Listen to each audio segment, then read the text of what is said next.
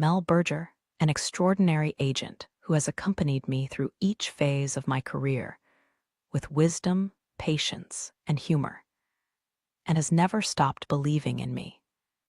Jennifer Enderlin, who said she wanted me to have wings and helped me to find them. Not only is she a brilliant editor, she is a beautiful person, inside and out. Sally Richardson, Matthew Shear, George Witt, Matt Baldacci, John Murphy, Dory Weintraub, Kim Cardassia, and the rest of the team at St. Martin's Press, for all their talent and amazing work. Linda Kleypas, Lloyd Kleypas, and Kai Kleypas, for their emotional support and insights, for helping me to know and understand the people we came from, providing answers to a million questions, and being great company and a loving family. Most of all, for being a small and perfect constellation of guiding stars. Because of you, no matter where I go, I can always find my way home. Special thanks to my smart and exuberant mother, who is, as Marie Brenner would say, a great dame.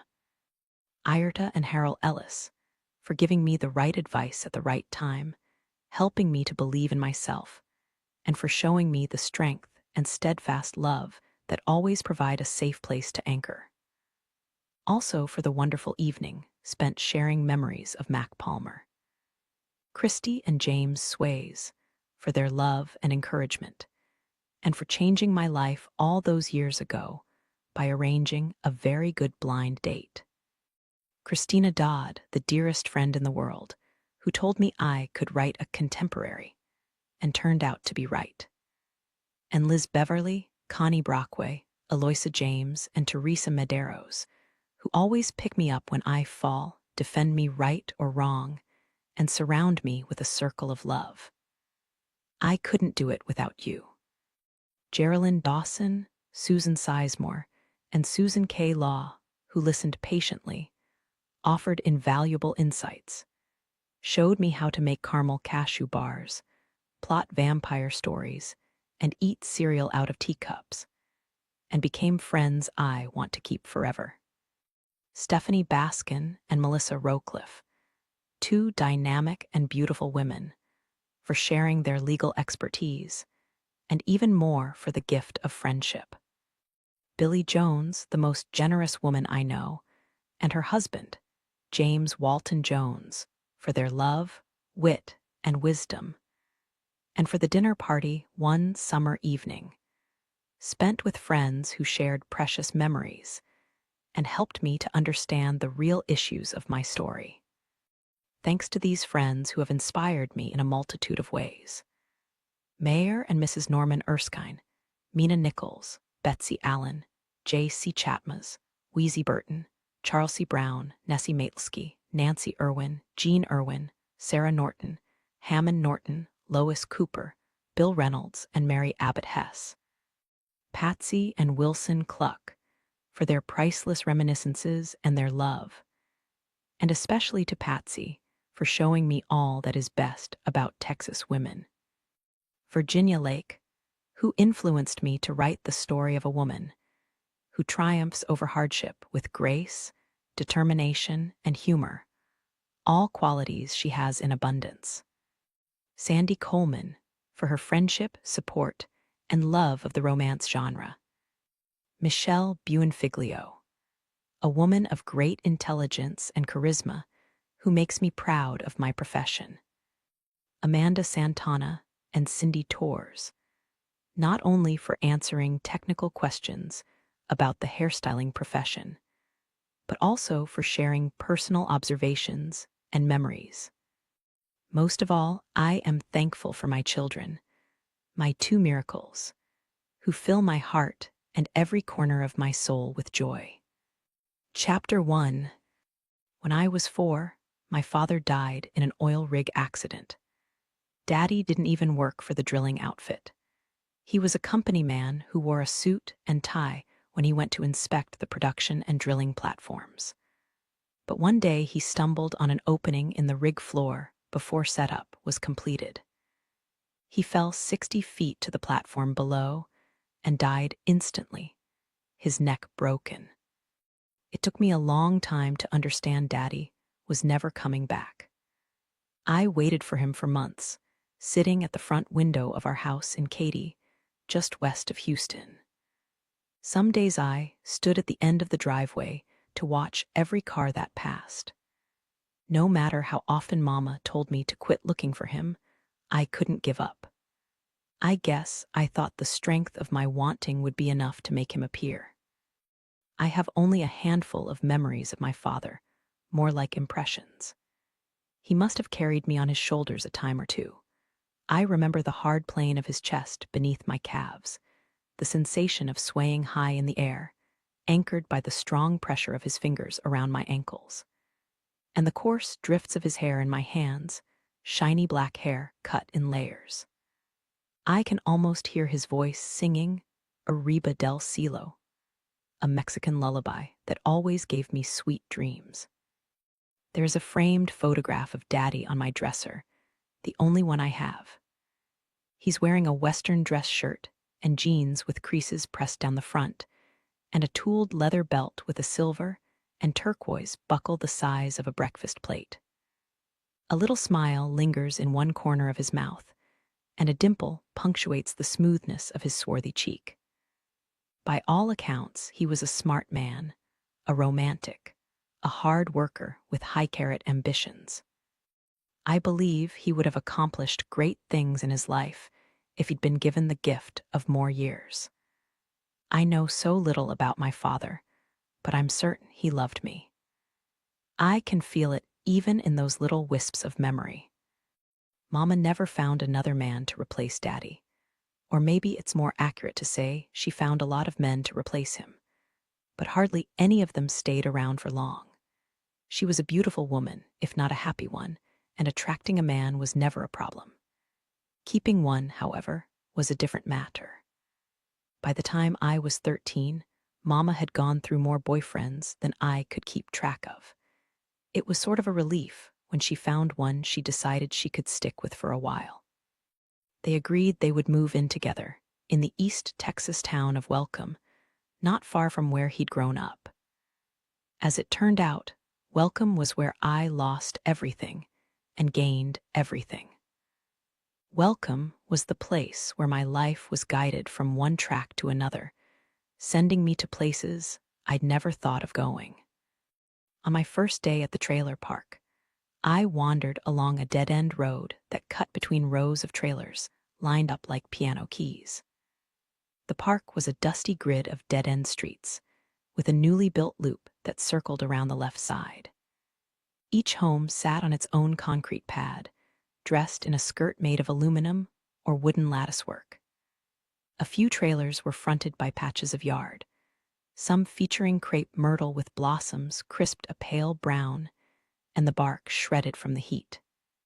The late afternoon sun was as round and white as a paper plate tacked to the sky. Heat seemed to come equally from below as above, uncurling invisible waves from the cracked ground. Time moved at a crawl in Welcome, where people considered anything needing to be done in a hurry wasn't worth doing. Dogs and cats spent most of the day sleeping in the hot shade, rousing only to lap a few tepid drops from the water hookups. Even the flies were slow. An envelope containing a check crackled in the pocket of my denim cutoffs. Mama had told me to take it to the manager of Bluebonnet Ranch, Mr. Louis Sadleck, who lived at the red brick house near the entrance of the trailer park. My feet felt like they'd been steamed inside my shoes as I shuffled along the broken edges of asphalt. I saw a pair of older boys standing with a teenage girl, their postures relaxed and loose-limbed. The girl had a long blonde ponytail with a ball of hairsprayed bangs in the front. Her deep tan was exposed by short shorts and a tiny purple bikini top, which explained why the boys were so absorbed in conversation with her. One of the boys was dressed in shorts and a tank top, while the other, dark-haired one, wore a weathered pair of Wranglers and dirt-caked Roper boots. He stood with his weight shifted to one leg, one thumb hooked in a denim pocket, his free hand gesturing as he talked. There was something striking about his slim, raw-boned form, the hard edge of his profile. His vitality was almost jarring in those heat-drowsed surroundings. Although Texans of all ages are naturally sociable and call out to strangers without hesitation, it was obvious I was going to walk by this trio unnoticed. That was just fine with me. But as I walked quietly along the other side of the lane, I was startled by an explosion of noise and movement. Rearing back, I was set upon by what appeared to be a pair of rabid pit bulls. They barked and snarled and peeled their lips back to reveal jagged yellow teeth. I had never been scared of dogs, but these two were obviously out for the kill. My instincts took over, and I spun to escape. The bald soles of my old sneakers slipped on a scattering of pebbles. My feet went out from under me, and I hit the ground on my hands and knees. I let out a scream and covered my head with my arms, fully expecting to be torn to pieces. But there was the sound of an angry voice over the blood rush in my ears, and instead of teeth closing over my flesh, I felt a pair of strong hands take hold of me. I yelped as I was turned over to look up into the face of the dark-haired boy. He gave me a swift, assessing glance and turned to yell some more at the pit bulls. The dogs had retreated a few yards, their barking fading to peevish snarls. "Go on, damn it," the boy snapped at them. "Get your hindquarters back home and stop scaring people, you sorry pair of SH. He checked himself and darted a quick glance at me. The pit bulls quieted and slunk backward in a startling change of mood, pink tongues dangling like the half-curled ribbons of party balloons. My rescuer viewed them with disgust and spoke to the boy in the tank top. "Pete, take the dogs back to Miss Marva S. They'll get home by theirselves," the boy protested, reluctant to part company with the blonde girl in the bikini top. "Take 'em back," came the authoritative reply, "and tell Marva to stop leaving the damn gate open." While this conversation was taking place, I glanced down at my knees and saw they were oozing and peppered with gravel dust. My descent into the pit of soul-shriveling embarrassment was complete as the shock wore off and I started to cry. The harder I gulped against the tightness of my throat, the worse it became. Tears runneled from beneath my big, plastic-framed glasses. "For God's sake," I heard the boy in the tank top mutter. Heaving a sigh, he went to the dogs and grabbed them by the collars. "Come on, troublemakers." They went with him willingly, trotting smartly on either side as if they were auditioning for the 4-H state dog show. The dark-haired boy's attention returned to me, and his voice gentled. "Here, now you're okay. No need to cry, honey." He plucked a red handkerchief from his back pocket and began to mop at my face. Deftly, he wiped my eyes and nose and told me to blow. The handkerchief held the sharp bite of male sweat as it clamped firmly over my nose. Back then, men of every age had a red handkerchief tucked in the back pocket of their jeans. I'd seen kerchiefs used as a sieve, a coffee filter, a dust mask, and once as a makeshift baby diaper. Don't ever run from dogs like that. The boy tucked the kerchief in his back pocket. No matter how scared you are, you just look to the side and walk away real slow, understand, and shout no in a loud voice like you mean it. I sniffled and nodded, staring into his shadowed face.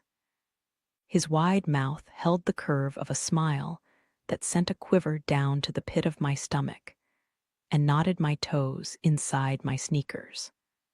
True handsomeness had escaped him by millimeters. His features were too blunt and bold, and his nose had a crook near the bridge from having been broken once. But he had a slow burn of a smile and blue-on-blue eyes that seemed even brighter against the sun-glazed color of his skin, and a tumble of dark brown hair as shiny as mink fur. "You got nothing to fear from those dogs," he said. "They're full of mischief, but as far as I know, they've never bitten anyone. Here, take my hand." As he pulled me up and set me on my feet, my knees felt like they'd been set on fire. I hardly noticed the pain. I was so occupied with the fury of my heartbeat. The grip of his hand was strong around mine, his fingers dry and warm. "Where do you live?" the boy asked. "Are you moving into the new trailer on the loop?" "Uh-huh." I wiped a stray tear off my chin. Hardy, the blonde girl's voice was sweetly cajoling. "She's all right now. Come walk me back. I got something in my room to show you." Hardy, so that was his name. He remained facing me, his vivid gaze shifting to the ground. It was probably just as well the girl couldn't see the wry smile secreted in the corners of his mouth. He seemed to have a pretty good idea of what she wanted to show him. "Can't," he said cheerfully. "I have to take care of this little one." The disgruntlement I felt at being referred to, as if I were a toddler, was promptly replaced by the triumph of being chosen over the blonde girl. Although I couldn't figure out why in the world he wasn't leaping at the chance to go with her. I wasn't a homely child, but neither was I the kind people made much of. From my Mexican father, I had inherited dark hair, heavy eyebrows, and a mouth I thought was twice the size it needed to be. From Mama, I had gotten a skinny build and light-colored eyes, but they weren't a clear sea green like hers. They were hazel. I had often longed to have Mama's ivory skin and blonde hair, but Daddy's darkness had won out. It didn't help matters that I was shy and wore glasses. I was never one to stand out in the crowd.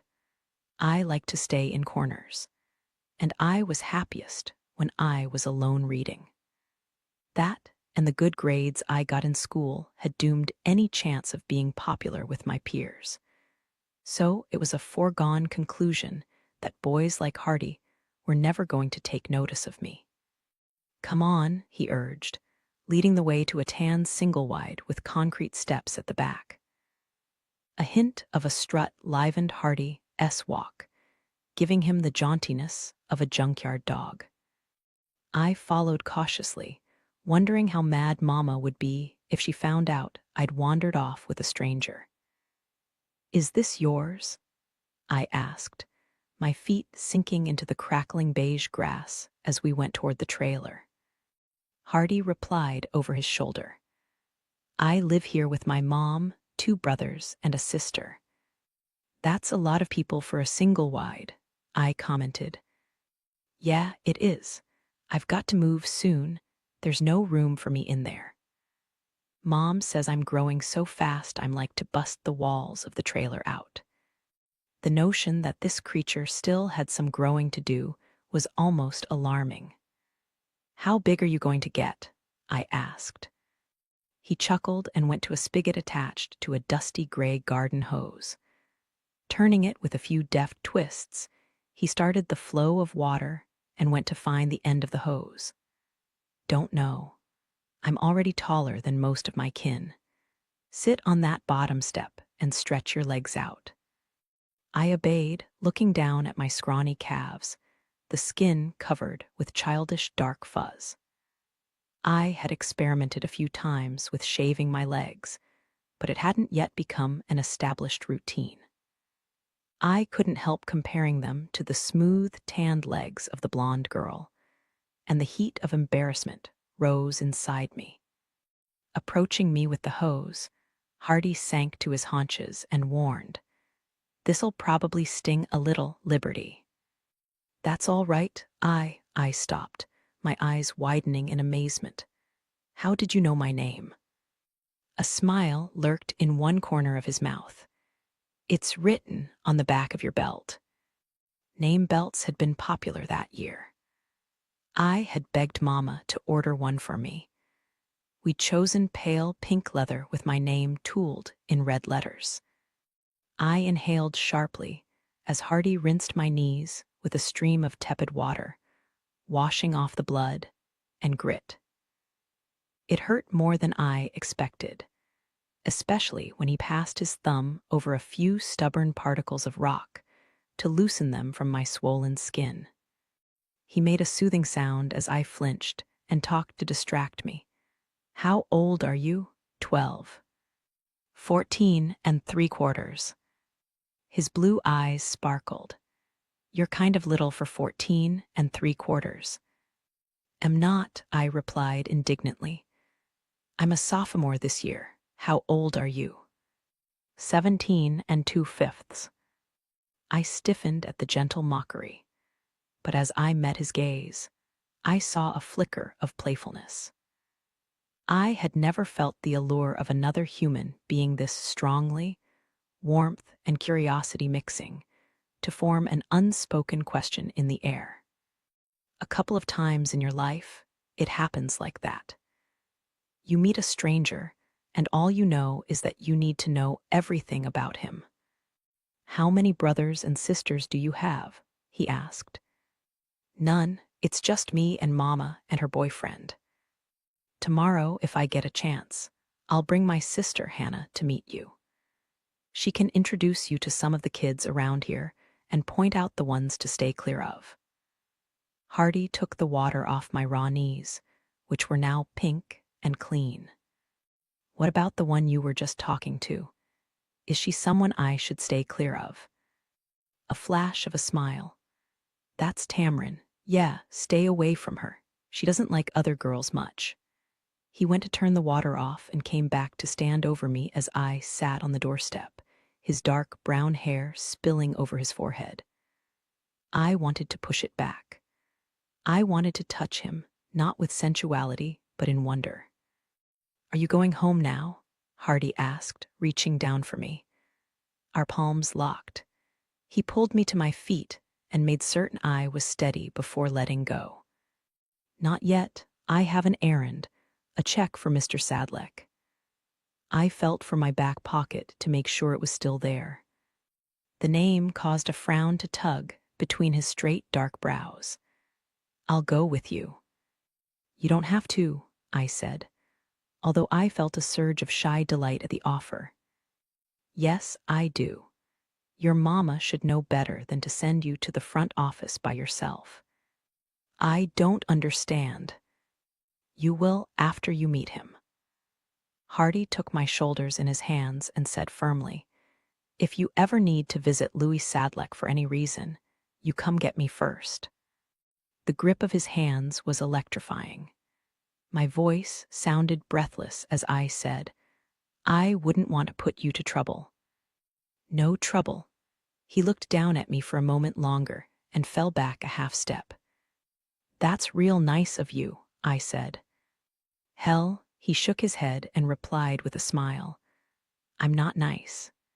But between Miss Marva's pit bulls and Sadleck, someone's got to watch out for you." We walked along the main drive, Hardy shortening his long stride to correspond with mine. When the pace of our feet matched perfectly, I felt a deep inner pang of satisfaction. I could have gone on walking like that forever, side by side with him. There had been few times in my life I had ever inhabited a moment so fully, with no loneliness lurking at the edges. When I spoke, my voice sounded languid to my own ears, as if we were lying in lush grass beneath a shade tree.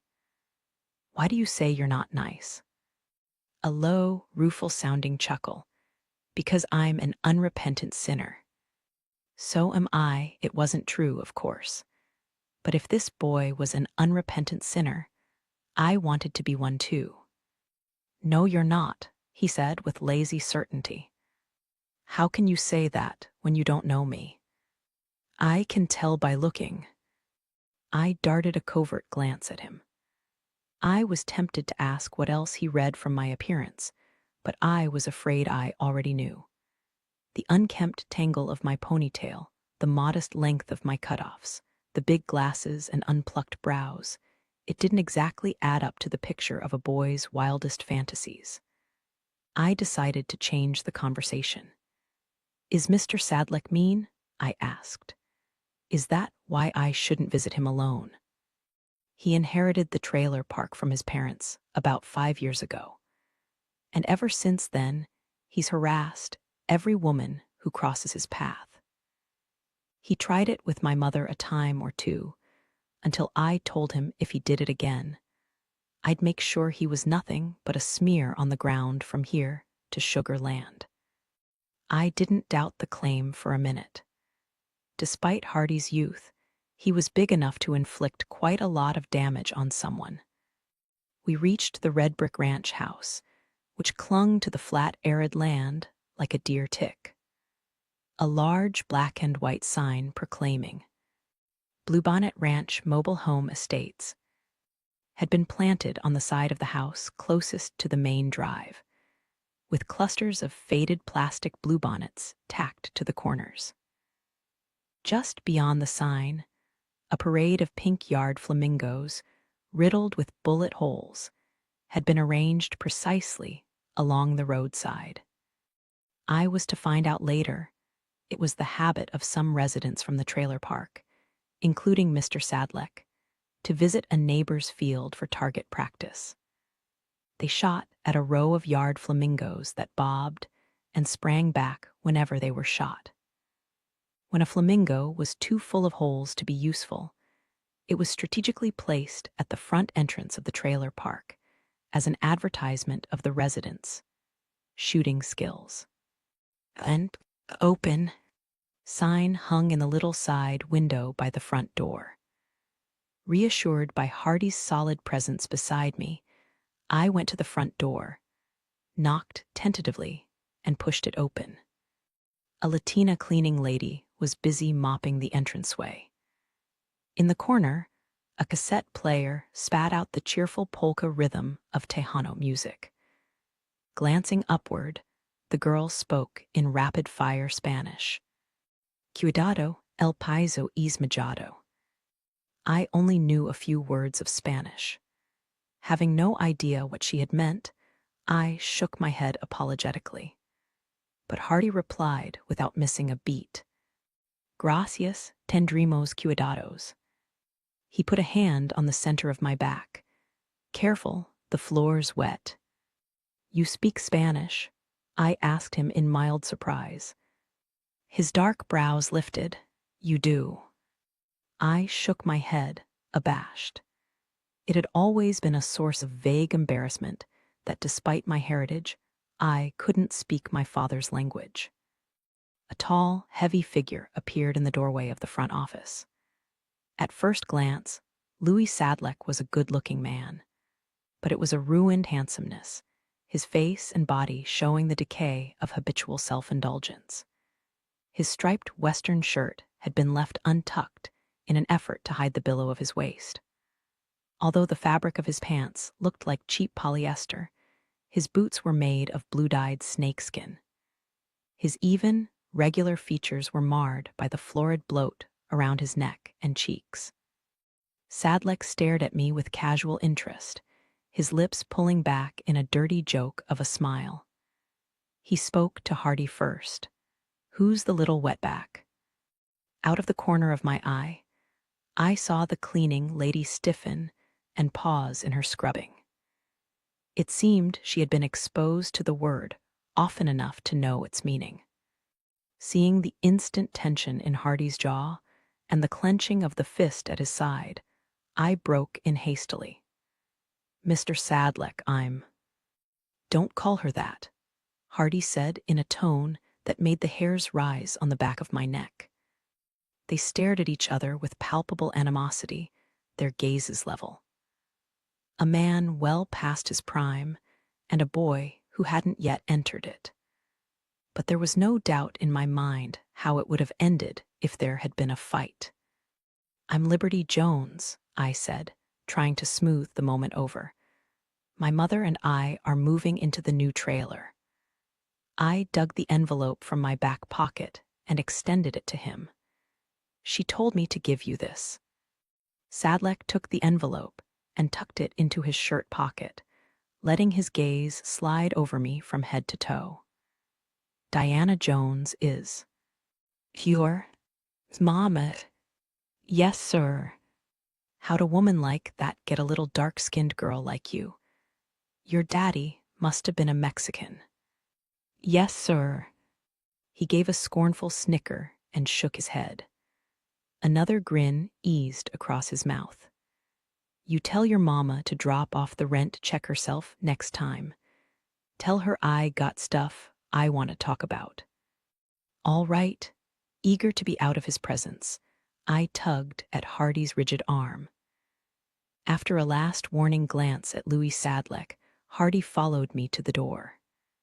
You'd best not run with white trash like the Cateses, little girl, Sadlek called out after us. They're trouble, and Hardy's the worst of the lot. After a scant minute in his presence, I felt as if I'd been wading through chest-high garbage. I turned to glance at Hardy in amazement. What a jerk, I said. You could say that.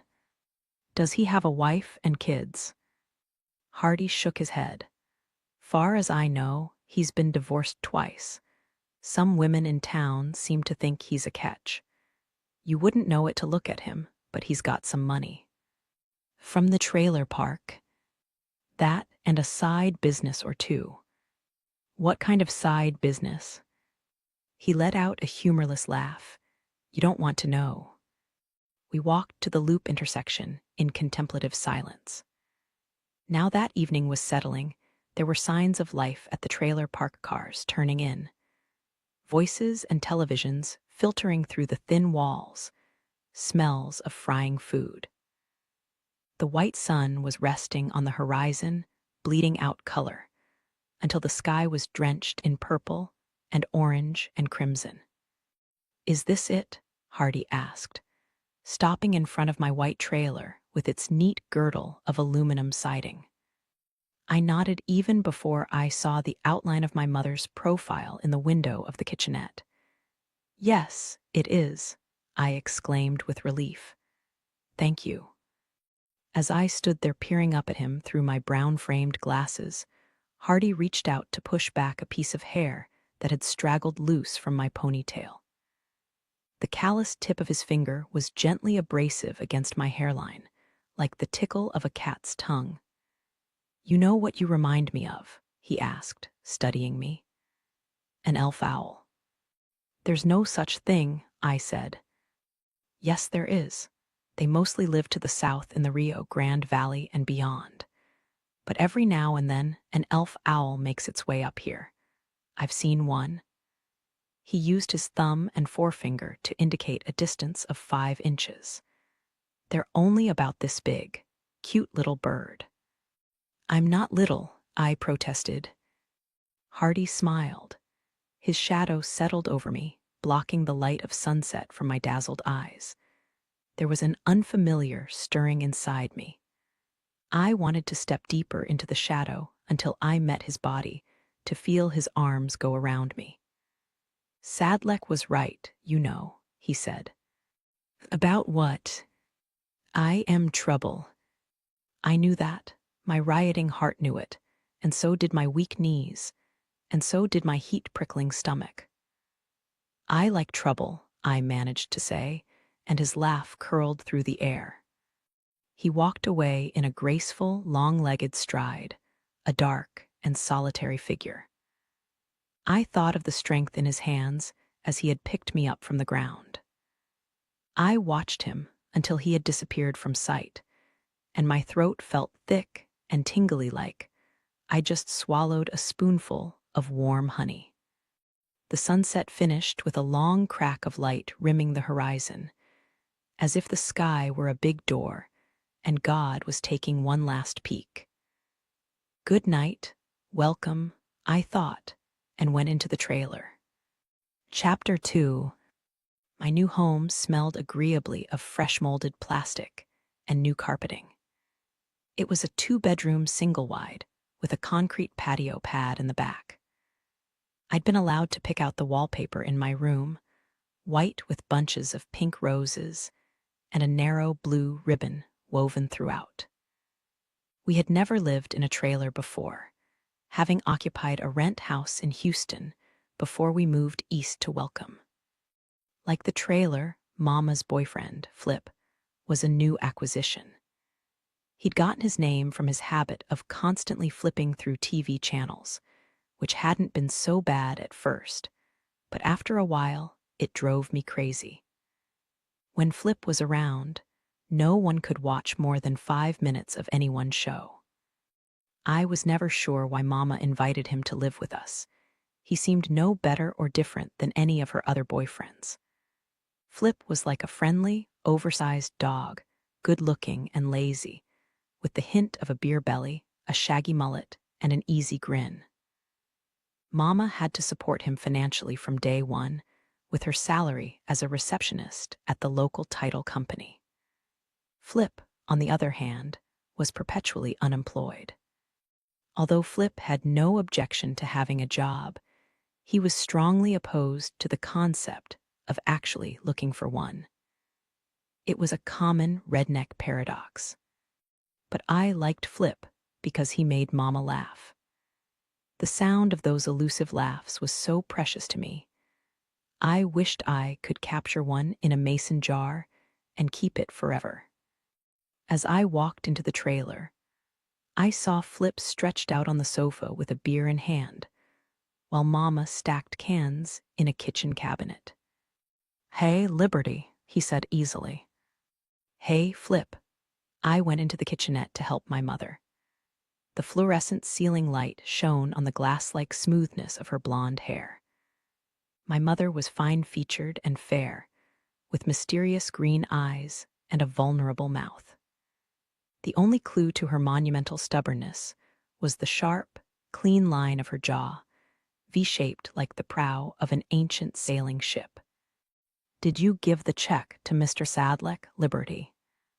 "Yes, I reached for sacks of flour, sugar, and cornmeal and stowed them in the pantry." "He's a real jerk, Mama. He called me a wetback." She whipped around to face me, her eyes blazing. A flush covered her face in delicate red patches. "That bastard," she exclaimed. "I can't believe Flip. Did you hear what Liberty just said?" "Nope. He called my daughter a wetback." "Who?" "Louis Sadleck, the property manager. Flip, get off your ass and go talk to him. Right now, you tell him if he ever does that again." "Now, honey, that word don't mean nothing," Flip protested. "Everyone says it. They don't mean no harm. Don't you dare try to justify it." Mama reached out and pulled me close, her arms wrapping protectively around my back and shoulders. Surprised by the strength of her reaction, after all, it wasn't the first time the word had been applied to me, and certainly wouldn't be the last. I let her hold me for a moment before wriggling free. "I'm okay, Mama," I said. "Anyone who uses that word is showing you he's ignorant trash," she said curtly. "There's nothing wrong with being Mexican. You know that." She was more upset for my sake than I was. I had always been acutely aware that I was different from Mama. We garnered curious glances when we went anywhere together. Mama, as fair as an angel, and me, dark-haired and obviously Hispanic. I had learned to accept it with resignation. Being half Mexican was no different than being all Mexican. That meant I would sometimes be called a wetback, even though I was a natural-born American and had never set so much as a toe in the Rio Grande. "Flip," Mama persisted, "are you going to talk to him?" "He doesn't have to," I said, regretting having told her anything. I couldn't imagine Flip going to any trouble for something he plainly considered to be a minor issue. "Honey," Flip protested, "I don't see no point in making trouble with the landlord on our first day. The point is you should be man enough to stand up for my daughter." Mama glared at him. "I'll do it, damn it." A long-suffering groan from the sofa. but there was no movement save the flick of his thumb on the remote control. Anxiously, I protested. "Mama, do. Flip's right. It didn't mean anything."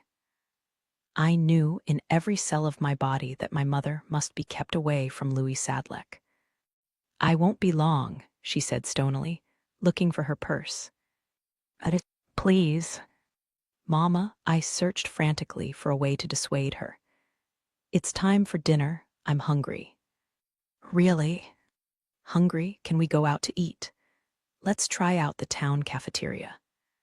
Every adult I knew, including Mama, liked going to the cafeteria. Mama paused and glanced at me, her face softening. "You hate cafeteria food." "It's grown on me," I insisted. "I've started to like eating out of trays with compartments." Seeing the beginnings of a smile on her lips, I added, "If we're lucky, it'll be senior citizens' night, and we can get you in for half price." "You brat," she exclaimed, laughing suddenly. I feel like a senior citizen after all this moving. Striding into the main room, she turned off the TV and stood in front of the fading screen. "Up, Flip. I'm gonna miss WrestleMania," he protested, sitting up. One side of his shaggy head was flattened from lying on a cushion. "You won't watch the whole thing anyway," Mama said. "Now, Flip, or I'll hide the remote for an entire month." Flip heaved a sigh and got to his feet. The next day I met Hardy's sister, Hannah, who was a year younger than me, but almost a head taller. She was striking rather than pretty, with a long-limbed athleticism that was common to the Cateses. They were physical people, competitive and prankish, and completely the opposite of everything I was. As the only girl in the family, Hannah had been taught never to back down from a dare, and to rush headlong into every challenge, no matter how impossible it seemed. I admired such recklessness, even if I didn't share it. It was a curse, Hannah informed me, to be adventurous in a place where there was no adventure to be found. Hannah was crazy about her older brother and loved to talk about him nearly as much as I loved to hear about him. According to Hannah, Hardy had graduated last year, but was dating a senior named Amanda Totham. He'd had girls throwing themselves at him since the age of 12. Hardy spent his days building and repairing barbed wire fencing for local ranchers, and had made the down payment on his mama's pickup. He'd been a fullback on the football team before he'd torn some ligaments in his knee, and he had run the 40-yard dash in 4.5 seconds. He could imitate the song of nearly any Texas bird you could name, from a chickadee to a wild turkey. And he was kind to Hannah and their two young brothers, Rick and Kevin. I thought Hannah was the luckiest girl in the world to have Hardy for a brother. As poor as her family was, I envied her. I'd never liked being an only child. Whenever I was invited to a friend's house for dinner, I felt like a visitor to a foreign land, absorbing how things were done, what was said. I especially liked families that made a lot of commotion. Mama and I were quiet living, and even though she assured me two people could be a family, ours didn't seem complete. I had always hungered for family. Everyone else I knew was familiar with their grandparents and great-uncles, and second and third cousins, and all the distant relations that met up for reunions once every year or two. I never knew my relatives. Daddy had been an only child like me, and his parents were dead. The rest of his people were scattered around the state. His family, the Jimenezes, had lived for generations in Liberty County. That was how I got my name, actually. I was born in the town of Liberty, a little northeast of Houston. The Jimenezes had settled their way back in the 1800s, when Mexico opened the area to colonists. Eventually, the Jimenezes had renamed themselves the Joneses, and they either died off or sold their land and moved away. That left only Mama's side of the family. Whenever I asked her about them, she turned cold and quiet, or snapped at me to go play outside. One time I saw her crying afterward, sitting on the bed with her shoulders hunched over as if they were laden with invisible weights. After that, I never asked her about her family again, but I knew her maiden name, Troot. I wondered if the Troots even knew I existed. But most of all I wondered, what had Mama done that was so bad her own family didn't want her anymore? Despite my worries, Hannah insisted on taking me to meet Miss Marva and her pit bulls. Even after I protested, they'd scared the wits out of me. You better go make friends with them, Hannah had warned. Someday they'll get past the gate and run loose again, but they won't bother you if they know you. You mean they just eat strangers? I didn't think my cowardice was unreasonable under the circumstances, but Hannah rolled her eyes. Don't be a scaredy cat, Liberty. Do you know what happens to people who get dog bitten? I asked indignantly. No. Blood loss, nerve damage, tetanus, rabies, infection, amputation. Gross, Hannah said admiringly. We were walking along the main drive of the trailer park, our sneakers kicking up pebbles and dust clouds. The sunlight bore down on our uncovered heads and burned the thin lines of our parted hair. As we neared the Cateses, lot I saw Hardy washing his old blue truck, his bare back and shoulders gleaming like a new minted penny. He wore denim shorts, flip-flops, and a pair of aviator sunglasses. His teeth flashed white in his tanned face as he smiled, and something pleasurable caught in my midsection. Hey, there, he said, rinsing swirls of foam from the pickup, his thumb partially capping the end of the hose to increase the pressure of the spray. What are you up to? Hannah answered for both of us. I want Liberty to make friends with Miss Marva's pit bulls, but she's scared. I'm not, I said, which was not at all true, but I didn't want Hardy thinking I was a coward. You were just telling me all the stuff that could happen if you get bitten, Hannah pointed out. That doesn't mean I'm scared, I said defensively.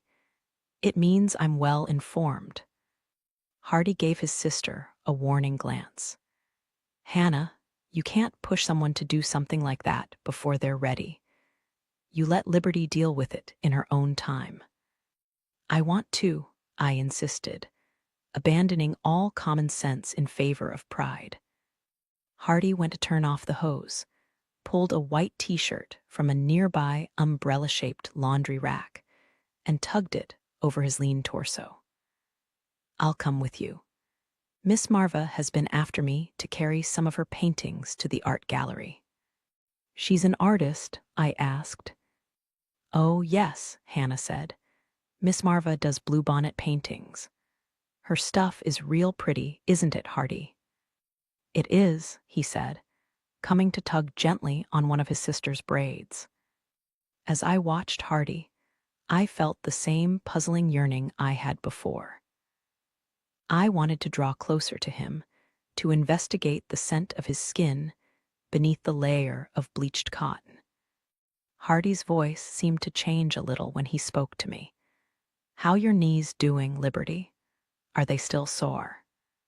I shook my head mutely, nearly quivering like a plucked guitar string at his interest. He began to reach out to me, hesitated, then gently pulled the brown-framed glasses from my upturned face. As usual, the lenses were covered with smears and fingerprints. How do you see out of these? He asked. I shrugged and smiled at the intriguing blur of his face above mine. Hardy polished the glasses on the hem of his shirt and viewed them critically before handing them back. Come on, you two. I'll walk you to Miss Marva's. I'll be interested to see what she makes of Liberty. Is she nice? I fell into step by his right side while Hannah walked on his left. She's nice if she likes you, he said. Is she old? I asked, recalling the crotchety lady in our Houston neighborhood who had chased me with a stick if I ever stepped on her carefully cultivated front yard. I didn't especially like old people. The few I had been acquainted with had been either cranky, sluggish, or interested in detailed discussions of bodily discomforts. The question made Hardy laugh. I'm not exactly sure. She's been 59 ever since I was born.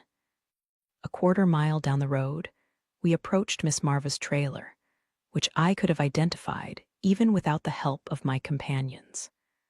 The barking of the two hells spawned behind the chain-link fence in the backyard gave it away. They could tell I was coming. I felt instantly sick, my skin covered with chills and sweat, my heart pounding, until I could feel its beat even in my scabby knees. I stopped in my tracks, and Hardy paused to smile quizzically. Liberty, what is it about you that gets those dogs so riled? They can smell fear, I said, my gaze glued to the corner of the fenced-in yard, where I could see the pit bulls lunging and frothing. You said you weren't scared of dogs, Hannah said. Not the regular kind, but I draw the line at vicious, rabies-infested pit bulls. Hardy laughed. He fitted a warm hand around the nape of my neck and squeezed comfortingly. Let's go on in to meet Miss Marva. You'll like her. Taking his sunglasses off, he stared down at me with smiling blue eyes. I promise. The trailer smelled strongly of cigarettes and bluebonnet water, and something good baking in the oven. It seemed every square inch of the place was covered in art and handicrafts. Hand-painted birdhouses, tissue box covers made of acrylic yarn, Christmas ornaments, crocheted placemats, and unframed bluebonnet canvases of every size and shape. In the middle of the chaos sat a plump little woman with hair that had been moussed and teased into a perfect hive. It was dyed a shade of red I had never seen duplicated in nature. Her skin was webbed and furrowed, constantly shifting to accommodate her animated expressions. Her gaze was as alert as a hawk's. Although Miss Marva might have been old, she wasn't the least bit sluggish. Hardy Cates, she rasped in a nicotine-stained voice. I expected you to pick up my paintings 2 days ago. Yes, ma'am, he said humbly. Well, boy, what's your excuse? I got too busy. If you show up late, Hardy, it's only decent to come up with a colorful excuse. Her attention turned to Hannah and me. Hannah, who is that girl with you? This is Liberty Jones, Miss Marva. She and her mama just moved into the new trailer on the loop. Just? You and your mama? Miss Marva asked, her mouth pursing like she'd just eaten a handful of fried pickles. No, ma'am. Mama's boyfriend lives with us too. Prodded by Miss Marva's interrogation, I proceeded to explain all about Flip and his channel changing, and how Mama was a widow and answered the phone at the local title company, and how I was here to make peace with the pit bulls after they'd run up and scared me. Those rascals, Miss Marva exclaimed without heat. More trouble than they're worth most of the time, but I need 'em for company. What's wrong with cats? I asked. Miss Marva shook her head decisively. I gave up on cats a long time ago. Cats attached to places, dogs attached to people.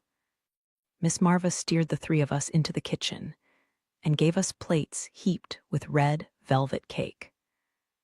Between mouthfuls of cake, Hardy told me Miss Marva was the best cook in Welcome.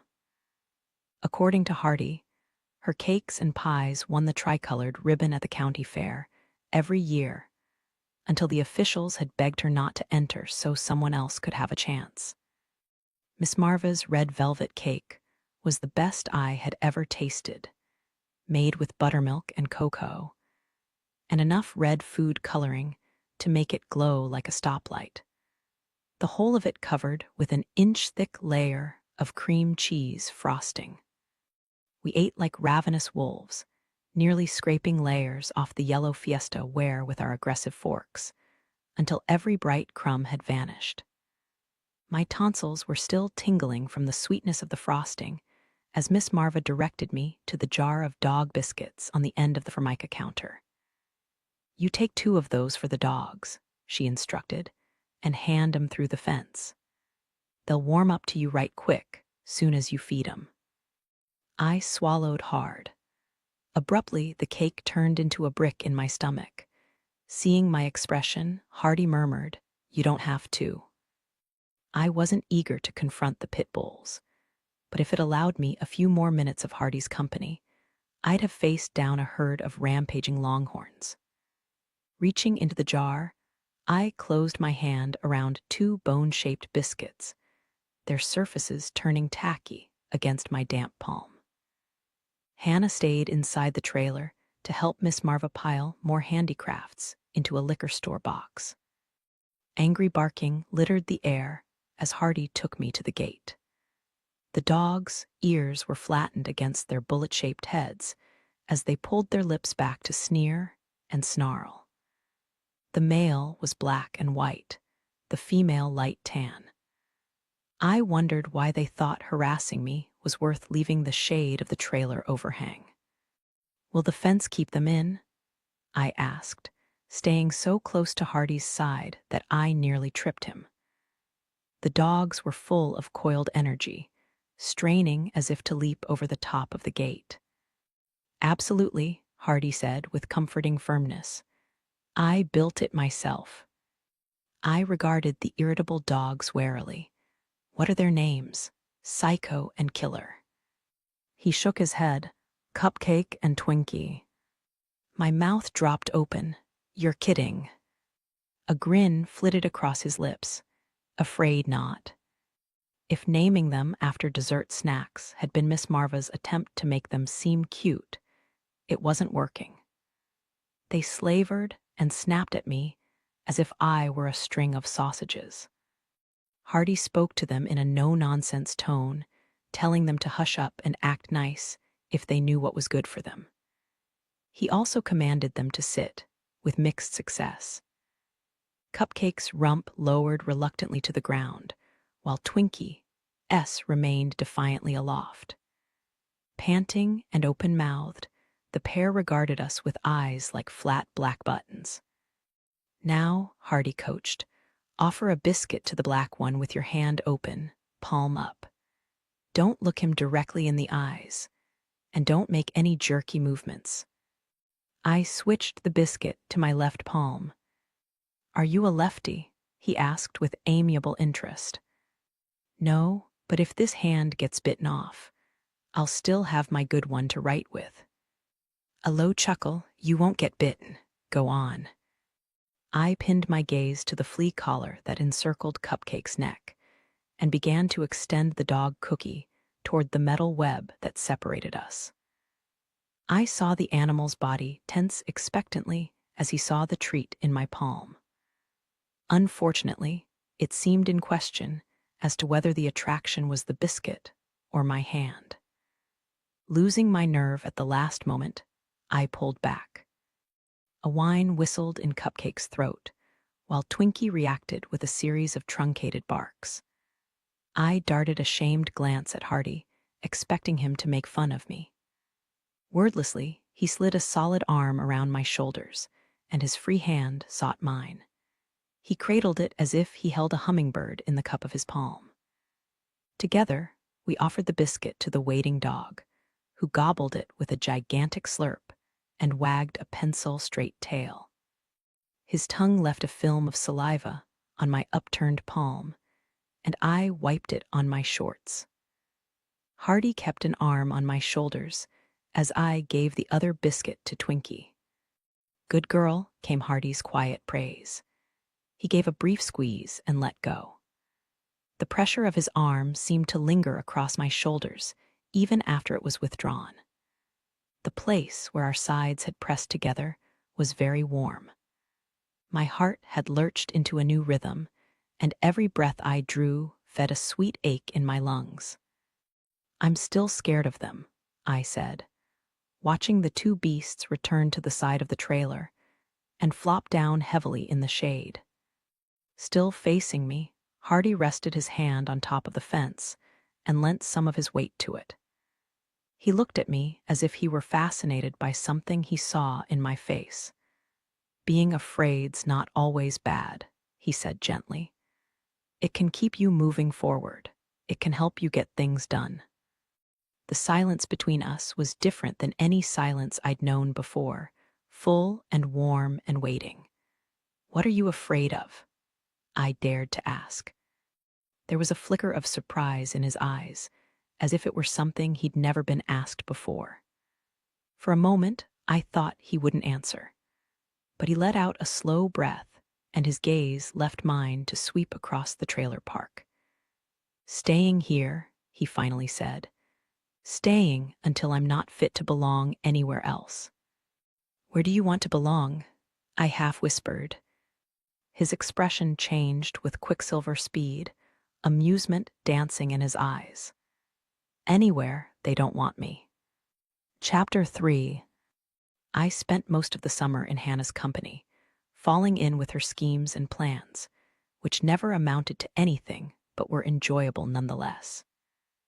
We rode our bikes into town, went out to explore ravines and fields and cave entrances, or sat together in Hannah's room listening to Nirvana. To my disappointment, I seldom saw Hardy, who was always working. Or raising hell, as Hannah's mother, Miss Judy, said sourly. Wondering how much hell-raising could be done in a town like Welcome, I culled as much information as I could from Hannah. It seemed to be a matter of general agreement that Hardy Cates was born for trouble, and sooner or later he would find it. So far his crimes had been minor ones, misdeeds and small acts of mischief that broadcast a frustrated voltage beneath his good-natured exterior. Breathlessly, Hannah related that Hardy had been seen with girls much older than himself, and there had even been rumors of a dalliance with an older woman in town. "Has he ever been in love?" I couldn't resist asking, and Hannah said no. According to Hardy, falling in love was the last thing he needed. It would get in the way of his plans, which were to leave Welcome as soon as Hannah and her brothers were old enough to be of some help to their mother, Miss Judy. It was hard to understand how a woman like Miss Judy could have produced such an untamed brood. She was a self-disciplined woman who seemed suspicious of pleasure in any form. Her angular features were like one of those old-time prospector scales upon which were balanced equal amounts of meekness and brittle pride. She was a tall, frail-looking woman whose wrists you could snap like cottonwood twigs. And she was living proof you should never trust a skinny cook. Her notion of fixing dinner was to open cans and ferret out scraps in the vegetable drawer. No wilted carrot or petrified celery stalk was safe from her reach. After one meal of leftover bologna, mixed with canned green beans, and served on warm Dover biscuits, and a dessert of canned frosting on toast, I learned to take my leave whenever I heard the rattling of pans in the kitchen. The strange thing was, the Cates children didn't seem to notice or care how terrible the food was. Every fluorescent curl of macaroni, every morsel of something suspended in jello, every particle of fat and gristle disappeared from their plates within 5 minutes of being served. On Saturdays, the Cateses went out to eat, but not at the local Mexican restaurant or the cafeteria. They went to Earl's Meat Market, where the butcher dumped all the scraps and cuts he hadn't been able to sell that day: sausages, tails, ribs, innards, pigs, ears into a big metal tub. "Everything but the oink," Earl used to say with a grin. He was a huge man with hands the size of catcher mitts, and a face that glowed as red as fresh ham. After collecting the day's leftovers, Earl would fill the tub with water and boil it all together. For 25 cents, you could pick out whatever you wanted, and Earl would set it on a piece of butcher paper along with a slice of Mrs. Baird's bread, and you would eat at the linoleum table in the corner. Nothing was wasted at the meat market. After people were through with the tub, Earl took what was left, ground it up, added bright yellow cornmeal, and sold it as dog food. The Cateses were dirt poor, but they were never referred to as white trash. Miss Judy was a respectable, God-fearing woman, which elevated the family to the level of poor white. It seems a minor distinction, but many doors in Welcome were open to you if you were poor white, and closed if you were white trash. As a file clerk to the only CPA in Welcome, Miss Judy earned barely enough to put a roof over her children's heads, with hearty income supplementing her meager earnings. When I asked Hannah where her daddy was, she told me he was in the Texarkana State Penitentiary, although she'd never been able to find out what he'd done to get himself there. Maybe the family's troubled past was the reason Miss Judy had established a spotless record of church attendance. She went every Sunday morning and Wednesday night, and was always to be found in the first 3 pews, where the Lord's presence was the strongest. Like most people in Welcome, Miss Judy drew conclusions about a person based on his or her religion. It confounded her when I said Mama and I didn't go to church. Well, what? Are you, she pressed, until I said I thought I was a lapsed Baptist. This led to another tricky question. Progressive Baptist or Reformed Baptist? Since I wasn't sure of the difference, I said I thought we were progressive. A frown appeared on Miss Judy's forehead as she said, in that case, we should probably go to First Baptist on Main.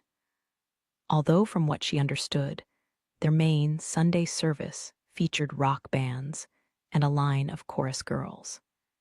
When I told Miss Marva about the conversation later and protested that lapsed meant I didn't have to go to church, Miss Marva replied there was no such thing as lapsed in Welcome, and I might as well go with her and her gentleman friend Bobby Ray to the non-denominational Lamb of God on South Street, because for all that they had a guitarist instead of an organist and held open communion, they also had the best potluck in town. Mama had no objection to my attending church with Miss Marva and Bobby Ray, although she said it suited her to remain lapsed for the time being. It soon became my habit on Sundays to arrive at Miss Marva's trailer at 8 o'clock sharp, eat a breakfast of Bisquick sausage squares or pecan pancakes, and ride to the Lamb of God with Miss Marva and Bobby Ray. Having no children or grandchildren of her own, Miss Marva had decided to take me under her wing. Discovering my only good dress was too short and small, she offered to make me a new one. I spent an hour happily sorting through the stacks of discount fabric she kept in her sewing room, until I found a bolt of red cloth printed with tiny yellow and white daisies. In a mere 2 hours, Miss Marva had run up a simple sleeveless dress with a boat neck top. I tried it on and looked at myself in the long mirror on the back of her bedroom door. To my delight, it flattered my adolescent curves and made me look a little older. "Oh, Miss Marva," I said with glee, throwing my arms around her stalwart form, "you are the best. Thank you a million times, a zillion times." "It was nothing," she said. "I can't take a girl in pants to church, can I?" Naively, I thought when I brought the dress home that Mama would be pleased by the gift. Instead, it set off her temper and launched her on a tirade about charity and interfering neighbors. She trembled with anger and hollered until I was in tears and Flip had left the trailer to go get more beer. I protested that it had been a present and I didn't have any dresses, and I was going to keep it no matter what she said. But Mama snatched the dress from me, stuffed it in a plastic grocery sack, and left the trailer, marching to Miss Marva's in high dudgeon. I cried myself sick, thinking I wouldn't be allowed to visit Miss Marva anymore, and wondering why I had the most selfish mother in the world, whose pride meant more than her own daughter's spiritual welfare. Everyone knew girls couldn't go to church in pants, which meant I would continue to be a heathen and live outside the Lord. And worst of all, I would miss the best potluck in town. But something happened in the time that Mama was gone to Miss Marva's. When she returned, her face was relaxed and her voice was peaceful, and she had my new dress in hand. Her eyes were red as if she'd been crying. "Here, Liberty," she said absently, placing the crackling plastic bag into my arms. "You can keep the dress. Go put it in the washer, and add a spoonful of baking soda to get rid of the cigarette smell." Did you talk with Miss Marva?" I ventured. "Yes, I did. She's a nice woman, Liberty." A wry smile tipped the corners of her mouth. Colorful, but nice. "Then I can go to church with her." Mama gathered her long blonde hair at the nape of her neck and secured it with a scrunchie. Turning to lean her back against the edge of the counter, she stared at me thoughtfully. "It's certainly not going to hurt you any." "No, ma'am," I agreed. Her arms opened, and I obeyed the motion at once, speeding to her until my body was crowded tightly against hers. There was nothing better in the world than being held by my mother. I felt the press of her mouth at the top of my head and the tender shift of her cheek as she smiled. "You've got your daddy's hair," she murmured, smoothing the inky tangles. "I wish I had yours," I said, my voice muffled against her fragile softness. I breathed in the delicious scent of her, tea and skin, and some powdery perfume. "No, your hair is beautiful, Liberty." I stood quietly against her, willing the moment to last. Her voice was a low, pleasant hum, her chest rising and falling beneath my ear. "Baby, I know you don't understand why I was so mad about the dress. It's just, we don't want anyone to think you need things I can't get for you." But I did need it, I was tempted to say. Instead, I kept my mouth shut and nodded. "I thought Marva gave it to you because she felt sorry for you," Mama said. "Now I realize it was meant as a gift between friends." "I don't see why it was such a big deal," I mumbled. Mama eased me away a little and stared into my eyes without blinking. "Pity goes hand in hand with contempt. Don't ever forget that, Liberty. You can't take handouts or help from anyone because that gives people the right to look down on you." "What if I need help?" She shook her head immediately. "No matter what trouble you're in, you can get yourself out of it. You just work hard and use your mind. You've got such a good mind." She paused to clasp my face in her hands, my cheeks compressed in the warm framework of her fingers. "When you grow up, I want you to be self-reliant, because most women aren't, and it puts them at everyone's mercy." "Are you self-reliant, Mama?" The question brought a wash of uncomfortable color to her face, and her hands fell away from my face. She took a long time about answering. "I try," she half whispered, with a bitter smile that made the flesh prickle on my arms. As Mama started to make dinner, I went out for a walk. By the time I reached Miss Marva's trailer, the afternoon, fierce and kiln hot, had drained all the energy out of me. Knocking at the door, I heard Miss Marva call me to come in. An ancient air conditioner rattled from its berth on the window frame, spurting cold air toward the sofa where Miss Marva sat with a needlepoint frame. "Hey, Miss Marva."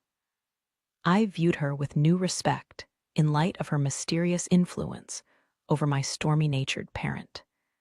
She motioned me to sit beside her. Our combined weights caused the sofa cushion to compress with a squeak. The TV was on. A lady reporter with neat bobbed hair stood in front of a map of a foreign country. I listened with only half an ear, having no interest in what was happening in a place so far away from Texas.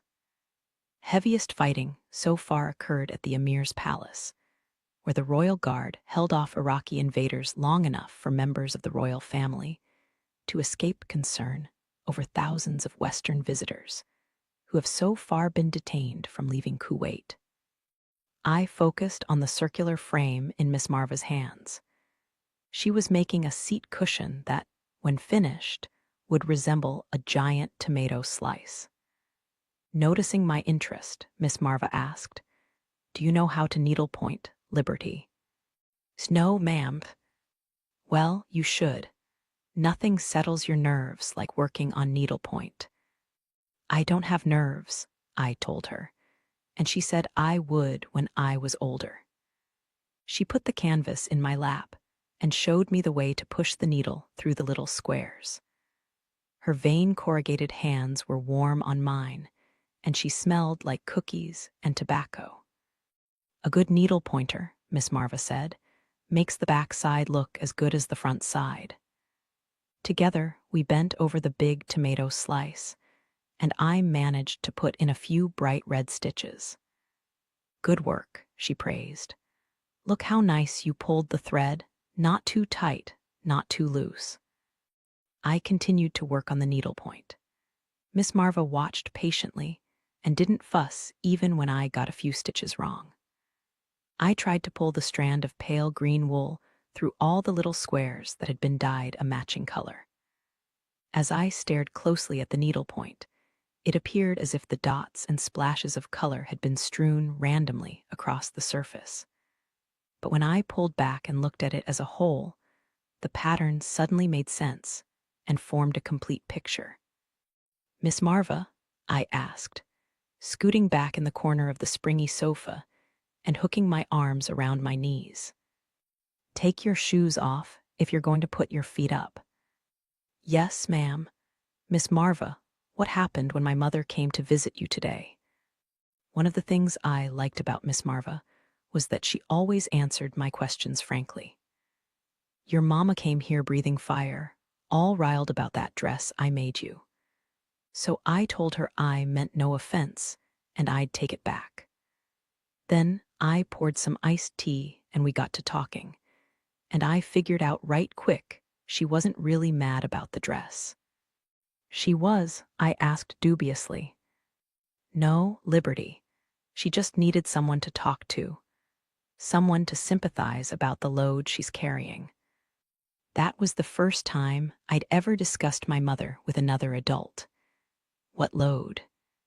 "She's a single working mother. That's about the hardest thing there is." "She's not single, she's got Flip." Amused, Miss Marva gave a little cackle. "Tell me, how much help does he give your mama?" I pondered Flip's responsibilities, which centered primarily around the procurement of beer and the disposal of the cans. Flip also spent a lot of time cleaning his guns. In between the occasions, he went to the flamingo range with other men from the trailer park. Basically, Flip's function in our house was ornamental. "Not very much," I admitted. "But why are we keeping Flip if he's so useless?" "For the same reason I keep Bobby Ray. Sometimes a woman needs a man for company, no matter how useless he is." From what I knew of Bobby Ray, I liked him pretty well. He was an amiable old man, smelling of drugstore cologne and WD-40. Although Bobby Ray didn't officially reside in Miss Marva's trailer, he could be found there most of the time. They seemed so much like an old married couple that I had assumed they were in love. "Do you love Bobby Ray, Miss Marva?" The question made her smile. "Sometimes I do, when he takes me to the cafeteria or rubs my feet while we watch our Sunday night programs. I guess I love him at least 10 minutes a day." "That's all." Well, it's a good 10 minutes, child. Not long after that, Mama kicked Flip out of our trailer. It was a surprise to no one. Although there was a high tolerance for shiftless males at the trailer park, Flip had distinguished himself as a major league underachiever, and everyone knew a woman like Mama could do better. It was just a question of what the last straw would be. I don't think anyone could have predicted the emu. Emus aren't native Texas birds, although from the number of them to be found, both wild and domestic, you'd have been excused for thinking otherwise. In fact, Texas is still known as the emu capital of the world. It started around 87 when some farmers brought some of the big flightless birds to the state with the ambition to replace beef as a cash crop. They must have been slick talkers, because they convinced just about everybody that the public would soon be clamoring for emu oil, leather, and meat. So emu producers raised birds to sell to other people to raise birds. And at one point, a breeding pair cost about $35,000. Later on, when a contrary public didn't take to the idea of replacing a Big Mac with a big bird, the bottom dropped out of the market, and dozens of emu ranchers turned their worthless birds loose. At the height of the emu craze, there were plenty of birds to be found in fenced pastures, and like any animal in a restricted area, they occasionally found a way to get past the fence. As best I could make out, Flip's emu encounter happened on one of those narrow country roads in the middle of nowhere. While he was driving back from a dove lease, someone had let him in on. Dove season lasts from the beginning of September to the end of October. If you don't have your own acreage, you can pay someone else for the privilege of hunting their land.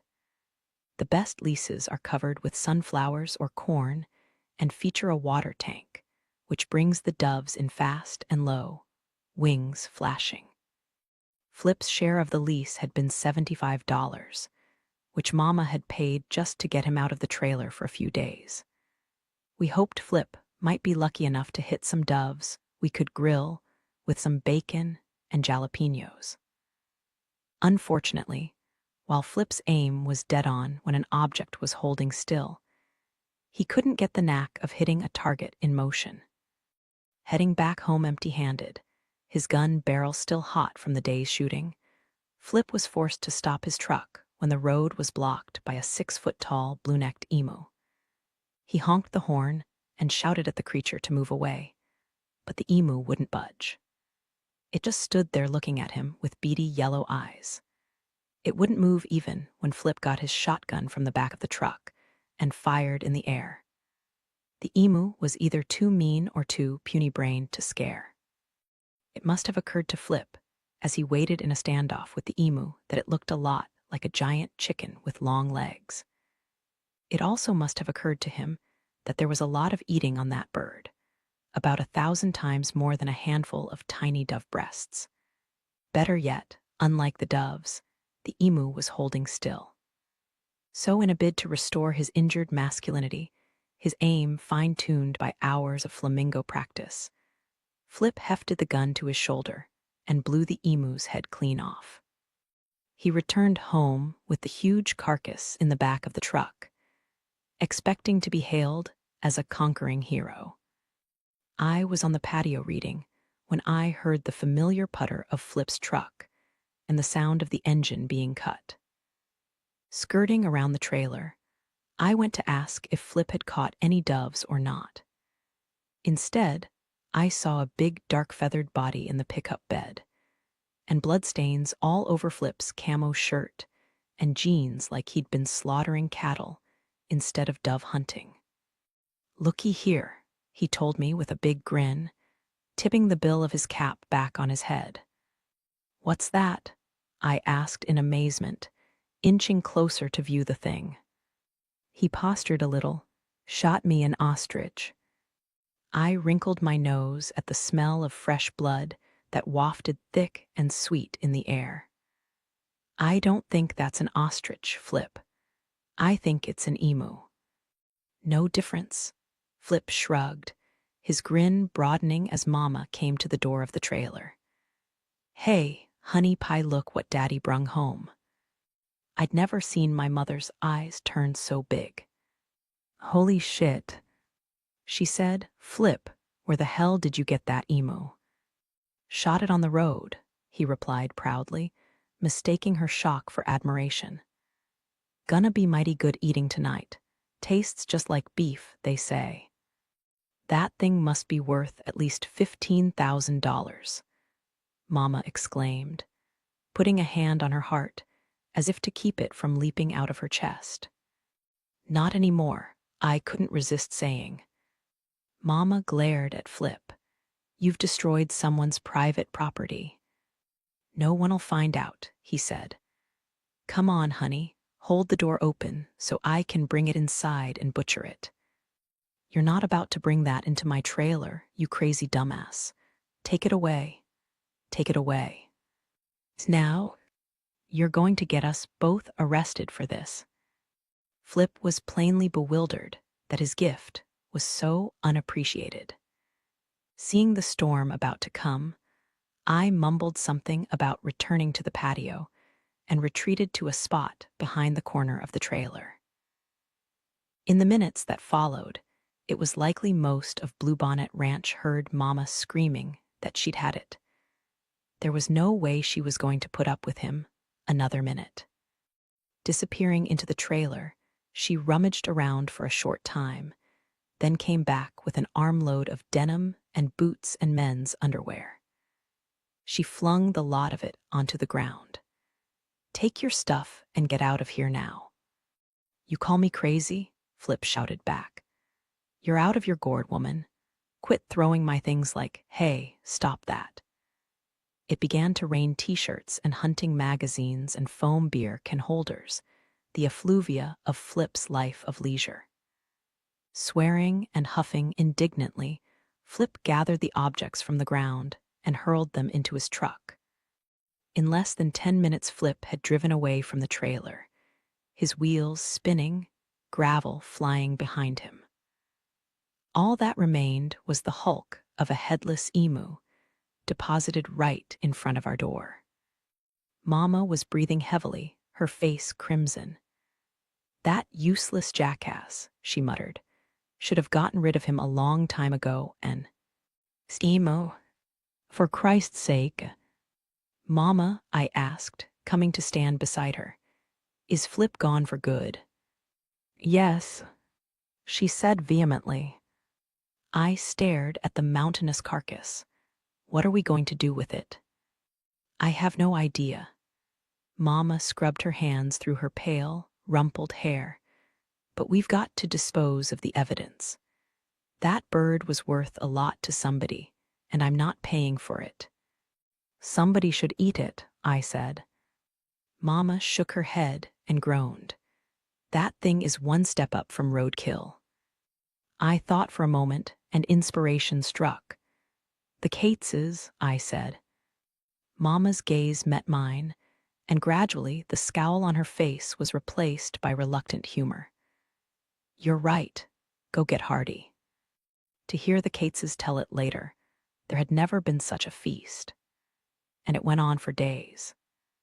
Emu steaks, emu stew, emu sandwiches, and chili con Emu Hardy had taken the bird to Earl's Meat Market, where the butcher, after promising strict confidentiality, had a high time processing it into fans, fillets, and ground meat. Miss Judy even sent over an emu casserole for Mama and me, made with tater tots and hamburger helper. I tried it and thought it was one of Miss Judy's better efforts. But Mama, who was watching me with a doubtful gaze, suddenly turned green and fled the kitchenette, and I heard her getting sick in the bathroom. "I'm sorry, Mama," I said anxiously through the door. "I won't eat the casserole anymore if it makes you sick. I'll throw it out. I'll—" "It's not the casserole," she said in a guttural voice. I heard the sounds of her spitting and the gurgle of the toilet flush. The water spigot was turned on as Mama began to brush her teeth. "What is it, Mama? Did you get a virus? So then, we'll talk about it later, honey. Right now, I need some. She stopped for another spit. PT. Privacy. Yes, ma'am. It puzzled me that Mama should have told Miss Marva she was pregnant before she told anyone else, including me. They had become friends in no time, despite the fact that they were so different. Seeing them together was like watching a swan keeping company with a red-headed woodpecker. But they shared a certain steeliness underneath their dissimilar exteriors. They were both strong women who were willing to pay the price for their independence. I figured out Mama's secret one evening when she was talking in our kitchenette with Miss Marva, who had brought over a delicious peach cobbler with layers of sopping, juice-soaked crust inside. Sitting in front of the TV with a dish and a spoon in my lap, I caught a few whispered words between them. "Don't see why he should ever be told," Mama said to Miss Marva. "But he owes you some help." "Oh no," Mama lowered her voice again, so I could only hear a little here and there. "Mine has nothing to do with him. It won't be easy." "I know, but I have someone to go to if things get bad enough." I realized what they were talking about. There had been signs, including Mama's queasy stomach and the fact that she'd made 2 doctor visits in the space of a week. All my wishing and longing for someone to love, for family, had finally been answered.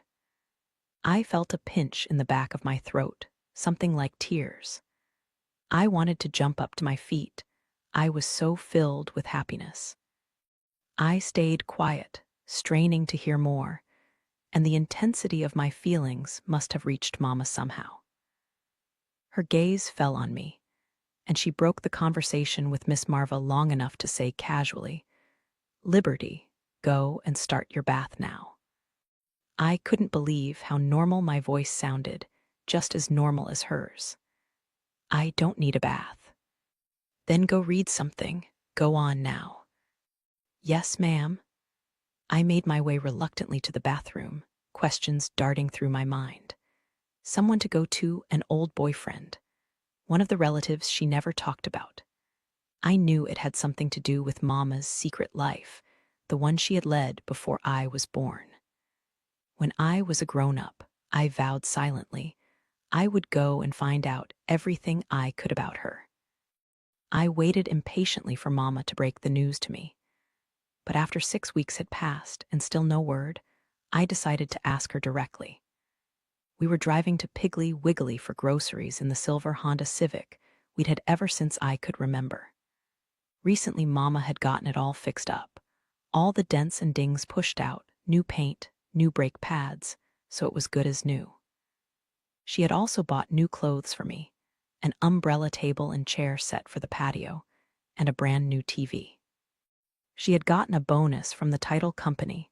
She explained, "Our life had always been like that. Sometimes we would have to count every penny, but then little windfalls would come.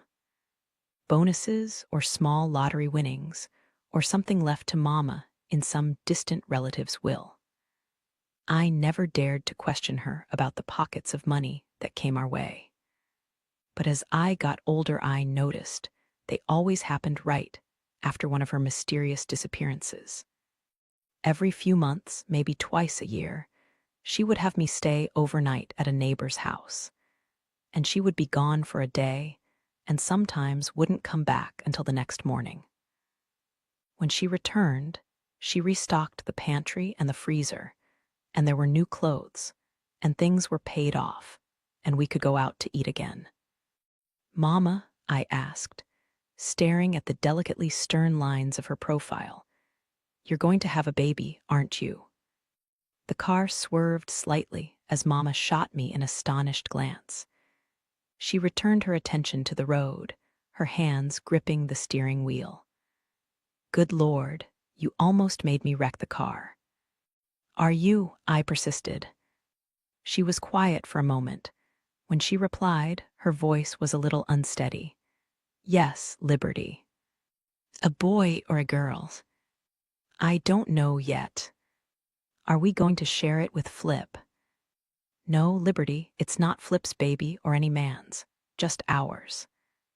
I relaxed back in the seat while Mama's quick stolen glance darted through the silence. Liberty, she said with effort, there are going to be some adjustments for both of us. Sacrifices we'll both have to make. I'm sorry. I didn't plan on this. I understand, Mama. Do you? A humorless chuckle. I'm not sure I understand it. What are we going to name it? I asked. I haven't even started thinking about that. We need to get one of those baby name books. I was going to read every name there was. This baby was going to have a long, important-sounding name. Something from Shakespeare. Something that would make everyone aware of how special he or she was. I didn't expect you would take the news this well, Mama said. I'm happy about it, I said, really happy. Why? Because now I won't be alone anymore. The car turned into a parking space in one of the rows of superheated vehicles, and Mama turned the key in the ignition. I was sorry I'd answered that way, because it had brought a stricken look to her eyes. Slowly, she reached out and smoothed back the front of my hair. I wanted to nudge against her hand like a cat being petted.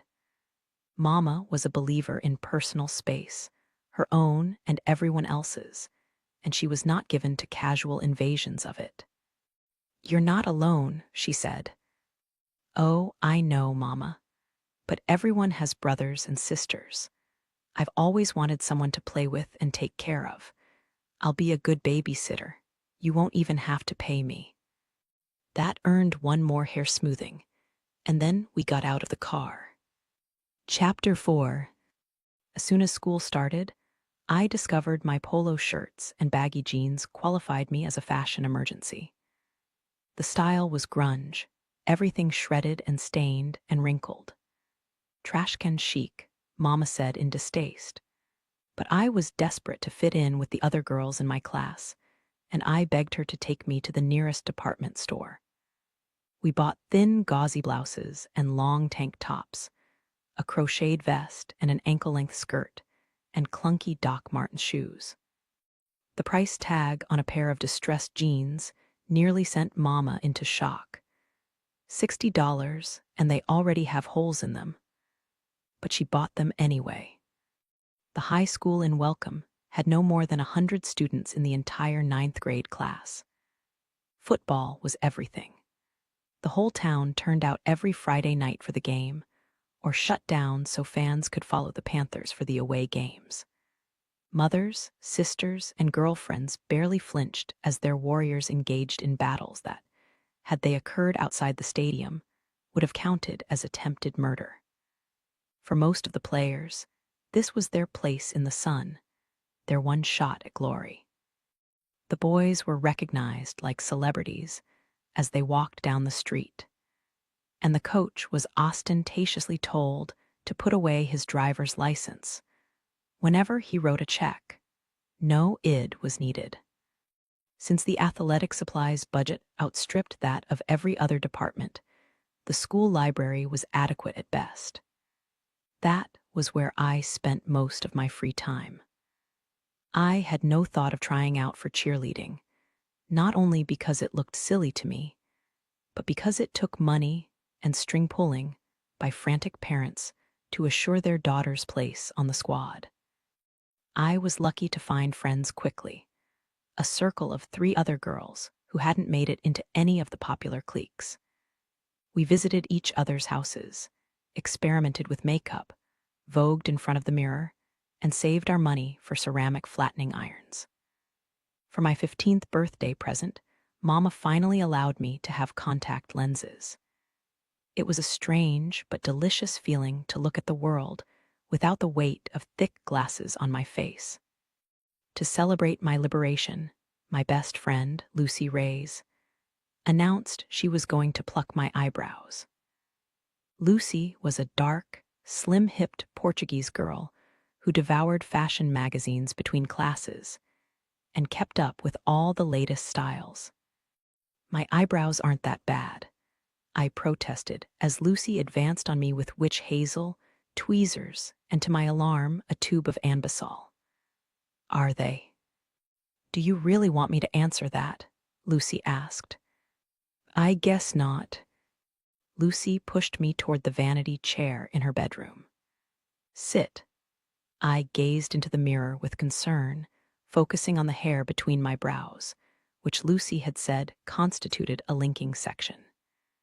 Since it was a well-known fact that no girl with a monobrow could ever have a happy life, I had no choice but to put myself in Lucy's capable hands.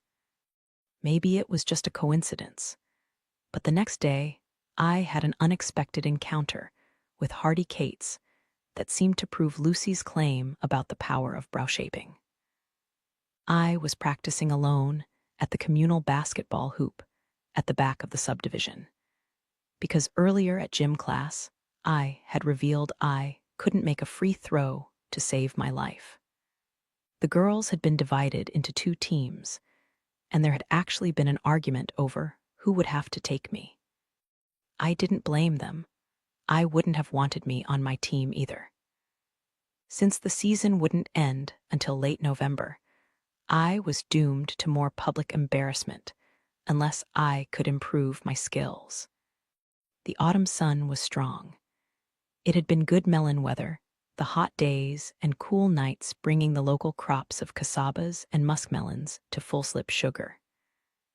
After 5 minutes of shooting practice, I was streaked with sweat and dust. Plumes of powdered fire rose from the paved ground with each impact of the basketball. No dirt on earth sticks to you like East Texas red clay. The wind blows it over you, and it tastes sweet in your mouth. As the clay lurks under a foot of light tan topsoil, it expands and shrinks so drastically that in the driest months, Martian-colored cracks run across the ground. You can soak your socks in bleach for a week, and you won't get that red out. As I puffed and struggled to get my arms and legs working together, I heard a lazy voice behind me. You've got the worst free throw form I've ever seen. Panting, I tucked the basketball against my hip and turned to face him. A hank of hair escaped my ponytail and dangled over one eye. There are few men who can turn a friendly insult into a good opening line, but Hardy was one of them. His grin held a wicked charm that robbed the words of any sting. He was rumpled and as dusty as I was, dressed in jeans and a white shirt with the sleeves ripped off. And he wore a racistal hat that had once been white, but had turned the olive gray of ancient straw. Standing with relaxed looseness, he stared at me in a way that made my insides do somersaults. You got any pointers? I asked. As soon as I spoke, Hardy looked sharply at my face, and his eyes widened. Liberty, is that you? He hadn't recognized me. Amazing what removing half your eyebrows could accomplish. Suddenly, I had to clamp my teeth on my inner cheeks to keep from laughing. Pushing the loose hair back from my face, I said calmly, Of course it's me. Who'd you think it was? Damned if I know. He tipped his hat back on his head and approached me cautiously, as if I were some volatile substance that might explode at any moment. That was certainly how I felt. What happened to your glasses? I got contacts. Hardy came to stand in front of me, his broad shoulders creating a shadowed lee from the sunlight. Your eyes are green. He sounded distracted, disgruntled even. I stared at the front of his throat, where the skin was tanned and smooth and dappled with a glitter of moisture. He was close enough that I could smell the intimate salt of his sweat. The crescents of my fingernails dug into the pebbled surface of the basketball. As Hardy Kate stood there looking at me, really seeing me for the first time, It felt like the whole world had been snatched up in a great unseen hand, its motion arrested. I'm the worst basketball player in school, I told him. Maybe all of Texas. I can't make the ball go in that thing. The hoop. Yeah, that. Hardy studied me for another long moment. A smile curled one corner of his mouth. I can give you some pointers. Lord knows you couldn't get any worse. Mexicans can't play basketball, I said. I should be given a waiver because of my heritage. Without taking his eyes from mine, he reached for the ball and dribbled a few times. Smoothly, he turned and executed a perfect jump shot. It was a show-off move, looking all the better for being done in a cowboy hat. And I had to laugh as Hardy glanced at me with an expectant grin. Am I supposed to praise you now? I asked. He retrieved the ball and dribbled slowly around me. Yeah, now would be a good time. That was awesome. Hardy managed the ball with one hand while using the other to remove his battered hat and send it sailing to the side. He came to me, catching up the ball in his palm. What do you want to learn first? Dangerous question, I thought. Being near Hardy brought back the feeling of heavy sweetness that robbed me of any inclination to move. I felt like I had to breathe twice as fast as normal to get the necessary amount of oxygen into my lungs. Free throw, I managed to say. All right, then. Hardy motioned me to the white line that had been painted 15 feet from the backboard. It seemed an enormous distance. I'll never make it, I said, taking the ball from him. I don't have the upper body strength. You're going to use your legs more than your arms. Square up, honey, spread your feet about as wide apart as your shoulders. Now show me how you've been. Well, hell, if that's how you hold the ball, no wonder you can't shoot straight. No one ever showed me how, I protested as he arranged my shooting hand on the ball. His tanned fingers covered mine briefly, and I felt the strength in them and the roughened skin. His nails were clipped short and bleached white from the sun. A working man's hand. I'm showing you how, he said. Hold it like this. Now bend your knees and aim for the square on the backboard. As you straighten up, release the ball and let the energy come up from your knees. Try to shoot in one smooth motion. Got it. Got it? I aimed and threw with all my might. The ball went crazily off course, frightening the wits out of an armadillo that had unwisely ventured out of its hole to investigate Hardy's discarded hat. The armadillo squeaked as the ball bounced too close for comfort. Its long toenails scored the baked ground as it scuttled back into its hiding place. You're trying too hard, Hardy trotted after the ball. Relax. I shook my arms out and grabbed the ball from the air as he passed it to me. Square up. Hardy stood beside me as I took up position at the line again. Your left hand is the support, and your right hand is. He broke off and began to chuckle. No, damn it, not like that. I scowled at him. Look, I know you're trying to help, but... Okay. Manfully, he wiped the grin from his face. Hold still. I'm going to stand behind you. I'm not making a move on you, all right? I'm just going to put my hands over yours. I went still as I felt his body behind mine, the solid pressure of his chest against my back. His arms were on either side of me, and the feel of being surrounded in his warm strength drew a shiver from deep between my shoulder blades. Easy, came his quiet murmur, and I closed my eyes as I felt the rush of his breath in my hair. His hands coaxed mine into position. Your palm goes here. Rest these 3 fingertips against the seam. Now, when you push against the ball, you're going to let it roll over your fingertips, and then you'll flick 'em down in the follow-through. Like this. That's how you give the ball a backspin. His hands covered mine completely. The color of our skin was almost identical, except that his came from the sun and mine came from within. We're going to throw it together now so you can get a feel of the motion. Bend your knees and look at the backboard. The moment his arms had gone around me, I stopped thinking entirely. I was a creature of instinct and feeling, every heartbeat and breath and movement attuned to his. With Hardy at my back, I threw the ball, and it rose in the air in a sure arc. Instead of the hoped-for swish, it bounced off the rim. But considering I hadn't even gotten close to the backboard before, it was a big improvement. Better, Hardy said, a smile in his voice. Nice going, kid. I'm not a kid. I'm only a couple of years younger than you. You're a baby. You've never even been kissed. The word baby rankled. How would you know?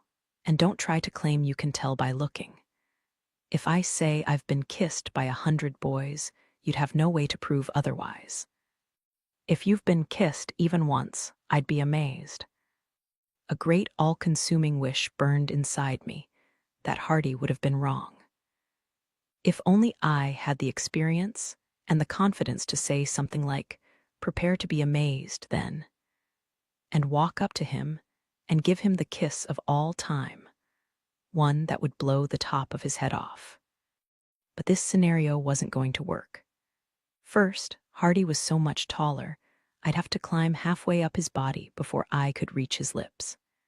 Second, I had no clue about the technicalities of kissing, whether you started with the lips parted or closed, what to do with your tongue, when to close your eyes. And although I didn't mind Hardy laughing about my klutzy basketball moves, well, not much. I would die if he laughed at my attempt to kiss him.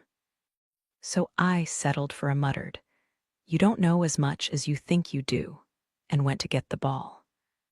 Lucy Reyes asked me if I wanted to get my hair cut at Bowie's, the fancy Houston salon where she and her mom got their hair cut. It would cost a lot, she warned, but after Bowie started me off with a good cut, maybe I could find a hairdresser in Welcome who could maintain it. After Mama gave her approval, and I had collected every cent I had saved from babysitting the neighbors' kids, I told Lucy to go ahead and make the call. 3 weeks later, Lucy's mom drove us to Houston in a white Cadillac with tan upholstery and a cassette player, and windows that rolled down at the touch of a button. The Reyes family was well off by Welcome standards, due to the prosperity of their shop, which they had named Trickle Down Pawn. I had always thought pawn shops were visited by derelicts and desperate people, but Lucy assured me that perfectly nice folks went to get loans from such places. One day after school, she had taken me to Trickle Down, which was run by her older brother, uncle, and father. The shop was filled with rows of shiny guns and pistols, big scary knives, microwave ovens, and television sets. To my delight, Lucy's mom had let me try on some of the gold rings in the velvet-lined glass cases. There were hundreds of them sparkling with every stone imaginable. "We do a big business in bust-up engagements," Lucy's mom had said brightly, pulling out a velvet tray pebbled with diamond solitaires. I loved her thick Portuguese accent, which made it sound like she'd said big beasiness. "Oh, that's sad," I said. "No, not at all." Lucy's mom had gone on to explain how it was empowering for women to pawn the engagement rings and take the money after their no-good fiancés had cheated on them. "He screw her, you screw him," she said authoritatively. Trickle-Down's prosperity had given Lucy and her family the means to go to the uptown area of Houston for their clothes, manicures, and haircuts. I had never been to the upscale Galleria area, where restaurants and shops straddled the city's main loop. Bowie's was located in a luxurious cluster of stores at the intersection of the Loop and Westthamer. It was hard to conceal my astonishment when Lucy's mom drove up to a parking attendant's station and gave him the keys. Valet parking for a haircut. Bowie's was filled with mirrors and chrome and exotic styling equipment, the biting scent of perm activator hanging thick in the air. The owner of the shop was a man in his mid-30s, with long, wavy blonde hair that hung down his back. It was a rare sight in South Texas, and it led me to assume Bowie must have been tough as hell. He was certainly in great shape, lean and muscular, as he prowled through the shop dressed in black jeans, black boots, a white western shirt, and a bolo tie made of suede cord, and a chunk of unpolished turquoise. "Come on," Lucy urged. "Let's go look at the new nail polish." I shook my head, remaining seated in one of the deep black leather chairs in the waiting area. I was too dumbstruck to say a word. I knew Bowie's was the most wonderful place I had ever been to. Later I would explore, but for the time being I wanted to sit still and take it all in. I watched the stylists at work, razor cutting, blow drying, deftly wrapping tiny portions of hair around pastel-colored perm rods. Tall wood and chrome display racks contained intriguing pots and tubes of cosmetics, and medicinal-looking bottles of soap, lotion, balms, and perfumes. It seemed every woman in the place was being transformed right before my eyes, submitting to the combing, painting, filing, processing, until they had achieved a well-tended glossiness I had never seen except in magazines. While Lucy's mom sat at a manicure table and had her acrylic nails filled, and Lucy dabbled in the cosmetics area, a woman dressed in black and white came to show me to Bowie's station. "First, you'll have a consultation," she told me. "My advice is to let Bowie do whatever he wants. He's a genius."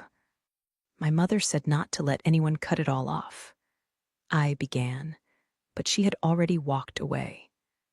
Then Bowie appeared before me, charismatic and handsome, and a little artificial looking. As we shook hands, I felt the clatter of multiple rings, his fingers loaded with stacks of silver and gold bands, adorned with turquoise and diamonds. An assistant draped me in a shiny black robe and washed my hair with expensive-smelling potions. I was rinsed, combed out, and led back to the cutting station, where I was greeted with the vaguely unnerving sight of Bowie standing there with a straight razor. For the next half hour, I let him position my head at every imaginable angle, while he exerted tension on strategic locks and sheared off inches at a time with the razor. He was quiet as he worked, frowning in concentration. By the time he finished, my head had been pushed back and forth so many times, I felt like a Pez dispenser. And long swirls of hair were heaped on the floor. The hair was quickly swept away, and then Bowie did the blow-dry in an exercise of dazzling showmanship. He lifted pieces of hair over the long tip of the blow-dryer and twirled them around a round brush as if he were collecting strands of cotton candy. He showed me how to apply a few spritzes of hairspray at the roots, and then he pushed my chair around to face the mirror. I couldn't believe it. Instead of a frizzy skein of black hair, I had long bangs and shoulder-length layers, shining and bouncing with every movement of my head. "Oh," was all I could say. Bowie wore the smile of a Cheshire cat. "Beautiful," he said, scrubbing his fingers over the back of my head, flicking the layers upward. "It's a transformation, isn't it? I'll have Shirlene show you how to do your makeup. I usually charge for that, but it's my present to you." Before I could find the words to thank him, Shirlene appeared and guided me to a tall chrome stool beside the glass-fronted makeup counter. "You've got good skin, lucky girl," she pronounced, after taking one look at my face. I'll teach you the 5-minute face. When I asked her how to make my lips look smaller, she reacted with shocked concern. Oh, honey, you don't want your lips to look smaller. Ethnic is in now, like Kimura. Who's Kimura? A dog-eared fashion magazine was tossed into my lap. The cover featured a gorgeous, honey-skinned young woman, long limbs arranged in an artless jumble. Her eyes were dark and tip-tilted, and her lips were even fuller than mine. The new Chanel model, Shirlene said. 14 years old, can you believe that? They say she's going to be the face of the 90s. This was a new concept, that an ethnic-looking girl with jet black hair and a real nose and big lips could be chosen as a model for a design house I had always associated with skinny white women. I studied the photo while Shirlene lined my lips with a rosy brown pencil. She applied a matte pink lipstick, dusted my cheeks with powdered blush, and applied 2 coats of mascara to my lashes. A hand mirror was pressed into my palm, and I inspected the final results. I had to admit, I was startled by the difference the new hair and makeup had made. It wasn't the kind of beauty I had wished for. I would never be the classic American blue-eyed blonde. But this was my own look, a glimpse of what I might someday become. And for the first time in my life, I felt a stirring of pride in my own appearance. Lucy and her mother appeared beside me. They studied me with an intensity that made me duck my head in embarrassment. "Oh, my God," Lucy exclaimed. "No, don't hide your face, let me see. You're so—" she shook her head as if the right word eluded her. "You're going to be the most beautiful girl in school." "Don't go overboard," I said mildly, but I could feel a flush rising to my hairline. This was a vision of myself I had never dared to imagine, but I felt awkward rather than excited. I touched Lucy's wrist and looked into her glowing eyes. "Thank you," I whispered. "Enjoy it," she said fondly, while her mother chattered to Shirlene. "Don't look so nervous. It's still you, dummy. It's just you." Chapter 5. The surprising thing about a makeover is not how you feel afterward, but how differently other people treat you. I was accustomed to walking through the school hallways without being noticed. It threw me off balance when I walked through those same hallways and boys stared at me, remembered my name, fell into step beside me. They stood at my locker while I fiddled with the combination lock and took the chair beside mine in open seating classes or during lunch. The banter that came so easily to my lips when I was with my girlfriends seemed to dry up when I was in the company of those eager boys. My shyness should have discouraged them from asking me out, but it didn't.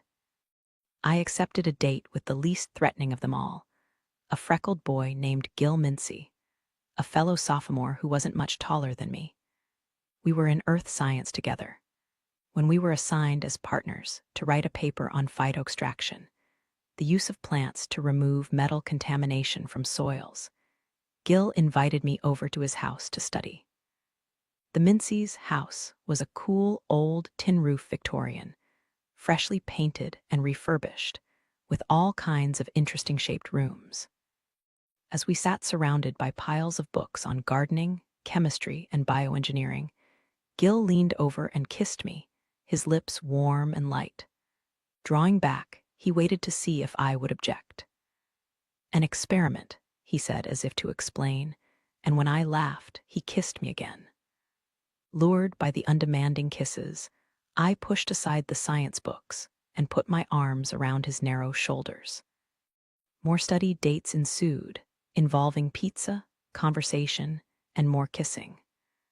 I knew right off I was never going to fall in love with him. Gil must have sensed it, because he never tried to push it further. I wished I could have felt passionately about him. I wished this shy, friendly boy could be the one to reach inside the part of my heart that was held so tightly in reserve. Later that year, I discovered life sometimes has a way of giving you what you need, but not in the form you expect. If Mama's pregnancy was an example of what I might go through one day, I decided having children wasn't worth it. She swore when she'd carried me, she'd never felt better in her life. This one must be a boy, she said, because it was an entirely different experience. Or maybe it was just that she was so much older. Whatever the reason, her body seemed to revolt against the child in her belly as if it were some toxic growth. She felt sick all the time. She could hardly force herself to eat, and when she did, she retained water until the lightest touch of your finger would leave a visible depression in her skin. Feeling so bad all the time and having great washes of hormones in her system made Mama peevish. It seemed nearly everything I did was an unholy irritation.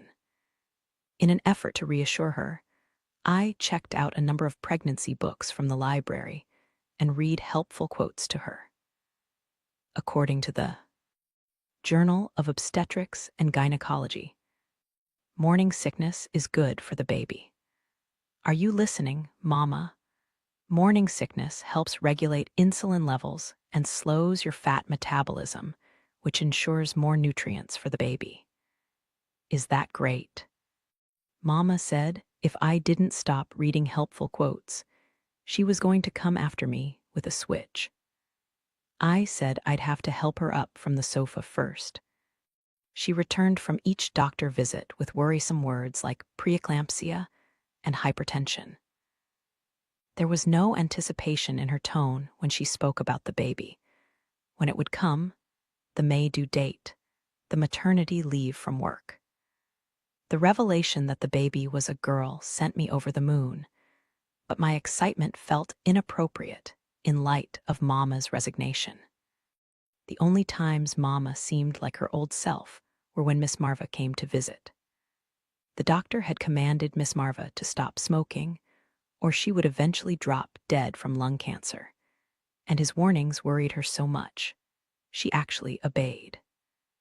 Dotted with nicotine patches, her pockets filled with tea-berry gum, Miss Marva walked around in a constant low-level temper, saying most of the time she felt like skinning small animals. "I'm not fit for company," Miss Marva pronounced, walking in with a pie or plate of something good, and sitting next to Mama on the couch. And she and Mama would bitch to each other about anyone and anything that had stepped on their last nerves that day, until they both started laughing. In the evenings after I'd finished my homework, I would sit with Mama and rub her feet and bring her cups of soda water. We watched TV together, mostly evening soaps about rich people with interesting problems, like being approached by the long-lost son they never knew they had, or getting amnesia and sleeping with the wrong person, or going to a fancy party and falling into the swimming pool in an evening gown. I would steal glances at Mama's absorbed face, and her mouth always looked a little sad, and I comprehended she was lonely in a way I could never ease. She was going through this experience by herself, no matter how much I wanted to be a part of it. I returned a glass pie plate to Miss Marva on a cold November day. There was a frosty snap in the air. My cheeks stung from the occasional whip of a breeze, unimpeded by walls, buildings, or trees of appreciable size.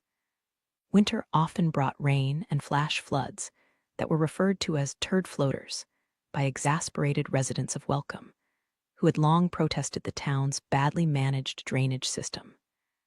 Today was a dry day, however, and I made a game of avoiding the cracks in the parched pavement. As I neared Miss Marva's trailer, I saw the Kate's pickup parked alongside it. Hardy was loading boxes of artwork into the truck bed to cart it to the gallery in town. Miss Marva had been doing brisk business of late, which was proof that Texans' appetite for bluebonnet paraphernalia should never be underestimated.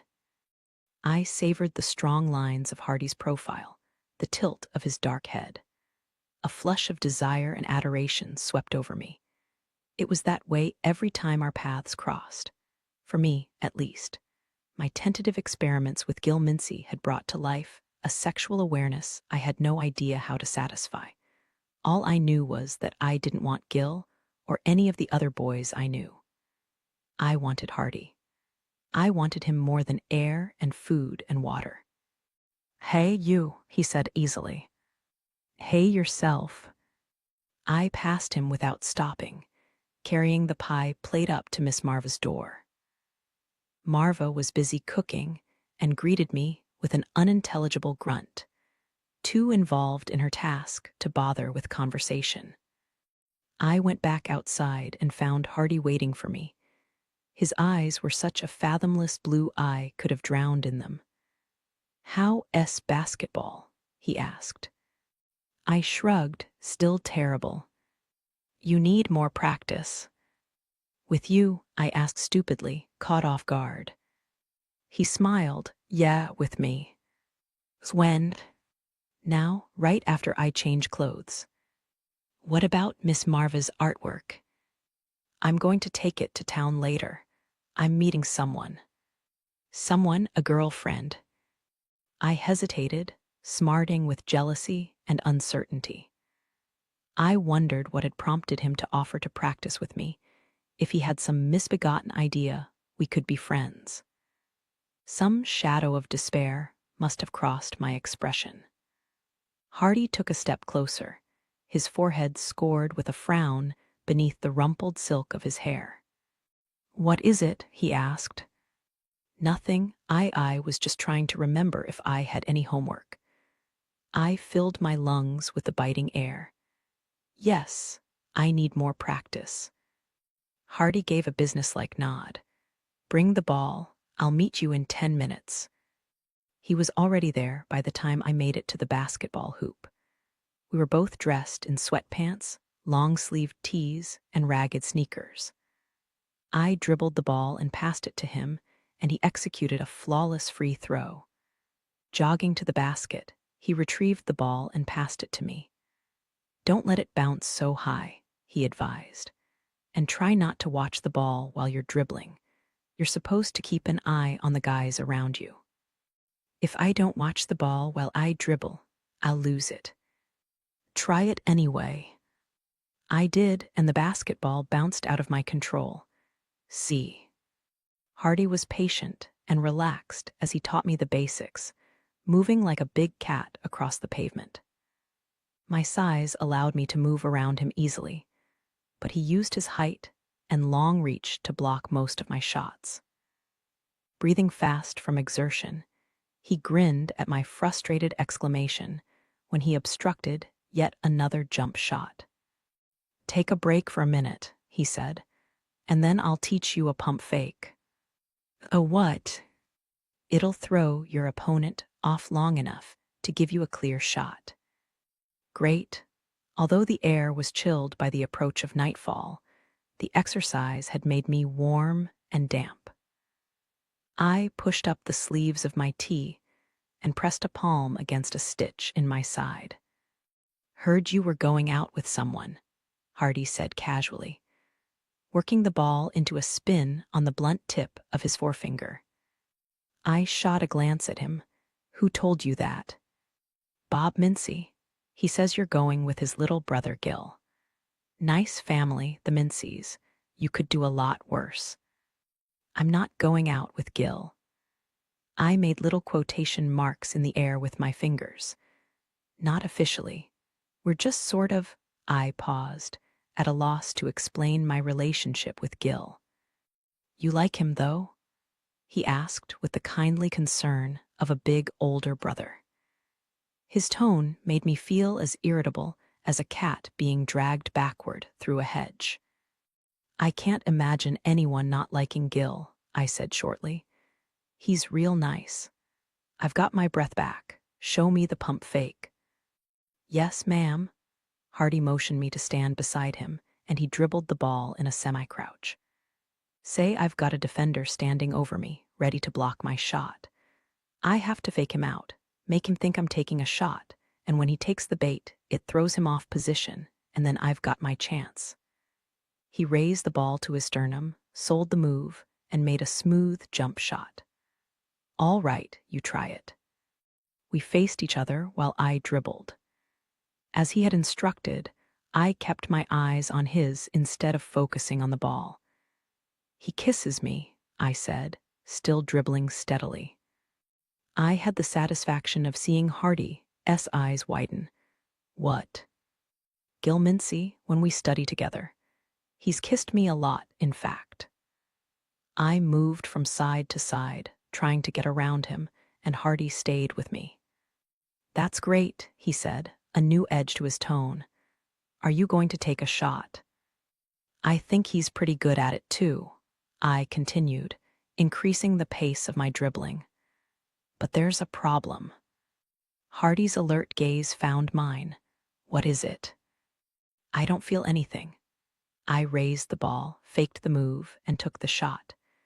To my amazement, the ball went through the hoop with a silky swish. It bounced in diminishing strikes on the ground, unheeded by either of us. I went still, cold air searing my superheated throat. It's boring. During the kissing, I mean, is that normal? I don't think so. Gil doesn't seem bored. I don't know if something's wrong with me or... Liberty, Hardy approached and paced slowly around me as if a ring of fire separated us. His face gleamed with perspiration. It seemed difficult to wring the words from his own throat. There's nothing wrong with you. If there's no chemistry between you, that's not your fault. Or his. It just means someone else would suit you better. Do you have chemistry with a lot of girls? He didn't look at me, just rubbed his nape to ease a pinch of tension in his neck muscles. That's not something you and I are going to talk about. Now that I had started along this line, I couldn't stop. If I was older, would you feel that way about me? His face was averted. Liberty, I heard him mutter, don't do this to me. I'm just asking is all. Don't, some questions change everything. He released an unsteady breath. Do your practicing with Gilmincy. I'm too old for you, in more ways than one. And you're not the kind of girl I want. Surely he couldn't mean the fact that I was Mexican. From what I knew of Hardy, there wasn't a bit of prejudice in him. He never used racist words, never looked down on someone for things they couldn't help. What kind do you want? I asked with difficulty. Someone I can leave without looking back. That was Hardy, offering the brutal truth without apology. But I heard the submerged admission in his statement that I wouldn't be the kind he could leave easily. I couldn't keep from taking it as encouragement, even though that wasn't what he intended. He looked at me then. Nothing and no one is going to keep me here. Do you understand? I understand. He took a ragged breath. This place, this life lately, I've started to understand what made my dad so mean and crazy he ended up in jail. It'll happen to me too. No, I protested softly. Yes, it will. You don't know me, Liberty. I couldn't stop him from wanting to leave, but neither could I stop myself from wanting him. I crossed the invisible barrier between us. His hands lifted in a defensive gesture, which was comical in light of the difference between our sizes. I touched his palms and the taut wrists where his pulse rampaged, and I thought, if I never have anything from him, except this one moment, I am going to take it. Take it now, or drown in regret later. Hardy moved suddenly, catching my wrists, his fingers forming tight manacles that kept me from moving forward. I stared at his mouth, the lips that looked so soft. Let go, I said, my voice thick. Let go. His breath had quickened, and he gave a slight shake of his head. Nerves were jumping in every part of my body. we both knew what I was going to do if he released me. Suddenly, his hands opened. I moved forward and pressed my body against his, length to length. I gripped the back of his neck, discovering the embedded toughness of his muscles. I tugged his head down until his lips caught mine, his hands remaining half suspended in the air. His resistance lasted for a matter of seconds before he gave in with a rough sigh, putting his arms around me. It was so unlike what I had experienced with Gil. Hardy was infinitely more powerful, and yet so much gentler. One of his hands slid into my hair, his fingers cradling my head. His shoulders hunched over and around me, his free arm clamping across my back as if he wanted to pull me inside himself. He kissed me over and over, trying to discover every way our mouths could fit together. A gust of wind chilled my back, but heat surged wherever I touched against him. He tasted the inside of my mouth, his breath coming in scalding rushes against my cheek. The intimate flavor of him confounded me with desire.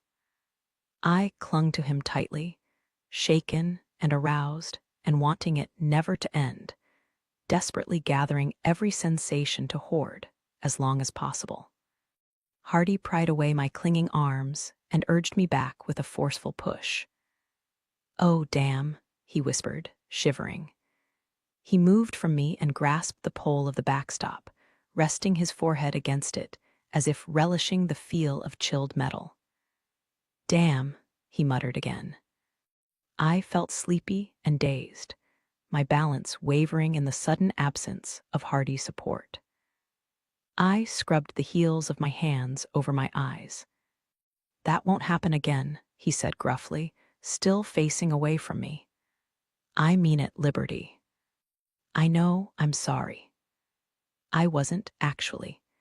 And I must not have sounded too sorry, because Hardy threw a sardonic glance over his shoulder. "No more practicing," he said. "You mean basketball practice, or what we just did?" "Both," he snapped. "Are you mad at me?" "No, I'm mad as hell at myself." "You shouldn't be. You didn't do anything wrong. I wanted you to kiss me. I was the one who—" "Liberty," he interrupted, turning toward me. Suddenly he looked weary and frustrated. He rubbed his eyes the same way I had rubbed mine. "Shut up, honey. The more you talk, the worse I'll feel. Just go home." I absorbed his words, the inexorable set of his face. Do you want to walk me back?" I hated the thread of timidity in my own voice. He threw me a wretched glance. "No, I don't trust myself with you." Glumness settled over me, smothering the sparks of desire and elation. I wasn't sure how to explain any of it. Hardy's attraction to me, his unwillingness to pursue it, the intensity of my response, and the knowledge that I was never going to kiss Gil Mincy again. Chapter 6. Mama was about a week overdue when she finally went into labor in late May.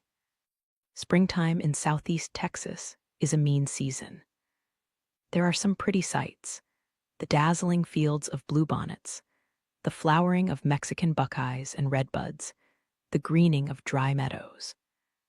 But spring is also a time when fire ants begin to mound after lying idle all winter, and the Gulf whips up storms that spit out hail and lightning and twisters. Our region was scored by tornadoes that would double back in surprise attacks, jigsawing across rivers and down main streets, and other places tornadoes weren't supposed to go. We got white tornadoes too, a deadly rotating froth that occurred in sunlight well after people thought the storm was over. Tornadoes were always a threat to Bluebonnet Ranch because of a law of nature that says tornadoes are irresistibly attracted to trailer parks. Scientists say it's a myth. Tornadoes are no more drawn to trailer parks than anywhere else. But you couldn't fool the residents of Welcome. Whenever a twister appeared in or around town, It headed either to Bluebonnet Ranch or another welcome subdivision called Happy Hills.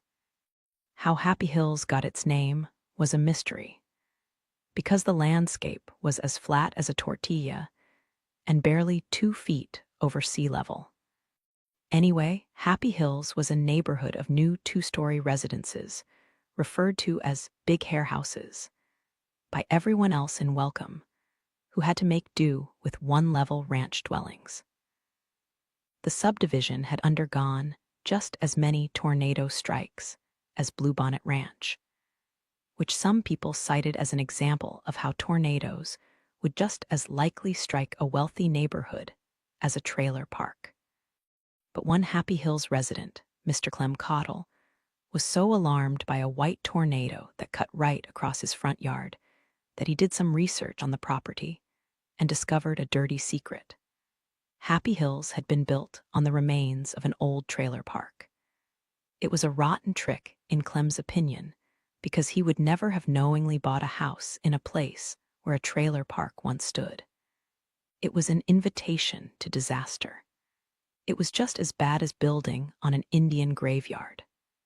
Stuck with residences that had been exposed as tornado magnets, the homeowners of Happy Hills made the best of the situation by pooling their resources to build a communal storm shelter. It was a concrete room that had been half sunk in the ground and banked with soil on all sides, with the result that there was finally a hill in Happy Hills. Bluebonnet Ranch, however, didn't have anything remotely resembling a storm shelter. If a tornado cut through the trailer park, we were all goners. The knowledge gave us a more or less fatalistic attitude about natural disasters. As with so many other aspects of our lives, we were never prepared for trouble. We just tried like hell to get out of the way when it came. Mama's pains had started in the middle of the night. At about 3 in the morning, I realized she was up and moving around, and I got up with her. I'd found it nearly impossible to sleep anyway, because it was raining. Until we'd moved to Bluebonnet Ranch, I'd always thought rain was a soothing sound. But when it rains on the tin roof of a single-wide, the noise rivals the decibel level of an airplane hangar. I used the oven timer to measure Mama's contractions, and when they were 8 minutes apart, we called the Obgyn. Then, I called Miss Marva to come take us to the family clinic, a local outreach of a Houston hospital. I had just gotten my license, and although I thought I was a pretty good driver, Mama had said she would feel more comfortable if Miss Marva drove us. Privately, I thought we would have been a lot safer with me behind the wheel, since Miss Marva's driving technique was at best creative, and at worst, she was an accident waiting to happen. Miss Marva drifted, turned from the wrong lanes, sped up and slowed down according to the pace of her conversation, and pushed the gas pedal flush to the floor whenever she saw a yellow light. I would have preferred Bobby Ray to drive, but he and Miss Marva had broken up a month earlier on suspicion of infidelity. She said he could come back when he figured out which shed to put his tools in. Since their separation, Miss Marva and I had gone to church by ourselves, her driving with me praying all the way there and back. Mama was calm but chatty, wanting to reminisce about the day I was born. Your daddy was such a nervous wreck when I was having you. He tripped over the suitcase and nearly broke his leg. And then he drove the car so fast, I yelled at him to slow down or I'd drive myself to the hospital. He didn't stay in the delivery room with me. I think he was nervous he'd get in the way. And when he saw you, Liberty, he cried and said you were the love of his life. I'd never seen him cry before. That's real sweet, Mama, I said, pulling out my checklist to make certain we had everything we needed in the duffel bag. I had packed it a month earlier, and I'd checked it 100 times, but I was still worried I might have forgotten something. The storm had worsened, thunder vibrating the entire trailer. Although it was 7 in the morning, it was black as midnight. "Shit," I said, thinking that getting into a car with Miss Marva in this kind of weather was risking our lives. There would be flash flooding, and her low-slung Pinto wagon wasn't going to make it to the family clinic. "Liberty," Mama said in surprised disapproval. "I've never heard you swear before. I hope your friends at school aren't influencing you." "Sorry," I said, trying to peer through the streaming window. We both jumped at the sudden roar of hail on the roof, a battering shower of hard white ice. It sounded like someone was dumping coins onto our house. I ran to the door and opened it, surveying the bouncing balls on the ground. "Marble-sized," I said, "and a few golf balls." "Shit," Mama said, wrapping her arms around her tightening stomach. The phone rang and Mama picked it up. "Yes, hey Marva, you what just now?" She listened for a moment.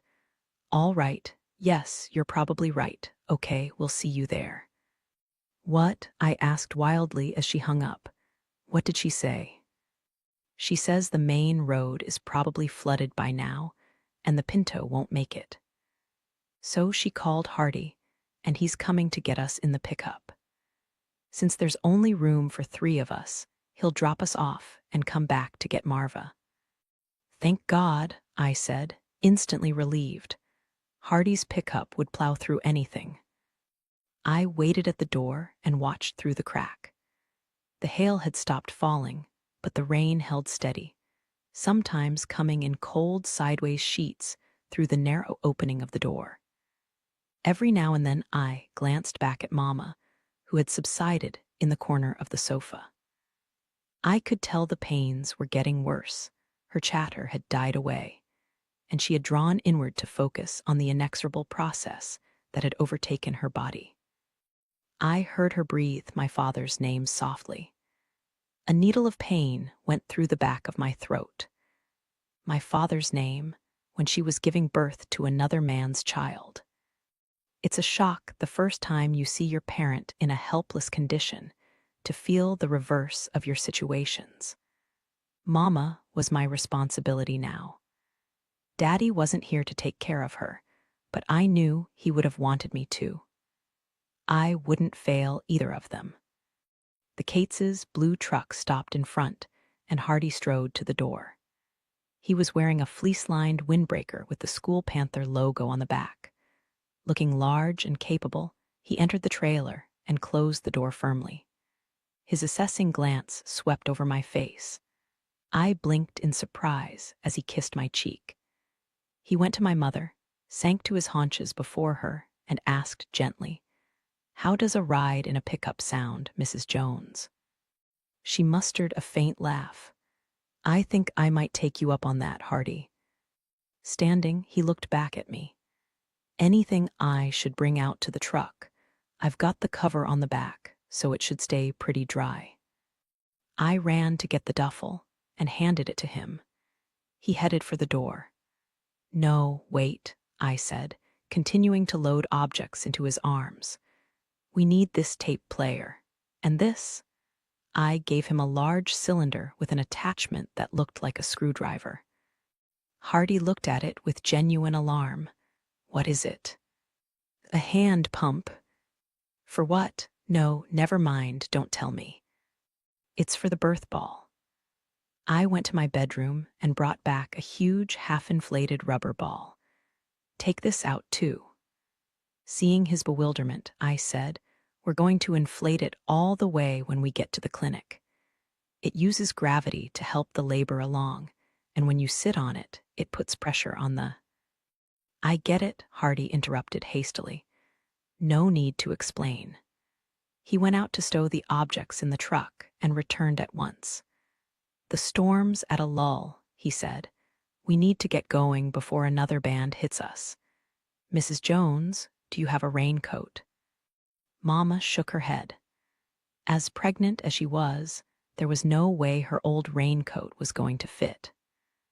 Wordlessly, Hardy removed his panther jacket and guided her arms through the sleeves as if she were a child. It didn't quite zip over her stomach, but it covered most of her. While Hardy guided Mama out to the truck, I followed with an armload of towels. Since the water hadn't broken yet, I thought it was best to be prepared. "What are those for?" Hardy asked after loading my mother into the front seat. We had to raise our voices to be heard above the din of the storm. "You never know when you might need some towels," I replied, figuring it would cause him unnecessary distress if I explained further. When my mother had Hannah and the boys, she never took more than a paper sack, a toothbrush, and a nightgown. "What was the paper sack for?" I asked in instant worry. "Should I run in and get one?" He laughed and lifted me up to the front seat beside Mama. It was to put the toothbrush and nightgown in. "Let's go, honey." The flooding had already turned Welcome into a chain of little islands. The trick of going from one place to another was to know the roads well enough that you could judge which flowing streams were passable. All it takes is 2 feet of water to float virtually any car. Hardy was a master at negotiating Welcome, taking a circuitous route to avoid low ground. He followed farm roads, cut through parking lots, and guided the pickup through currents until fountains of water spewed from the trenching tires. I was amazed by Hardy's presence of mind, the lack of visible tension, the way he made small talk with Mama to distract her. The only sign of effort was the notch between his brows. There is nothing a Texan loves more than to pit himself against the elements. Texans take a kind of ornery pride in the state's raucous weather. Epic storms, killing heat, winds that threaten to strip a layer of skin off, the endless variety of twisters and hurricanes. No matter how bad the weather gets, or what level of hardship is imposed, Texans receive it with variations on a single question: hot enough for you, wet enough for you, dry enough for you, and so forth. I watched Hardy's hands on the wheel, the light capable grip, the water spots on his sleeves. I loved him so much, loved his fearlessness, his strength, even the ambition that would someday take him away from me. "A few more minutes," Hardy murmured, feeling my gaze on him. "I'll get you both there, safe and sound." "I know you will," I said, while the windshield wipers flailed helplessly at the flats of rain that pounded the glass. As soon as we arrived at the family clinic, Mama was taken in a wheelchair to be prepped, while Hardy and I took our belongings to the labor room. It was filled with machines and monitors, and a neonatal open care warmer that looked like a baby spaceship. But the room's appearance was softened by ruffled curtains, a wallpaper border featuring geese and baby ducks, and a gingham-cushioned rocking chair. A stout, gray-haired nurse moved around the room, checking the equipment and adjusting the level of the bed. As Hardy and I came in, she said sternly, "Only mothers-to-be and their husbands are allowed in the labor room. You'll have to go to the waiting area down the hall." "There's no husband," I said, feeling a little defensive as I saw her brows inching up toward her hairline. "I'm staying to help my mother." "I see, but your boyfriend will have to leave." Hot color rushed over my face. "He's not my—" "No problem," Hardy interrupted easily. "Believe me, ma'am, I don't want to get in anyone's way." The nurse's stern face relaxed into a smile. Hardy had that effect on women. Pulling a colored folder from the duffel bag, I gave it to the nurse. "Ma'am, I'd appreciate it if you'd read this." She looked suspiciously at the bright yellow folder. I had printed the words, "Birth Plan," on the front and decorated it with stickers of baby bottles and storks. "What is this?" "I've written out our preferences for the labor experience," I explained.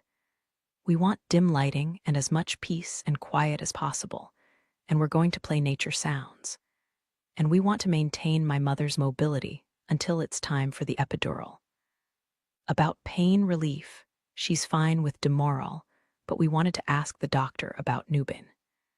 And please don't forget to read the notes about the episiotomy. Looking harassed, the nurse took the birth plan and disappeared. I gave the hand pump to Hardy and plugged in the tape player. Hardy, before you go, would you inflate the birth ball? Not all the way. 80% would be best. Sure, he said. Anything else? I nodded. There's a tube sock filled with rice in the duffel. I'd appreciate it if you'd find a microwave oven somewhere and heat it for 2 minutes. Absolutely. As Hardy bent to inflate the birth ball, I saw the line of his cheek tauten with a smile. What's so funny? I asked, but he shook his head and didn't answer, only continued to smile as he obeyed my instructions. By the time Mama was brought into the room, the lighting had been adjusted to my satisfaction, and the air was filled with the sounds of the Amazon rainforest. It was a soothing patter of rain punctuated with the chirping of tree frogs and the occasional cry of a macaw. What are those sounds? Mama asked, glancing around the room in bemusement. A rainforest tape, I replied. Do you like it? Is it soothing? I guess so, she said. Although if I start to hear elephants and howler monkeys, you'll have to turn it off. I did a subdued version of a Tarzan cry, and it made her laugh. The gray-haired nurse went to help Mama from the wheelchair. Is your daughter going to stay in here the whole time? She asked Mama. Something in her tone gave me the impression she was hoping the answer would be no. The whole time, Mama said firmly. I couldn't do without her. At 7 o'clock in the evening, Carrington was born. I had picked the name from one of the soaps Mama and I liked to watch. The nurse had washed and wrapped her like a miniature mummy and placed her in my arms while the doctor took care of Mama and stitched the places the baby had torn. 7 pounds, 7 ounces, the nurse said, smiling at my expression. We had gotten to like each other a little more during the birth process. Not only had I been less of an annoyance than she had anticipated, but it was difficult not to feel connected, if only temporarily, by the miracle of new life. Lucky 7, I thought, staring at my little sister. I'd never had much to do with babies before, and I had never held a newborn. Carrington's face was bright pink and crumpled-looking, her eyes grayish-blue and perfectly round. Hair covered her head like the pale feathers of a wet chick. The weight of her felt about the same as a large sack of sugar, but she was fragile and floppy. I tried to make her comfortable, shifting her awkwardly until she was on my shoulder. The round ball of her head fit perfectly against my neck. I felt her back heave with a kitten sigh, and she went still. I'll need to take her in a minute, the nurse said, smiling at my expression. They'll have to check her out and clean her up. I didn't want to let her go. A thrill of possessiveness went through me. She felt like my baby, part of my body, nodded to my soul. Impassioned to the verge of tears, I turned to the side and whispered to her. You are the love of my life, Carrington, the love of my life. Miss Marva brought a bouquet of pink roses and a box of chocolate-covered cherries for Mama, and a baby blanket she had made for Carrington, soft yellow fleece with hand-crocheted edges. After admiring and cuddling the baby for a few minutes, Miss Marva handed her back to me. She focused all her attention on Mama, fetching her a cup of iced chips when the nurse was too slow, adjusting the controls on her bed, helping her walk to the bathroom and back. To my relief, Hardy appeared to drive us home the next day in a big sedan he had borrowed from a neighbor. While Mama signed papers and took a folder of postpartum instructions from the nurse, I dressed the baby in her going-home outfit, a little blue dress with long sleeves.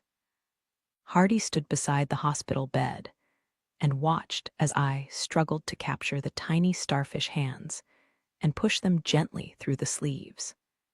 Her fingertips kept catching and gripping the fabric, making it difficult to inch the dress over her arms. "It's like trying to feed cooked spaghetti through a straw," Hardy observed. Carrington grunted and complained as I managed to tug her hand through the sleeve. I started on the other arm, and the first hand pulled right out of the dress again. I let out an exasperated puff. Hardy snickered. "Maybe she doesn't like the dress," he said. "Would you like to give it a try?" I asked.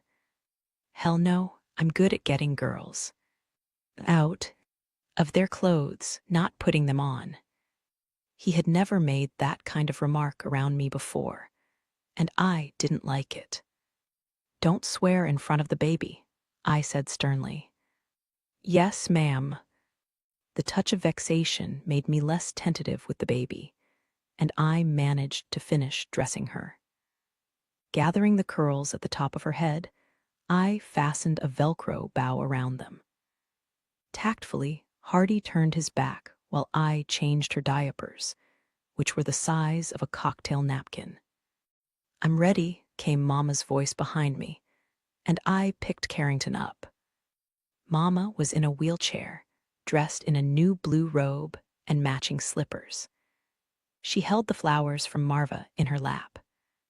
"Do you want to take the baby and I'll carry the flowers?" I asked reluctantly. She shook her head. "You carry her, sweetheart." The baby car seat was webbed with enough buckled straps to restrain a fighter pilot in an F-15. Gingerly, I settled the squirming baby into the seat. She began to squall as I tried to fasten the straps around her. "It's a 5-point safety system," I told her.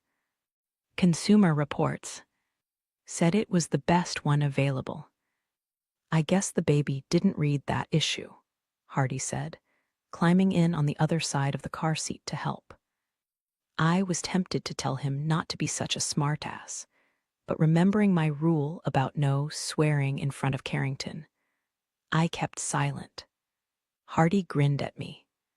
"Here we go," he said, deftly untwisting a strap. "Put this buckle over there and cross the other one over." Together we managed to fasten Carrington securely in the seat. She was revving up, shrieking in objection to the indignity of being strapped in.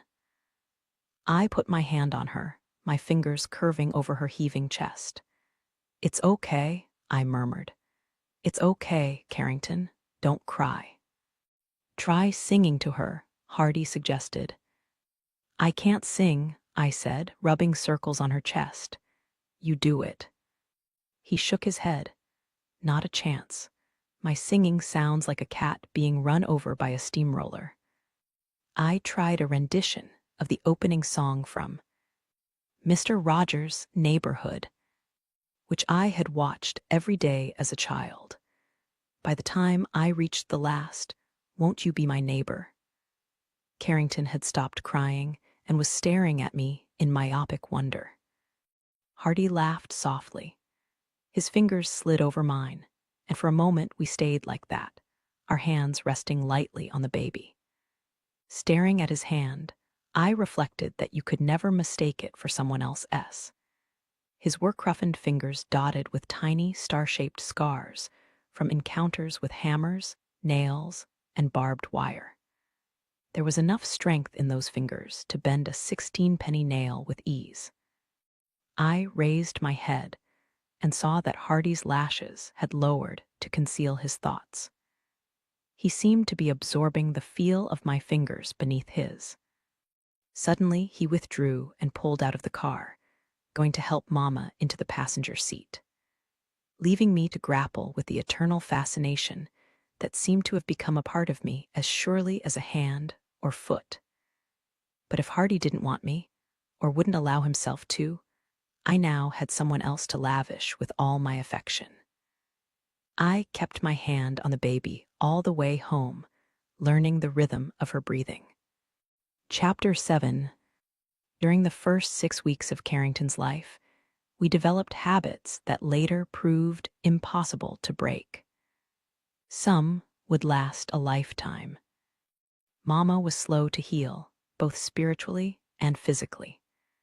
The baby's birth had depleted her in ways I didn't understand. She still laughed and smiled, still hugged me, and asked how my day at school was. Her weight receded until she looked almost the same as she had before. But something was wrong. I couldn't put my finger on it. It was a subtle erasure of something that had been there before. Miss Marva said it was just that Mama was tired. When you were pregnant, your body went through 9 months of change, and it took at least that long to get back to normal. The main thing, she said, was to give Mama lots of understanding and help. I wanted to help, not just for Mama's sake, but because I loved Carrington so passionately. I loved everything about her, the silky baby skin and platinum curls, the way she splashed in the bath like a baby mermaid. Her eyes had turned the exact blue-green shade of Aquafresh toothpaste. Her gaze followed me everywhere, her mind filled with thoughts she couldn't yet express. My friends and my social life didn't interest me nearly as much as the baby. I pushed Carrington in her stroller, fed and played with her, and put her down for naps. That wasn't always easy. Carrington was a fussy baby, just shy of being colicky. The pediatrician had said that for an official diagnosis of colic, the baby had to cry 3 hours a day. Carrington cried about 2 hours and 55 minutes, and the rest of the day she fretted. The pharmacist mixed up a batch of something he called gripe water, a milky-looking liquid that smelled like licorice. Giving Carrington a few drops before and after her bottle seemed to help a little.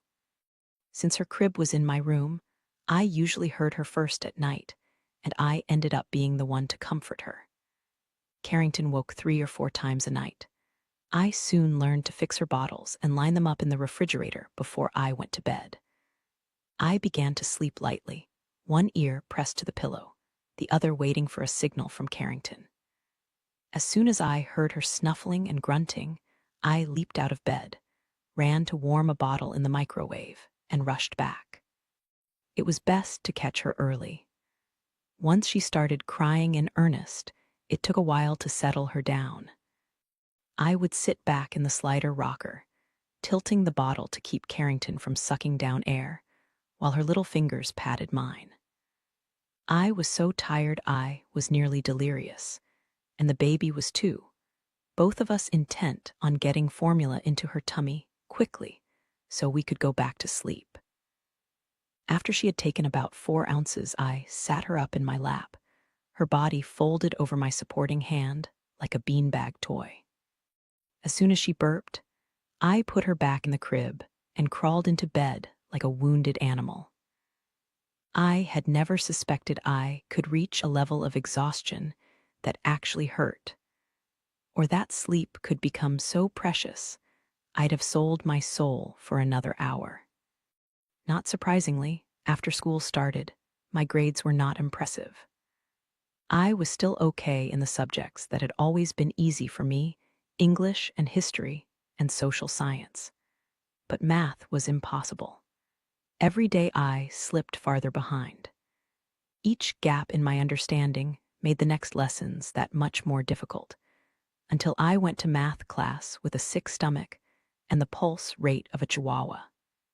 A big mid-semester test was the make or break point at which I would get such a bad grade that I would be doomed to fail the rest of the semester. The day before the test, I was a wreck. My anxiety spread to Carrington, who cried when I held her and screamed when I put her down. It happened to be a day when Mama's friends from work had invited her out to dinner, which meant she wouldn't be home until 8 or 9. Although I had planned to ask Miss Marva if she would look after Carrington an extra couple of hours, she had greeted me at the door with an ice bag clasped to her head. She had a migraine, she said. And as soon as I took the baby, she was going to take some medicine and go to bed. There was no way to save myself. Even if I'd had time to study, it wouldn't have made a difference. Filled with hopelessness and unendurable frustration, I held Carrington against my chest while she screeched in my ear. I wanted to make her stop. I was tempted to cover her mouth with my hand, anything to make the noise go away. "Stop it," I said furiously, my own eyes stinging and welling. "Stop crying. Now." The rage in my voice caused Carrington to scream until she choked. I was certain anyone outside the trailer could hear and would assume someone was being murdered. There was a knock on the door. Stumbling toward it blindly, I prayed it was Mama, that her dinner had been canceled and she was back early. I opened the door with the writhing baby in my arms and saw Hardy Cates's tall form through a blur of tears. Oh, God. I couldn't decide if he was the person I most wanted to see or the absolute last person I wanted to see. "Liberty," he gave me a baffled glance as he came in. "What's going on? Is the baby okay? Have you been hurt?" I shook my head and tried to talk, but suddenly I was crying as hard as Carrington. I gasped with relief as the baby was lifted from my arms. Hardy propped her over his shoulder, and she began to calm down instantly. "I thought I'd stop by to see how you were doing," he said. "Oh, I'm just great," I said, dragging my sleeve across my streaming eyes. With his free arm, Hardy reached out and drew me against him. "Tell me," he murmured into my hair. "You tell me what's wrong, honey." Between sobs, I babbled about math and babies and lack of sleep, while Hardy's hand coasted slowly over my back. He didn't seem at all disconcerted at having two wailing females in his arms, just held us both until the trailer had quieted. "There's a handkerchief in my back pocket," he said, his lips brushing my wet cheek. I fumbled for it, flushing as my fingers brushed against the hard surface of his backside. Raising the kerchief to my nose, I blew it with a gusty snort. Right after that, Carrington burped loudly. I shook my head in defeat, too tired to feel shame at the fact that my sister and I were disgusting and troublesome and completely out of control. Hardy chuckled. Easing my head back, he looked into my reddened eyes. "You look like hell," he said frankly. "Are you sick or just tired?" "Tired," I croaked. He smoothed my hair back. "Go lie down," he said. It sounded so good and so impossible that I had to set my jaw against another flurry of sobs. "I can't, the baby, the math test." "Go lie down," he repeated gently. "I'll wake you in an hour." "But—" "Don't argue." He nudged me in the direction of the bedroom. "Go on." The feeling of relinquishing responsibility to someone else, letting him take control, was a relief beyond words. I found myself trudging to my bedroom as if wading through quicksand, and collapsed to the bed. My bruised mind insisted I shouldn't have dumped my burden on Hardy. At the very least, I should have explained about how to fill the formula bottles and where the diapers and wipes were. But as soon as my head sank into the pillow, I fell asleep.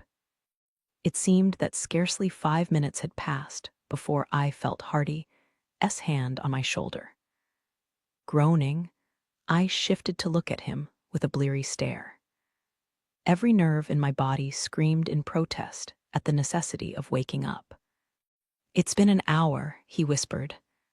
He looked so fresh and self-possessed, radiating vitality as he bent over me. He seemed to have such inexhaustible strength, and I wished I could have just a little of it. "I'm going to help you study," he said. "I'm great at math." I replied with the surliness of a punished child. "Don't bother, I'm beyond help." "No, you're not," he said. "By the time I'm finished with you, you'll know everything you need to know." Realizing the trailer was quiet, too quiet, I raised my head. Where's the baby? She's with Hannah and my mother. They're looking after her for a couple of hours. But they can't. The thought of my fractious baby sister in the care of Miss Judy, spare the rod, spoil the child, Kate's, was enough to give me a heart attack. I lurched to a sitting position. Sure they can, Hardy said. I dropped Carrington off with the diaper bag and 2 bottles of formula. She'll be fine. He grinned at my expression. Don't worry, Liberty. One afternoon with my mother is not going to kill her. I'm ashamed to admit it took some coaxing, and even a threat or two before Hardy could get me to leave the bed. No doubt, I thought sourly, he was far more accustomed to talking girls into bed rather than getting them out. Staggering to the table, I plonked down on the chair. A pile of books, a stack of graph paper, and 3 freshly sharpened pencils were laid out neatly before me. Hardy went into the kitchenette and returned with a cup of heavily creamed and sugared coffee. My mother was a coffee drinker, but I couldn't stand the stuff. I don't like coffee, I said crabbily. You do tonight, he said. Start drinking. The combination of caffeine, quiet, and Hardy's ruthless patience began to work magic on me. He went down the study list methodically, unraveling problems so I could understand how they worked, answering the same questions over and over. I learned more in one afternoon than I had in weeks of math class. Gradually, the mass of concepts I had found so overwhelming became more understandable. Midway through, Hardy took a break to make a couple of phone calls. The first was for a large pepperoni pizza that would be delivered within 45 minutes. The second call was a lot more interesting. I huddled over a book and a piece of graph paper, pretending to be absorbed in a logarithm, while Hardy wandered to the main room and spoke in low tones. Can't make it tonight. No, I'm sure. He paused, while the person on the other end of the line replied. No, I can't explain, he said. It's important, have to take my word for it. There must have been some complaints, because he said a few more things that sounded soothing, and said sweetheart a couple of times. Finishing the call, Hardy returned to me with a carefully blank expression. I knew I should have felt guilty for interrupting his plans for the evening, especially since they had involved a girlfriend. But I didn't. I acknowledged privately that I was a low and petty person, because I couldn't have been more delighted with how things were turning out. As the math study continued, we sat with our heads close together. We were cocooned in the trailer while darkness unfolded outside. It seemed odd not to have the baby nearby, but it was a relief too. When the pizza arrived, we ate it quickly, folding the steaming triangles to contain the gooey strings of cheese. So, Hardy said a little too casually, you still going out with Gil Mincy? I hadn't spoken to Gil in months, not because of any animosity, but because our fragile connection had dissolved as soon as summer had started.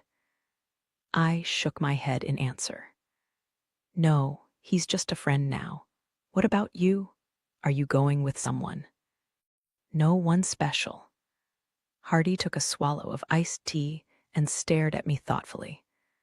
Liberty, have you talked to your mom about the amount of time you're spending with the baby? What do you mean? He gave me a chiding glance. You know what I mean. All this babysitting, waking up with her every night. She seems more like your baby than your baby sister. It's a lot for you to handle. You need time for yourself, have fun, go out with friends and boyfriends. He reached out and touched the side of my face, his thumb brushing the pinkening crest of my cheek. You look so tired, he whispered. It makes me want to. He stopped and bit back the words. A groundswell of silence moved between us. Trouble on the surface, and even deeper currents beneath. There was so much I wanted to confide to him: Mama's troubling distance from the baby, and the guilty question of whether I had somehow taken Carrington from her, or if I had just stepped in to fill a vacancy. I wanted to tell him about my own longings, and the fear that I would never find anyone I loved as much as him. "It's time to get the baby," Hardy said. "Okay," I watched as he went to the door. "Hardy." "Yes," he stopped without looking back. My voice wobbled, and I had to take a deep breath before I went on. "I'm not always going to be too young for you." He still didn't look at me. "By the time you're old enough, I'll be gone." "I'll wait for you." "I don't want you to." The door closed with a quiet click. I threw away the empty pizza box and plastic cups and wiped off the table and counters. The weariness was coming back again, but this time I had reason to hope I might survive the next day. Hardy returned with Carrington, who was quiet and yawning, and I rushed to take her. "Sweet baby, sweet little Carrington," I crooned. She settled into her usual position on my shoulder, her head a warm weight against my neck. "She's fine," Hardy said. "She probably needed a break from you as much as you did from her. Mom and Hannah gave her a bath and a bottle, and now she's ready to sleep." "Hallelujah," I said feelingly. "You need sleep too." He touched my face, his thumb smoothing the wing of my eyebrow. "You'll do fine on the test, honey. Just don't let yourself panic. Take it step by step, and you'll make it through." "Thank you," I said. "You didn't have to do any of this. I don't know why you did. I really." His fingertips came to my lips with feather-light pressure. "Liberty," he whispered. "Don't you know I'd do anything for you?" I swallowed painfully. "But you're staying away from me." He knew what I meant. "I'm doing that for you too." Slowly, he lowered his forehead to mine, with the baby cradled between us. I closed my eyes, thinking, "Let me love you, Hardy. Just let me." "Call me if you ever need help," he murmured. "I can be there for you that way, as a friend." I turned my face until my mouth touched the shaven smoothness of his skin. His breath caught, and he didn't move. I nuzzled into the pliancy of his cheek, the hardness of his jaw, loving the texture of him. We stayed like that for a few seconds, not quite kissing, suffused with each other's nearness. It had never been like this with Gil or any other boy, my bones turning liquid, my body shaken with cravings that had no previous reference point. Wanting Hardy was different from wanting anyone else. Lost in the moment, I was slow to respond when I heard the door open with a rattle. My mother had come back. Hardy pulled back from me, his face wiped clean of expression, but the air was weighted with emotion. Mama entered the trailer, her arms filled with a jacket, keys, and a takeout box from the restaurant. She took in the scene with a single glance and shaped her mouth into a smile. "Hi, Hardy. What are you doing here?" I jumped in before he could reply. "He helped me study for a math test. How was your dinner, Mama?" "Just fine." She set her things on the kitchenette counter and came to take the baby from me. Carrington protested the change of arms, her head bobbing, her face flooding with color. "SHHH," Mama soothed, bouncing her in gentle repetition until she subsided. Hardy murmured goodbye and went to the door. Mama spoke in a carefully calibrated tone. "Hardy, I appreciate you coming here to help Liberty study, but I don't think you should spend any more time alone with my daughter." I drew in a hissing breath. To deliberately drive a wedge between me and Hardy when we had done nothing wrong seemed an ugly hypocrisy coming from a woman who just had a fatherless baby. I wanted to say that, and worse things. Hardy spoke before I could, his bleak gaze locked with my mother S. I think you're right. He left the trailer. I wanted to scream at my mother, to hurl words at her like a shower of darts. She was selfish. She wanted me to pay for Carrington's childhood with my own. She was jealous that someone might care for me when there was no man in her life. And it wasn't fair of her to go out with her friends so often when she should want to stay at home with her newborn. I wanted to say those things so badly. I nearly suffocated beneath the weight of unspoken words. But it has always been my nature to turn my anger inward, like a Texas skink eating its own tail. Liberty, Mama began gently. I'm going to bed, I said. I didn't want to hear her opinion of what was best for me. I've got a test tomorrow. I went to my room with swift strides and closed the door in a cowardly half-slam, when I should have had the guts to do it full out. But at least I had the mean, fleeting satisfaction of hearing the baby cry. Chapter 8. As the year went on, I had begun to measure the passage of time not by the signposts of my own development, but by Carrington's. The first time she rolled over, the first time she sat on her own, ate applesauce mixed with powdered rice, the first haircut, the first tooth. I was the one she always raised her arms to first, giving me a wet, gummy grin. It amused and disconcerted Mama at first, and then it became something everyone accepted matter-of-factly. The bond between Carrington and me was closer than that of sisters. It was more like that of parent and child. Not as a result of intention or choice, it simply was. It seemed natural that I would go with Mama and the baby to her pediatrician's visits. I was more intimately acquainted with the baby's problems and patterns than anyone else. When it was time for vaccinations, Mama retreated to the corner of the room while I pinned the baby's arms and legs down on the doctor's table. You do it, Liberty, Mama said. She won't hold it against you like she would someone else. I stared into Carrington's pooling eyes, flinching at her incredulous scream as the nurse injected the vaccines into her plump little thighs. I ducked my head beside hers. I wish it could be me, I whispered to her scarlet ear. I would take it for you. I would take 100 of them. Afterward, I comforted her, holding her tightly until her sobbing stopped. I made a ceremony of placing the "I was a good patient" sticker on the center of her t-shirt. No one, including me, could say that Mama wasn't a good parent to Carrington. She was affectionate and attentive to the baby. She made certain Carrington was well-dressed and had everything she needed. But the puzzling distance remained. It troubled me that she didn't seem to feel as intensely for the baby as I did. I went to Miss Marva with my concerns, and her answer surprised me. There's nothing strange about that, Liberty. There is. She stirred a big pot of scented wax on the stove, getting it ready to pour into a row of glass apothecary jars. It's a lie when they say you love all your children equally, she said placidly. You don't. There's always a favorite, and you're your mother's favorite. I want Carrington to be her favorite.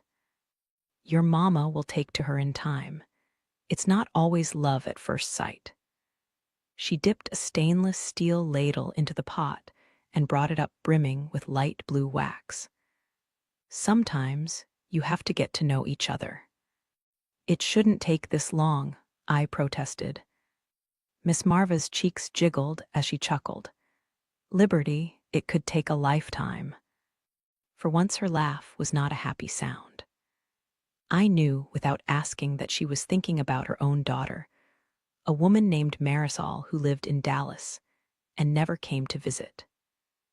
Miss Marva had once described Marisol, the product of a brief and long-ago marriage, as a troubled soul, given to addictions and obsessions and relationships with men of low character. What made her that way? I had asked Miss Marva when she told me about Marisol, expecting her to lay out logical reasons as neatly as balls of cookie dough on a baking sheet. God did, Miss Marva had replied, simply and without bitterness.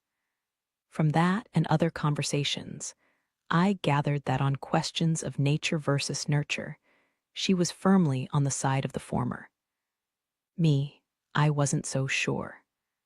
Whenever I took Carrington out, people assumed she was mine, despite the fact that I was black-haired and amber-skinned, and she was as fair as a white-petaled daisy.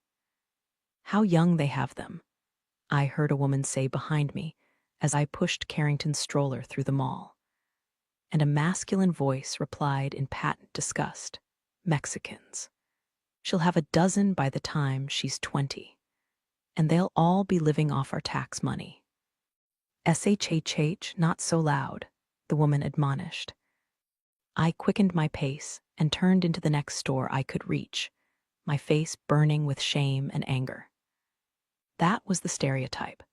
Mexican girls were supposed to have sex early and often, breed like rabbits, have volcanic tempers, and love to cook.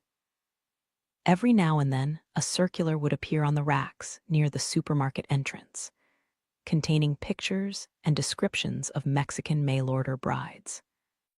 "These lovely ladies enjoy being women." The circular said, "They're not interested in competing with men. A Mexican wife, with her traditional values, will put you and your career first." Unlike their American counterparts, Mexican women are satisfied with a modest lifestyle, as long as they are not mistreated. Living so close to the border, Tex-Mex women were often subject to the same expectations. I hoped no man would ever make the mistake of thinking that I would be happy to put him and his career first. My junior year seemed to go quickly. Mama's disposition had improved considerably, thanks to the antidepressants the doctor had prescribed. She regained her figure and her sense of humor, and the phone rang often. Mama seldom brought her dates to the trailer, and she hardly ever spent a full night away from Carrington and me. But there were still those odd disappearances when she would be gone for a day and come back without a word of explanation. After these episodes, she was always calm and strangely peaceful, as if she'd gone through a period of prayer and fasting. I didn't mind her leaving. It always seemed to do her good, and I had no problem taking care of Carrington by myself. I tried to rely on Hardy as little as possible, because seeing each other seemed to bring us more frustration and unhappiness than pleasure. Hardy was determined to treat me as if I were a younger sister, and I tried to comply, but the pretense was awkward and ill-fitting. Hardy was busy with land clearing and other brutal labor that toughened him in body and spirit. The mischievous twinkle of his eyes had cooled into a flat, rebellious stare. His lack of prospects, the fact that other boys his age were going to college, while he seemed to be going nowhere, was eating away at him. Boys in Hardy's position had few choices after high school other than to take a petrochem job with Sterling or Valero, or go into road construction. When I graduated, my choices weren't going to be any better. I had no special talents that would afford me a scholarship anywhere, and so far I hadn't even taken any summer jobs that would have given me experience to put on a resume. "You're good with babies," my friend Lucy had pointed out. "You could work at a daycare, or maybe as a teacher's assistant at the elementary school." "I'm only good with Carrington," I said. "I don't think I'd like to take care of other people's children." Lucy had pondered my possible future careers and had decided I should get a cosmetology degree. "You love doing makeup and hair," she pointed out. That was true. But beauty school would be expensive, though. I wondered what Mama's reaction would be if I asked her for thousands of dollars of tuition money. And then I wondered what other plans or ideas she might have for my future, if any. It was pretty likely she didn't. Mama chose to live in the moment. So I stored the idea away, saving it for a time when I thought Mama would be open to it. Winter came, and I began to go out with a boy named Luke Bishop, whose father owned a car dealership. Luke was on the football team. In fact, he had taken the fullback position after Hardy's knee had gone out the previous year. But Luke wasn't considering a sports career. His family's financial status would allow him to go to any college he could get into. He was a good-looking boy with dark hair and blue eyes, and he bore enough of a physical resemblance to Hardy that I was drawn to him. I met Luke at a Blue Santa party just before Christmas. It was the local law enforcement's annual toy drive to collect presents for poor families with needy children. For most of December, toys were donated, gathered, and sorted, and on the 21st, the presents were wrapped at a party at the police station. Anyone could volunteer to help. The football coach had ordered all his players to participate in some capacity, whether it was to collect toys, attend the wrapping party, or deliver them the day before Christmas. I went to the party with my friend Moody and her boyfriend Earl Jr., the butcher's son. There must have been at least 100 people at the party, and a mountain of toys stacked around and beside the long tables. Christmas music was playing in the background. A makeshift coffee station in the corner featured big stainless steel carafes and boxes of cookies plastered with white icing. Standing in a row of present wrappers, wearing a Santa Claus hat someone had put on my head, I felt like a Christmas elf. With so many people cutting paper and curling ribbons, there was a shortage of scissors. As soon as a pair was set down, they were immediately snatched up by someone who had been waiting for his or her turn. Standing at the table with a pile of unwrapped toys and a roll of red and white striped paper, I watched impatiently for my chance. A pair of scissors clattered on the table, and I reached for them. But someone else was too fast for me. My fingers inadvertently clamped over a male hand that had already grasped the scissors. I looked up into a pair of smiling blue eyes. "Dibs," the boy said.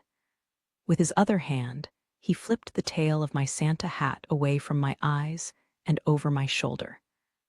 We spent the rest of the night side by side, talking, laughing, and pointing out presents we thought the other would like.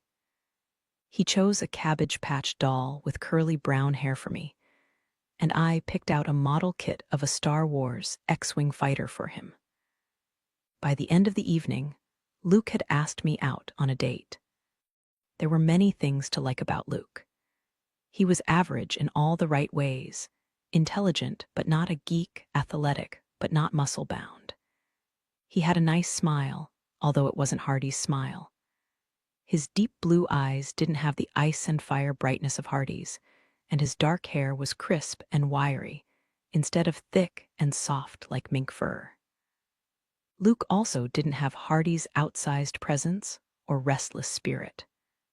But in other ways they were similar, both tall and physically self-possessed, both uncompromisingly masculine. It was a time in my life when I was especially vulnerable to male attention. Everyone else in the small world of welcome seemed to be paired up. My own mother had been dating more than I had. And here was a boy who resembled Hardy without the complexity, and he was available. As Luke and I began to see more of each other, we were accepted as a couple, and other boys stopped asking me out. I liked the security of being half of a pair. I liked having someone to walk through the halls with, someone to eat lunch with, someone to take me out for pizza after the Friday night game. The first time Luke kissed me, I was disappointed to discover it wasn't anything like Hardy-esque kisses. He had just brought me back home from a date. Before getting out of the car, he leaned over and pressed his mouth to mine. I returned the pressure, trying to summon a response, but there was no heat or excitement, just the alien moisture of another person's mouth, the slippery probing of a tongue. My brain remained uninvolved from what was happening to my body. Feeling guilty and embarrassed by my own coldness, I tried to make up for it by wrapping my arms around his neck and kissing him harder. As we continued to date, there were more kisses, embraces, tentative explorations. Gradually, I learned to stop comparing Luke to Hardy. There was no mysterious magic, no invisible circuitry of sensation and thought between us. Luke was not the kind who thought deeply about things, and he had no interest in the secretive territory of my heart. At first, Mama hadn't approved of my dating a senior, but when she met Luke, she'd been charmed by him. "He seems like a nice boy," she told me afterward. "If you want to date him, I'll allow it as long as you keep to an 11:30 curfew." Thank you, Mama. I was grateful that she had given her permission, but some inner devil prompted me to say, "He's only 1 year younger than Hardy, you know." She understood my unspoken question. "It's not the same." I knew why she'd said that. At 19, Hardy had already become more of a man than some men ever were. In the absence of a father, he'd learned to shoulder the responsibility of a family, providing for his mother and sisters. He'd worked hard to ensure their survival and his own. Luke, by contrast, was sheltered and coddled, secure in the belief that things would always come easily to him. If I hadn't known Hardy, it was possible I would have come to care more about Luke. But it was too late for that. My emotions had bent around Hardy like wet molded leather left to dry and harden in the sun, until any attempt to alter its shape would break it.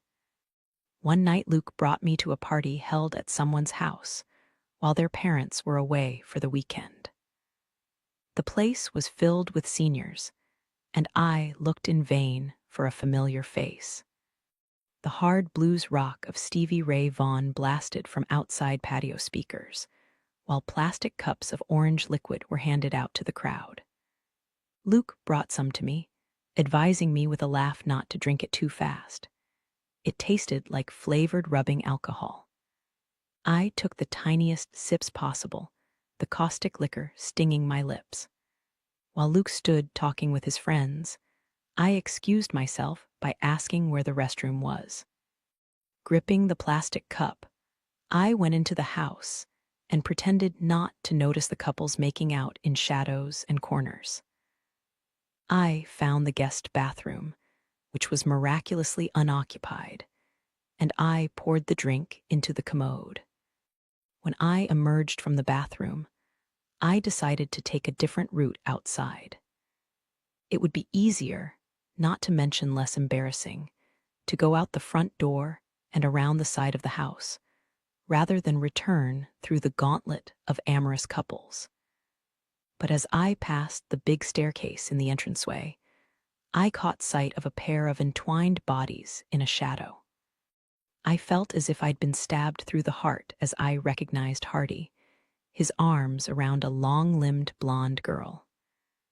She was riding one of his thighs, her upper back, and shoulders revealed by a black velvet bustier top.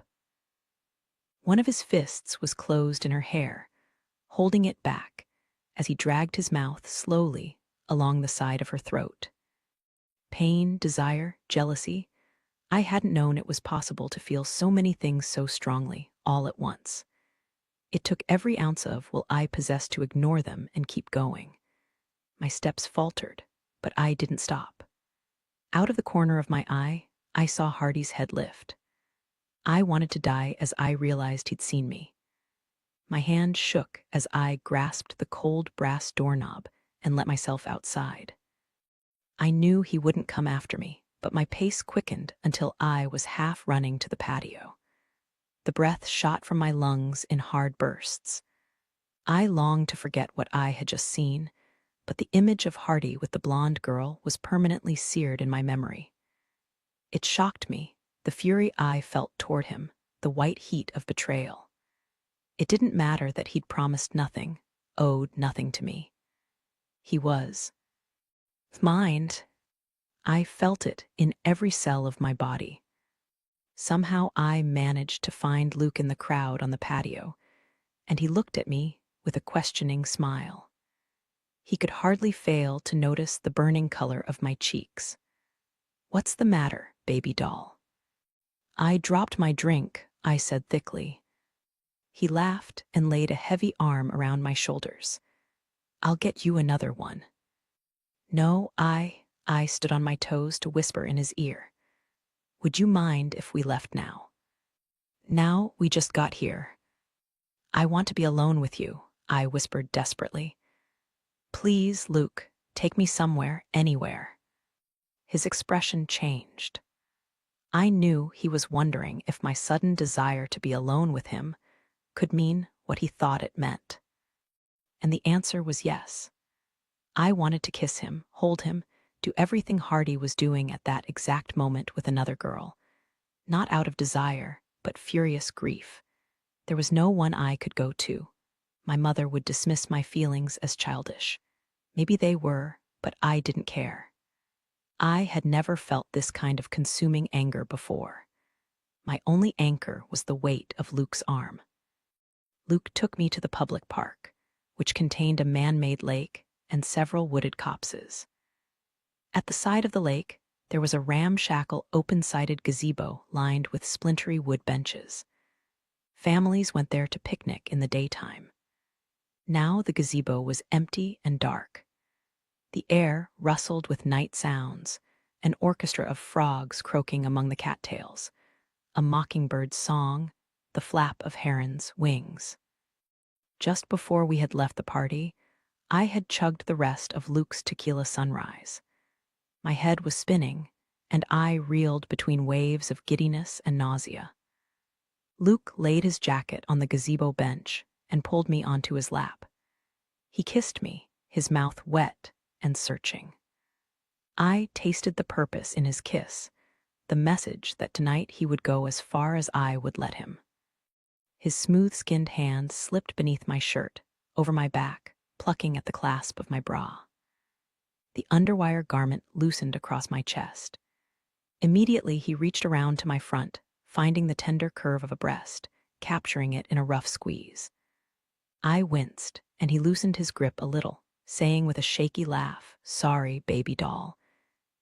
You're so beautiful, you make me crazy." His thumb rubbed over the hardening tip of my breast. He pinched and chafed my nipples insistently, while our mouths moved together in long, unbroken kisses. Soon my breasts were raw and sore. I gave up any hope of feeling pleasure and tried instead to simulate it. If something was wrong, it was my fault, because Luke was experienced. It must have been the tequila that gave me the sense of being an outside observer, as Luke pushed me off his lap and onto the jacket-covered bench. The impact of the wood against my shoulders struck a flare of panic in my midsection, but I ignored it and lay back. Luke tugged at the fastenings of my jeans and pushed them down over my hips and off one leg. I saw a section of sky from beneath the gazebo roof. It was a misty night with no stars or moon. The only light came from the distant blue glow of a street lamp, flickering from a moth storm. Like any average teenage boy, Luke understood next to nothing about the more subtle erogenous areas on a woman's body. I knew even less than he, and being too timid to volunteer what I did or didn't like, I passively let him do what he would. I had no idea where to put my hands. I felt him reach beneath my panties, where the hair was warm and flattened. More rubbing, a few times roughly grazing the sensitive place that made me jump. He gave an excited half-laugh, mistaking my discomfort for enjoyment. Luke's body was broad and heavy as he lowered himself until my legs stiffly bracketed his. He groped between us, unzipping his jeans, using both hands to accomplish some hurried task. I heard the sound of crackling plastic and felt him pulling at something, arranging it. And then there was the unfamiliar taut, bobbing length of him against my inner thigh. He pushed my shirt and bra up higher, bunching them beneath my chin. His mouth was at my breast, pulling tightly. I thought we had probably gone too far to stop, that I had no right to say no at this point. I wished it was over, that he would finish soon. Even as that thought crossed my mind, the pressure between my legs became bruising. I tensed and gritted my teeth and looked up at Luke's face. He didn't look back at me. He was focused on the act itself, not on me. I had become nothing more than the instrument by which he would gain relief. He shoved harder, harder into my resistant flesh, and a pained sound broke from my lips. It only took a few searing thrusts, the condom turning slick from blood, and then he was shuddering against me, groaning in his throat. Oh, baby, that was so good. I kept my arms around him. A ripple of revulsion ran through me as I felt him kiss my neck, his breath like steam on my skin. It was enough. He'd had enough of me. I needed to belong to myself again. I was relieved beyond measure when he lifted away, my flesh raw and hurting. We dressed ourselves silently. I had held all my muscles so tightly that, when I finally relaxed, they began to tremble from the strain. I trembled all over until even my teeth chattered. Luke drew me against him, patting my back. "Are you sorry?" he asked, his voice low. He didn't expect me to say yes, and I wouldn't. It seemed bad manners somehow, and it wouldn't change anything. What was done was done. But I wanted to go home. I wanted to be alone. Only then could I start to catalog the changes that had occurred in me. "No," I mumbled against his shoulder. He patted my back some more. "It'll be better for you the next time. I promise. My last girlfriend was a virgin, and it took a few times before she started to like it." I stiffened a little. No girl wanted to hear about a previous girlfriend at such a time. And although I wasn't surprised that Luke had had sex with a virgin before, it rankled. It seemed to lessen the value of what I'd given him. As if being someone's first lover was a commonplace occurrence for him, Luke, the kind of boy virgins threw themselves at. "Please," I said, "take me home. I'm so tired." "Of course, baby." On the way back to Bluebonnet Ranch, Luke drove with one hand and held mine with the other, often giving it a small squeeze. I wasn't sure whether he was offering reassurance or asking for it, but I squeezed back every time. He asked if I wanted to go out to eat tomorrow night, and I automatically said yes. We made some conversation. I was too dazed to know what I was saying. Random thoughts went through my mind in the darting, irregular patterns of mourning doves. I was worried about how bad I was going to feel when the numbness wore off, and trying silently to convince myself there was no reason to feel bad. Other girls my age slept with their boyfriends, Lucy had, and Moody was seriously considering it. So what if I had? I was still me. I kept repeating that to myself. Still me. Now that we had done it once, was it going to happen all the time? Would Luke expect every date to end with sex? I literally cringed at the thought. I felt stings and twitches in unexpected places, and the pinch of strained muscles in my thighs.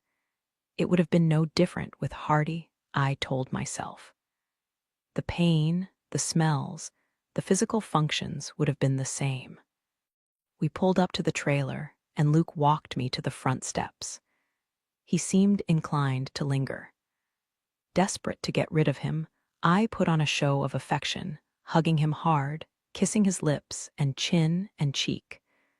The display seemed to restore his confidence. He grinned and let me go inside. Bye, baby doll. Bye, Luke. A lamp in the main room had been left on, but Mama and the baby were asleep. Thankfully, I went to get my pajamas, carried them to the bathroom, and ran the hottest shower I could tolerate. Standing in the near scalding water, I scrubbed hard at the rusty smears on my legs.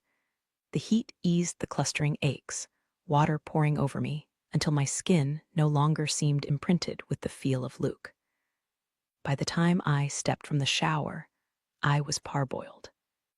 I dressed in my pajamas and went to my room, where Carrington was beginning to wriggle in her crib. Wincing at the soreness between my legs, I hurried to get a bottle ready. She was awake by the time I came back to her, but for once she wasn't screaming. She was waiting patiently, as if she knew I needed some forbearance. She reached for me with chubby arms and clung to my neck as I brought her to the rocker. Carrington smelled like baby shampoo and diaper cream. She smelled like innocence. Her small body conformed to mine exactly, and she patted my hand as I held the bottle for her. Her blue-green eyes stared into mine. I rocked in the languid motion she liked best. With each soft forward pitch, the tightness in my chest and throat and head disintegrated until tears began to leak from the outward corners of my eyes. No one on earth, not Mama, not even Hardy, could have consoled me as Carrington did. Grateful for the relief of tears, I continued to cry silently as I fed and burped the baby. Instead of putting Carrington back in her crib, I took her in bed with me, putting her on the side against the wall. It was something Miss Marva had advised me never to do. She had said the baby would never willingly go back in her crib alone again. As usual, Miss Marva was right. From that night on, Carrington insisted on sleeping with me, erupting in coyote howls if I ever tried to ignore her upraised arms. And the truth was, I loved sleeping with her. The two of us snuggled together beneath the rose-patterned duvet. I figured if I needed her, and she needed me, it was our right as sisters to comfort each other. Chapter 9. Luke and I did not sleep together often, both from lack of opportunity. Neither of us had our own place. And because it was obvious that no matter how I pretended to enjoy it, I didn't. We never discussed the situation directly. Whenever we did go to bed together, Luke would try this or that, but nothing he did seemed to matter. I couldn't explain to him or myself why I was a failure in bed. Funny, Luke commented one afternoon, lying with me in his bedroom after school. His parents had gone to San Antonio for the day, and the house was empty. "You're the most beautiful girl I've ever been with, and the sexiest. I don't understand why you caw," he paused, cupping his hand over my naked hip. I knew what he meant. "That's what you get for dating a Mexican Baptist," I said. His chest moved beneath my ear as he chuckled. I had confided my problem to Lucy, who had recently broken up with her boyfriend and was now going with the assistant manager at the cafeteria. "You need to date older boys," she had told me authoritatively. "High school boys have no idea what they're doing. You know why I broke up with Tommy? He always twirled my nipples like he was trying to find a good radio station. Talk about bad in bed. Tell Luke you want to start seeing other people." "I won't have to. He's leaving for Baylor in 2 weeks." Luke and I had both agreed that it would be impractical to continue dating exclusively while he was at college. It wasn't a breakup exactly. We had agreed that he could come see me when he was home on break. I had mixed feelings about Luke's departure. Part of me looked forward to the freedom I would regain. The weekends would belong to me again, and there would be no more necessity of sleeping with him.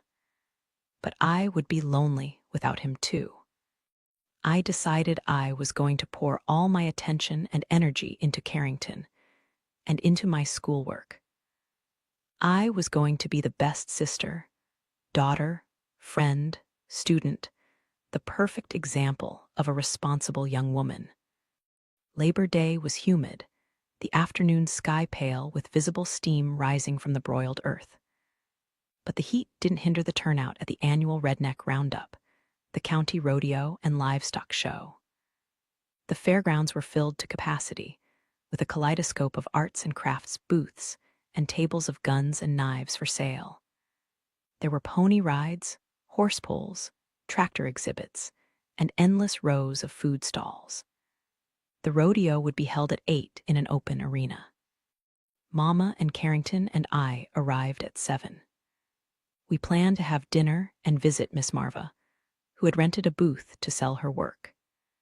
As I pushed the stroller across the dusty, broken ground, I laughed at the way Carrington's head swiveled from side to side, her gaze following the strings of colored lights that webbed the interior of the central food court. The fairgoers were dressed in jeans and heavy belts, and Western shirts with barrel cuffs, flap pockets, and plackets of mother-of-pearl snaps running down the front. At least half the men wore hats of white or black straw, beautiful Stetsons and Millers and resistals. Women wore tight-fitting denim or crinkly broomstick skirts and embroidered boots. Mama and I had both opted for jeans. We had dressed Carrington in a pair of denim shorts that snapped down the insides of the legs. I had found her a little pink felt cowgirl hat with a ribbon that tied under the chin. But she kept pulling it off so she could clamp her gums on the brim. Interesting smells floated through the air. The flurry of bodily odors and cologne, cigarette smoke, beer, hot fried food, animals, damp hay, dust, and machinery. Pushing the stroller through the food court, Mama and I decided on deep-fried corn, pork chop on a stick, and fried potato shavings. Other booths offered deep-fried pickles, deep-fried jalapenos, and even strips of battered deep-fried bacon. It does not occur to Texans that some things just aren't meant to be put on a stick and deep-fried. I fed Carrington applesauce from a jar I had packed in the diaper bag. For dessert, Mama bought a deep-fried Twinkie, which was made by dipping a frozen cake in tempura batter and dropping it in crackling hot oil until the inside was soft and melting. "This must be 1,000,000 calories," Mama said, biting into the golden crust. She laughed as the filling squished out and lifted a napkin to her chin. After we finished, we scrubbed our hands with baby wipes and went to find Miss Marva. Her crimson hair was as bright as a torch in the gathering evening. She was doing a slow but steady business in bluebonnet candles and hand-painted birdhouses. We waited, in no hurry, for her to finish making change for a customer. A voice came from behind us. "Hey, there." Mama and I both turned, and my face froze as I saw Louis Sadleck, the owner of Bluebonnet Ranch. He was tricked out in snakeskin boots and denim, with a silver arrowhead-shaped bolo tie. I had always kept my distance from him, which turned out to be easy because he usually left the front office empty. He had no sense of regular work hours, spending his time drinking and tomcatting around town. If one of the trailer park residents went to ask him about fixing things like a clogged septic line or a pothole on the main drive, he promised to take care of it, but never did a thing. Complaining to Sadleck was a waste of air. Sadleck was well-groomed but puffy, with broken capillaries spreading across the tops of his cheeks like the mesh of hairline cracks at the bottom of antique china cups. He had enough good looks left to make you sorry for his ruined handsomeness. It struck me that Sadleck was an older version of the same boys I had met at the parties Luke had taken me to. In fact, he reminded me a little of Luke himself, the same sense of unearned privilege. "Hi yourself, Louis," Mama replied. She had picked Carrington up and was trying to pry the baby's tweezer-like grip from a long curl of her light hair. She looked so pretty with her bright green eyes, and her wide smile. It gave me a jolt of unease to see Sadlik's reaction to her. "Who's this little dumplin'?" he asked, his accent so thick it was nearly devoid of consonants. He reached out to tickle Carrington's plump chin, and she gave him a wet baby grin. The sight of his finger against the baby's pristine skin made me want to grab Carrington and run without stopping. "You already eaten?" Sadlik asked Mama. She continued to smile. "Yes, have you?" "Tight as a tick," he replied, patting the belted jut of his stomach. Although there wasn't anything remotely clever about what he'd said, Mama astonished me by laughing. She looked at him in a way that sent a creeping sensation down the back of my neck. Her gaze, her posture, the way she tucked a stray lock of hair behind her ear, all of it conveyed an invitation. I couldn't believe it. Mama knew about his reputation just as I did. She had even made fun of him to me and Miss Marva, saying he was a small-town redneck who thought he was a big shot.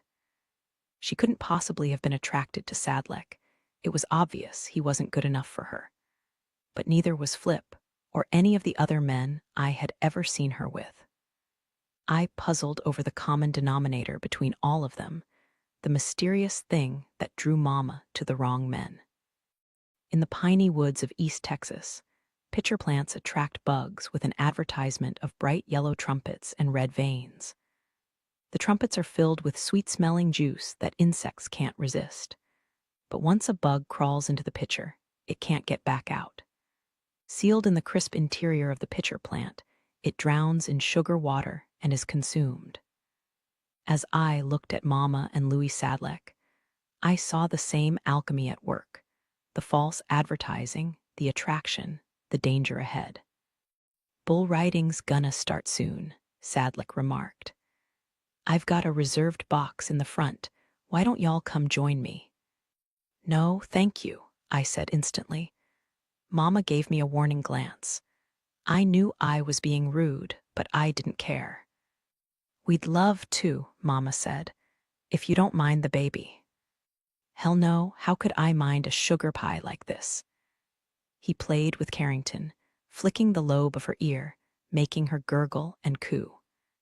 And Mama, who was usually so critical of people's language, didn't say one word about swearing in front of the baby. "I don't want to watch the bull riding," I snapped. Mama gave an exasperated sigh. "Liberty, if you're in a bad mood, don't take it out on everyone else. Why don't you go see if some of your friends are here?" "Fine, I'll take the baby." I knew at once I shouldn't have said it that way, with a possessive edge to my tone. Had I asked Mama differently, she would have said yes. As it was, however, she narrowed her eyes and said, "Carrington's fine with me, you go on. I'll see you back here in an hour." Fuming, I slunk away down the row of stalls. The air was filled with the agreeable twangs and drumbeats of a country band, warming up to play at the big canopy-covered dance floor nearby. It was a fine night for dancing. I scowled at the couples who headed toward the tent, their arms slung around each other's waists or shoulders. I lingered at the vendors' tables, examining jars of preserves, salsas, and barbecue sauces, and t-shirts decorated with embroidery and sequins. I progressed to a jewelry stall, where felt trays were littered with silver charms and glittering silver chains. The only jewelry I owned was a pair of pearl studs from Mama, and a delicate gold link bracelet Luke had given me for Christmas. Brooding over the selection of charms, I picked up a little figure of a bird inset with turquoise, a shape of Texas, a steer head, a cowboy boot. My attention was caught by a silver armadillo. Armadillos have always been my favorite animals. They're awful pests, digging trenches through people's yards and burrowing under foundations. They're also as dumb as rocks. The best thing you can say about their appearance is that they're so ugly, they're cute. An armadillo is prehistoric in design, armored with that hard-ribbed shell, his tiny head poking out the front as if someone stuck it on as an afterthought. Evolution just plain forgot to do anything about armadillos. But no matter how armadillos are scorned or hounded, no matter how often people try to trap or shoot them, they persist in coming out night after night to do their work, searching for grubs and worms. If there are no grubs or worms to be had, they make do with berries and plants. They're the perfect example of persistence in the face of adversity. There's no meanness in armadillos. Their teeth are all molars, and they would never think of running up to bite someone even if they could. Some old people still call them Hoover hogs for the days when the public had been promised a chicken in every pot, and instead had to settle for whatever they could find to eat. Armadillos taste like pork, I've been told, although I never intend to test the claim. I picked up the armadillo and asked the seller what it would cost along with a 16-inch rope chain. She said it was $20. Before I could reach into my purse for the money, someone behind me handed over a $20 bill. "I'll take care of that," came a familiar voice. I spun to face him so quickly that he put his hands on my elbows to secure my balance. Hardy. Most men, even those of average appearance, look like the Marlboro Man when they wear boots, a white straw resistal hat, and well-fitted jeans. The combination has the same transformative ability as a tuxedo. On someone like Hardy, it can knock out your breath like a blow to the chest. "You don't have to buy me that," I protested. "I haven't seen you for a while," Hardy said, taking the armadillo necklace from the lady behind the counter. He shook his head when she asked if he needed a receipt and motioned me to turn around. Obeying, I lifted my hair out of the way. The backs of his fingers brushed against my nape, sending pleasure chills across my skin. Thanks to Luke, I'd been sexually initiated, if not awakened. I had traded my innocence in the hopes of gaining comfort, affection, knowledge, but as I stood there with Hardy, I understood the folly of trying to substitute someone else for him. Luke wasn't like Hardy in any way other than a passing physical resemblance. Bitterly, I wondered if Hardy was going to overshadow every relationship for the rest of my life, haunting me like a ghost. I didn't know how to let him go. I'd never even had him. "Hannah said you're living in town now," I commented. I touched the little silver armadillo as it hung at the hollow of my clavicle. He nodded. "I've got a one-bedroom apartment. It's not much, but for the first time in my life, I've got some privacy." "Are you here with someone?" He nodded. "Hannah and the boys. They're off watching the horse pull." "I came with Mama and Carrington." I was tempted to tell him about Louis Sadlick, too, and how outraged I was that Mama would even give him the time of day. But it seemed I laid my problems at Hardy's feet every time I was with him. For once, I wasn't going to do that. The sky had darkened from lavender to violet, the sun sinking so fast I half expected it to bounce on the horizon. The dance canopy was lit with strands of big white light bulbs, while the band let loose with a fast two-stepping song. "Hey, Hardy." Hannah appeared at his side along with their two younger brothers, Rick and Kevin. The little boys were grimy and sticky-faced, wearing big grins as they jumped and squealed about wanting to go to the calf scramble. The calf scramble was always held just before the rodeo. Children crowded into the ring and chased 3 agile calves that had yellow ribbons tied to their tails. Each child who managed to get a ribbon would receive a $5 bill. "Hi, Liberty," Hannah exclaimed, turning to her brother before I could answer. Hardy, they're dying to go to the calf scramble. It's just about to start. Can I take 'em?" He shook his head, regarding the trio with a reluctant grin. "You might as well. Just mind where you step, boys." The children whooped with joy and took off at a dead run, with Hannah chasing after them. Hardy chuckled as he watched them disappear. "My mother's gonna tear a strip off my hide for bringing them back smelling like cow patties." Children are supposed to get good and dirty, every now and then. Hardy's smile turned rueful. "That's what I tell my mother. Sometimes I have to get her to loosen up on them, let 'em run around and be boys. I wish." He hesitated, a frown weaving across his forehead. "What?" I asked softly. The phrase "I wish," which came so naturally and frequently to my lips, was something I had never heard from Hardy before. We began to walk aimlessly, Hardy shortening his stride to match mine. "I wish she'd brought herself to marry someone after Dad got put away for good," he said. "She has every right to divorce him. And if she'd found a decent man to be with, she might have had an easier time of it." Having never known the nature of the crime his father had committed to get put away for life, I was hesitant to ask about it. I tried to look wise and concerned. "Does she still love him?" "No, she's scared to death of him. He's as mean as a sack of snakes when he drinks, and he drinks most of the time. Ever since I could remember, he went in and out of jail, come back every year or two, knock my mother around, get her pregnant, and leave with every cent we had. I tried to stop him once when I was 11, that's how my nose got broken. But the next time he came back, I'd gotten big enough to beat the tar out of him. He never bothered us again." I flinched at the mental image of Miss Judy, so tall and skinny, being knocked around by anyone. "Why doesn't she divorce him?"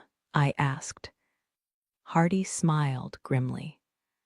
"The minister of our church told my mother that divorcing her husband, no matter how abusive, would be giving up on her chance to serve Christ. He said she shouldn't put her own happiness before her devotion to Jesus. He wouldn't believe that if he was the one getting beat up. I went to lay him out about it. He wouldn't budge, though. I had to leave before I wrung his neck." "Oh, Hardy," I said, my chest aching with compassion. I couldn't help thinking of Luke and the easy life he'd had so far, and how different it was from Hardy's. Why is life so difficult for some people and not for others? Why do some people have to struggle so much? He shrugged. "No one has it easy forever. Sooner or later God makes you pay for your sins. You should come to the Lamb of God on South Street," I advised. "He's a lot nicer over there. He'll overlook a few sins as long as you bring fried chicken to the Sunday potluck." Hardy grinned. "You little blasphemer."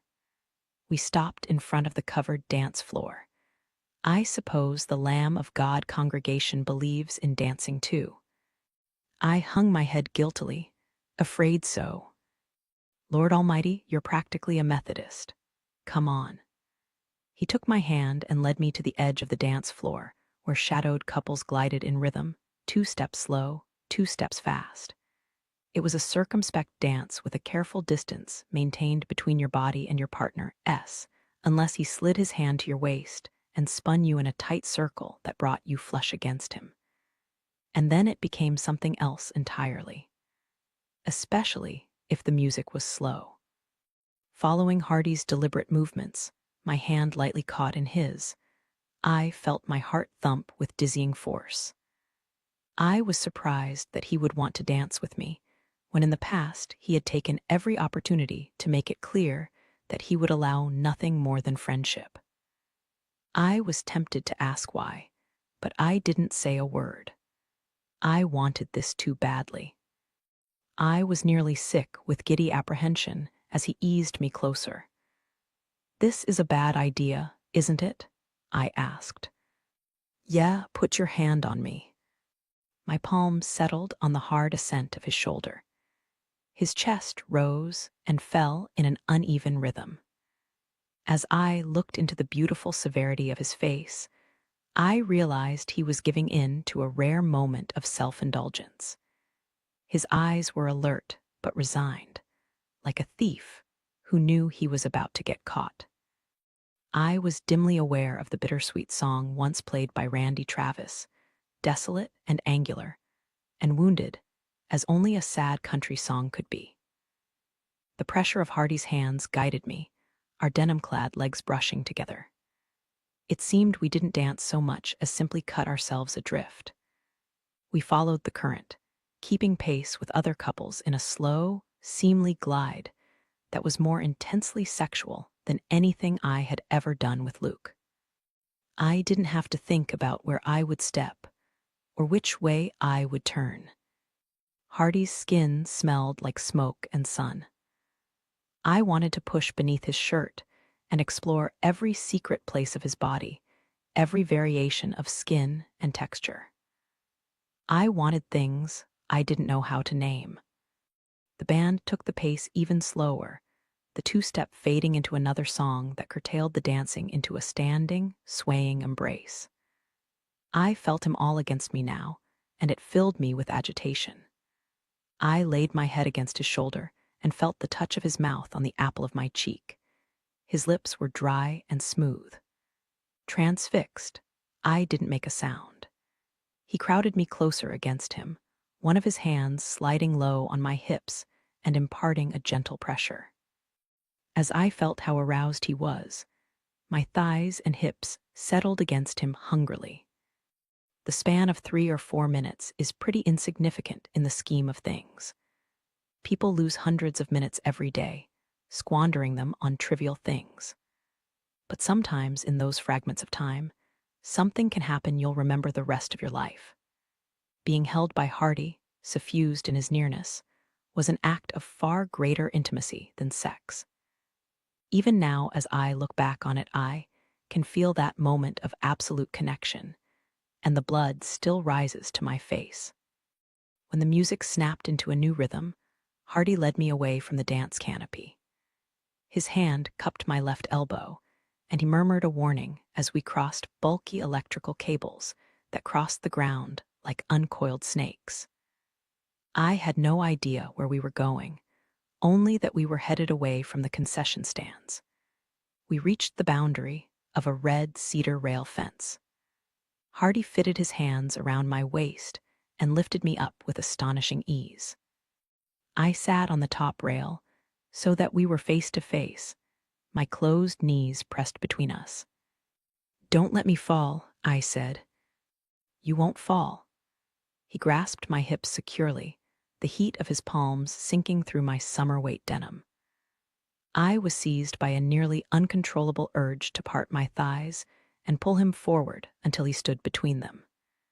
Instead, I sat there with my knees primly cinched and my heart hammering. The dusty glow of the fair lights fanned out behind Hardy, making it difficult to see his expression. He shook his head slowly, as if confronted with a problem he couldn't begin to solve. "Liberty, I have to tell you, I'm leaving soon." "Leaving welcome?" I could hardly speak. "Yes." "When? Where?" "In a couple of days. One of the jobs I applied for came through, and I won't be coming back for a while." "What are you doing to do?" "I'll be welding for a drilling company. I'm starting on an offshore rig in the Gulf, but they move the welders around a lot, wherever the company has a contract." He paused as he saw my expression. He knew my father had died on a platform rig. Jobs on offshore rigs were high-paying but dangerous. You have to be crazy or suicidal to work on an oil rig with a blowtorch in hand. Hardy seemed to read my thoughts. "I'll try not to cause too many explosions." If he was trying to make me smile, the effort flopped. It was pretty obvious this was the last I'd be seeing of Hardy Cates. There was no use in asking if he'd ever come back for me. I had to let go of him, but I knew that as long as I lived, I would feel the phantom pain of his absence. I thought about his future, the oceans and continents he would cross, far away from everyone who knew and loved him, far outside the sphere of his mother's prayers. Among the women in his future, there was one who would know his secrets and bear his children and witness the changes the years worked on him. And it wouldn't be me. "Good luck," I said thickly. "You'll do fine. I think you'll end up with everything you want. I think you'll be more successful than anyone could begin to guess." His voice was quiet. "What are you doing, Liberty?" "I'm trying to tell you what you want to hear. Good luck, have a nice life." I pushed at him with my knees. "Let me down." "Not yet. First, you're going to tell me why you're mad when at every turn I've tried to keep from hurting you. Because it hurts anyway." I couldn't control the words that burst from me. "And if you, ever asked what I wanted, I would rather have had as much of you as I could and taken the hurt that came with it. But instead, I've got nothing except these stupid—" I paused, trying in vain to think of a better word. "Stupid excuses about not wanting to hurt me when the truth is, you're the one afraid of being hurt. You're afraid you might love someone too much to leave, and then you'd have to give up all your dreams and live in welcome for the rest of your life. You're afraid." I broke off with a gasp as I felt him grab my shoulders and give me a little shake. Abbreviated as the motion was, it sent reverberations through every part of me. "Stop it," he said hoarsely. "Do you know why I went with Luke Bishop?" I asked in reckless despair. "Because I wanted you and couldn't have you, and he was the nearest thing I could find to you. And every time I slept with him, I wished it was you. And I hate you for that, even worse than I hate myself." As the words left my lips, a sense of bitter isolation made me shrink from him. My head ducked, and I wrapped my arms around myself in an effort to take up as little physical space as possible. "It's your fault," I said, words that would cause me infinite shame later. But I was too worked up to care. Hardy's grip tightened until my muscles registered the beginnings of pain. "I made no promises to you." "It's still your fault." Damn it, he took a ragged breath as he saw the slide of a tear on my cheek. "Damn it, Liberty, that's not fair." "Nothing is fair." "What do you want from me?" "I want you to admit just once what you feel for me. I want to know if you'll miss me even a little, if you'll remember me, if you're sorry for anything." I felt his fingers clench in my hair, tugging until my head tilted back. "Christ," he whispered, "you want to make this as hard as possible, don't you? I can't stay and I can't take you with me, and you want to know if I'm sorry for anything." I felt the hot strikes of his breath on my cheek, his arms wrapped around me, stifling all movement. His heart pounded against my flattened breasts. "I'd sell my soul to have you. In my whole life, you'll always be what I wanted most. But I've got nothing to give you, and I won't stay here and turn into my father.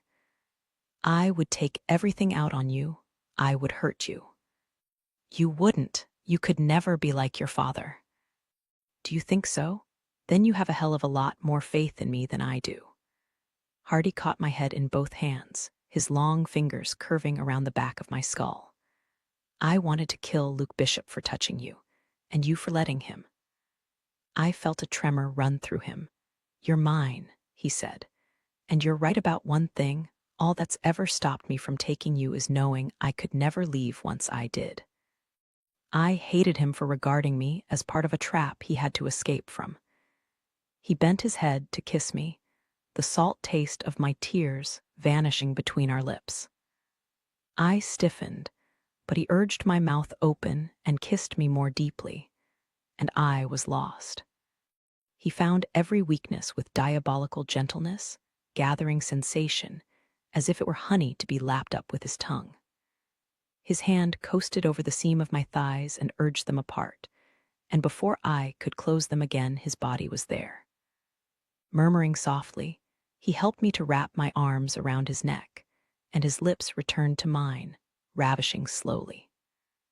No matter how I squirmed and strained, I couldn't get close enough. I wanted nothing less than the full weight of him on me, full possession, full surrender. I pushed the hat from his head and sank my fingers into his hair, pulling his mouth harder, harder against mine. "Easy," Hardy whispered, lifting his head, gripping my shivering body against his. "Take it easy, honey." I fought for breath and sat there with the wooden rail digging into my backside, my knees clamped on his hips. He wouldn't give me his mouth again until I quieted, and then his kisses were soothing, his lips absorbing the sounds that climbed in my throat. His hand moved up and down my spine in repeated strokes. Slowly, he brought his palm to the undercurve of my breast, caressing me over the fabric of my shirt, and his thumb swirled gently until he found the hardening tip.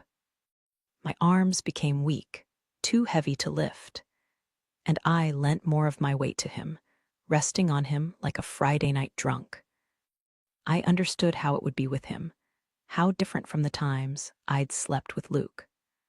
Hardy seemed to drink in every nuance of my response, every sound and shiver and respiration. He held me as if the weight of me were precious in his arms. I lost track of how long he kissed me, his mouth alternately gentle and demanding. The tension built until low whimpers broke from my throat, and my fingertips scrabbled over the surface of his shirt, desperate for the feel of his skin. He took his mouth from mine and buried his face in my hair, struggling to control his breathing. "No," I protested. "Don't stop, don't." "Hush, hush, darlin'." I couldn't stop shaking, rebelling against being left high and dry. Hardy folded me against his chest and rubbed my back, trying to ease me into stillness. "It's okay," he whispered. "Sweet girl, sweet, it's all right." But nothing was all right. I thought when Hardy left me, I would never be able to take pleasure in anything again. I waited until I thought my legs would support my own weight, and then I half slid, half fell to the ground. Hardy reached out to steady me, and I pulled away from him. I could hardly see him, my eyes were so blurred. "Don't say goodbye," I said, "please." Perhaps understanding it was the last thing he could do for me. Hardy kept silent. I knew I would replay the scene countless times in the years before me. Each time thinking of different things I should have said and done. But all I did was walk away without looking back. Many times in my life, I've regretted the things I've said without thinking. But I've never regretted the things I said nearly as much as the words I left unspoken. Chapter 10. The sight of a sullen teenager is common no matter where you go. Teenagers want things so powerfully and can never seem to get them. And to add insult to injury, people make light of your feelings because you're a teenager. They say time will mend a broken heart, and they're often right. But not where my feelings for Hardy were concerned. For months, all through the winter holidays and beyond, I just went through the motions, distracted and gloomy, and of no use to anyone, including myself. The other thing feeding my sullenness was Mama's flourishing relationship with Louis Sadleck. Their pairing caused me no end of confusion and resentment. If there was ever a moment of peace between them, I never saw it. Most of the time, they got along like two cats in a sack. Louis brought out Mama's worst tendencies. She drank when she was around him, and my mother had never been a drinker. She was physical with him in a way I had never seen before, pushing, slapping, poking. She who had always insisted on her personal space. Sadleck appealed to a wild streak in her, and mothers weren't supposed to have a wild streak. I wished she wasn't pretty and blonde, that she would be the kind of mother who wore aprons and went to church socials. What bothered me as much as anything was the vague understanding that Mama and Louie's arguing and tussling and jealousies, the small damages they did to each other, were a kind of foreplay. Louie rarely visited our trailer, thank God, but I and everyone else at Bluebonnet Ranch knew that Mama was spending nights at his red brick house. Sometimes she came back with bruises on her arms, her face worn from lack of sleep, her throat and jaw scraped red from unshaven bristle. Mothers weren't supposed to do that either. I don't know how much of Mama's relationship with Louis Sadleck was pleasure and how much was self-punishment. I think she regarded Louis as a strong man. Lord knows she wouldn't have been the first to mistake brutishness for strength. Maybe when a woman had been fending for herself, as long as Mama did, it was a relief to submit to someone else, even if he wasn't kind. I felt like that more than a few times, aching under the weight of responsibility, and wishing anyone was in charge of me except me. I'll admit Louis could be charming. Even the worst of Texas men have that amiable veneer, the soft-spokenness that appeals to women, and the flair for storytelling. He seemed to genuinely like young children. They were so ready to believe anything he told them. Carrington giggled and grinned whenever Louis was near, thereby disproving the notion that children instinctively know who to trust. But Louis didn't like me at all. I was the only holdout in our household. I couldn't stand the very things that impressed Mama so, the masculine posturing, the endless gestures meant to convey how little things meant to him because he had so much. He had a closet full of custom-made boots, the kind the bootmaker starts by asking you to stand in your sock feet on a piece of butcher paper and trace around the edges. Louis had a pair of $800 boots made of elephant hide from Zimbabwe. They were the talk of welcome, those boots. But when Louis and Mama and two other couples went dancing at a place in Houston, the men at the door wouldn't let him bring his silver liquor flask inside. So Louis went to the side and drew out his dozier folding hunter knife and cut a long slit right through the top of that boot, so he could wedge the flask inside. When Mama told me about it later, she said it had been a stupid gesture and a ridiculous waste of money. But she mentioned it so many times in the months afterward that I realized she admired the flamboyance of it.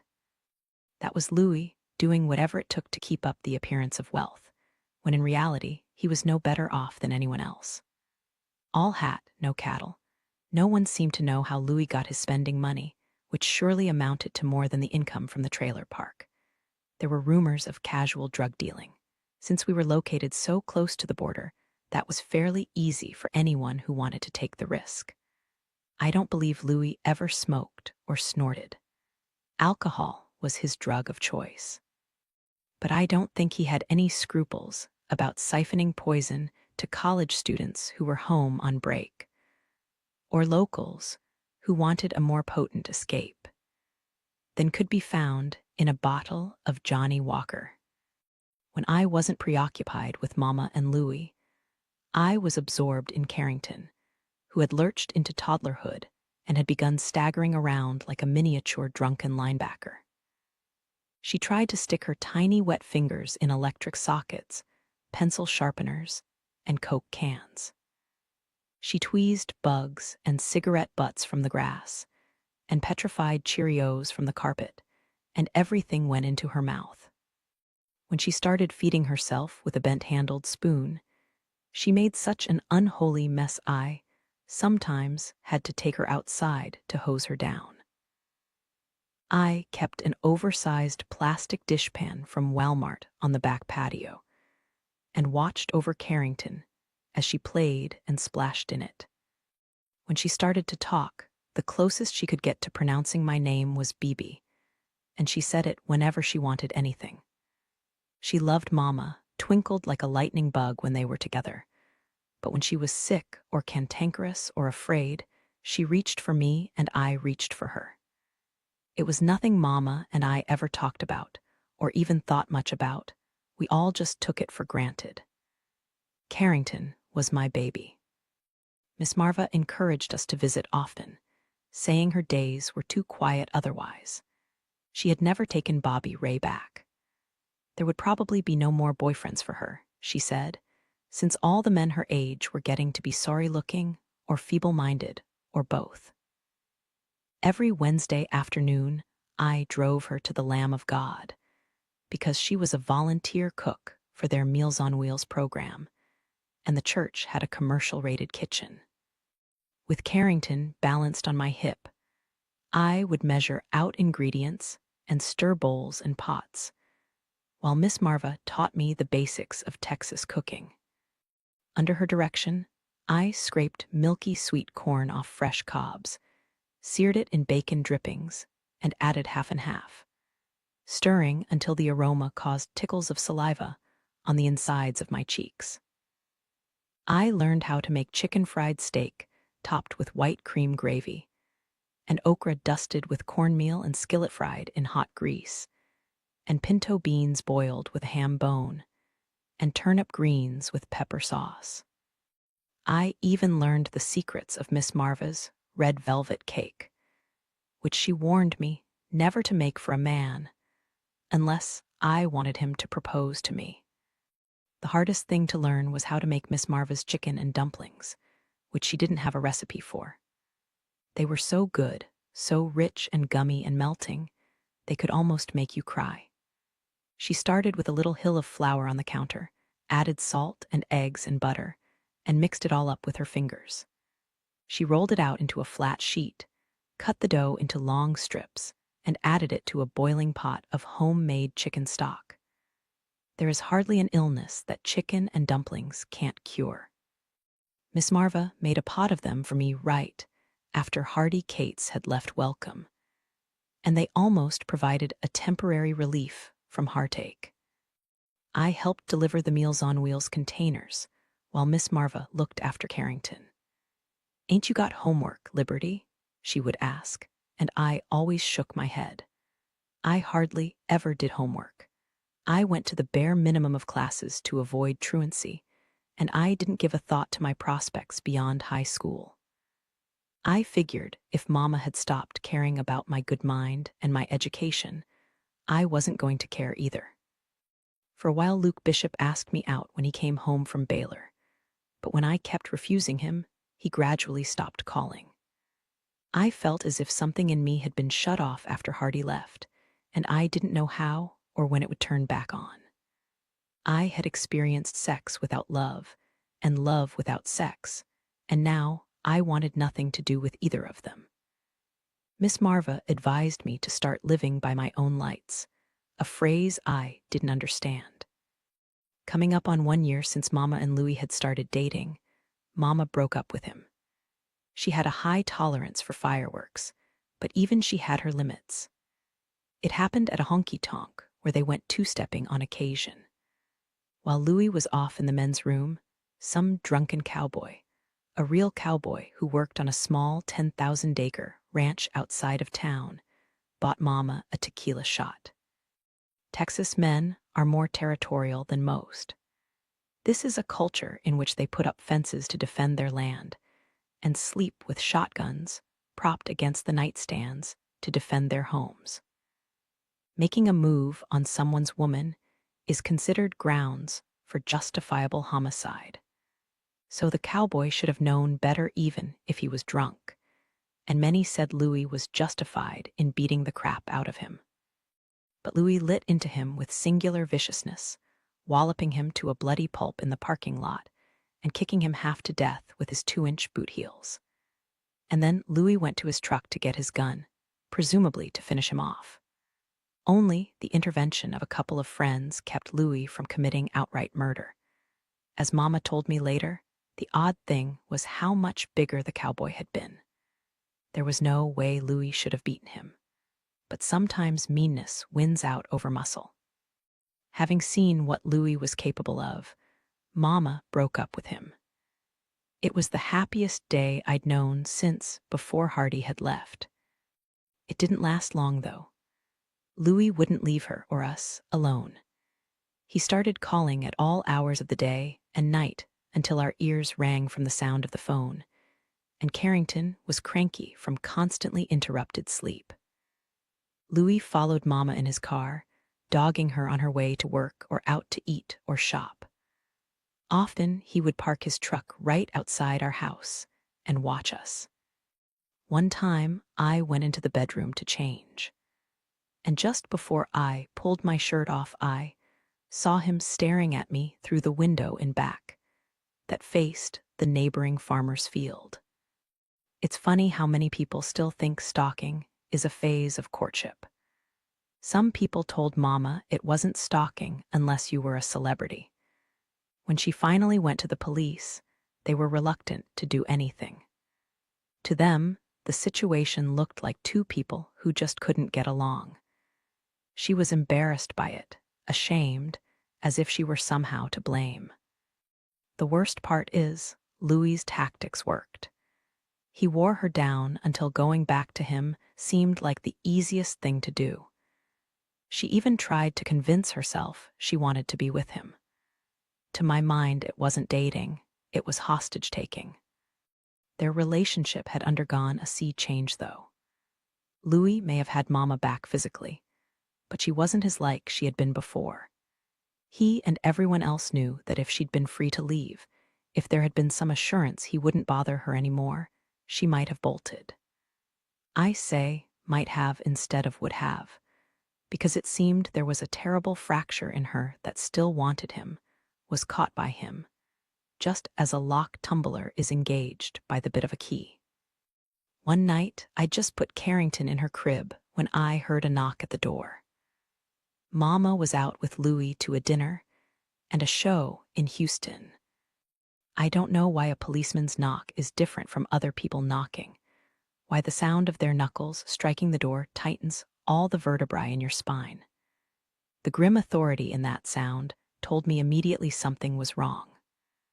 I opened the door and found two policemen standing there. To this day, I can't remember their faces, just their uniforms, light blue shirts and navy pants, and shield-shaped patches embroidered with a little planet Earth crossed with two red bands. My mind shot to the last moment I had seen Mama that night. I had been quiet but irritable, watching her walk to the door in jeans and high heels. There were a few meaningless remarks, Mama telling me she might not be home before morning, and me shrugging and saying, whatever. I have always been haunted by the ordinariness of that conversation. You figure the last time you ever see somebody, something of significance should be said. But Mama exited my life with a quick smile and a reminder to lock the door behind her, so I would be safe while she was gone. The police said the accident happened on the East Freeway. This was back before I-10 was finished, where 18-wheelers went as fast as they wanted. At any given time, at least a quarter of all vehicles on the freeway were trucks, carrying loads to and from breweries and chemical plants.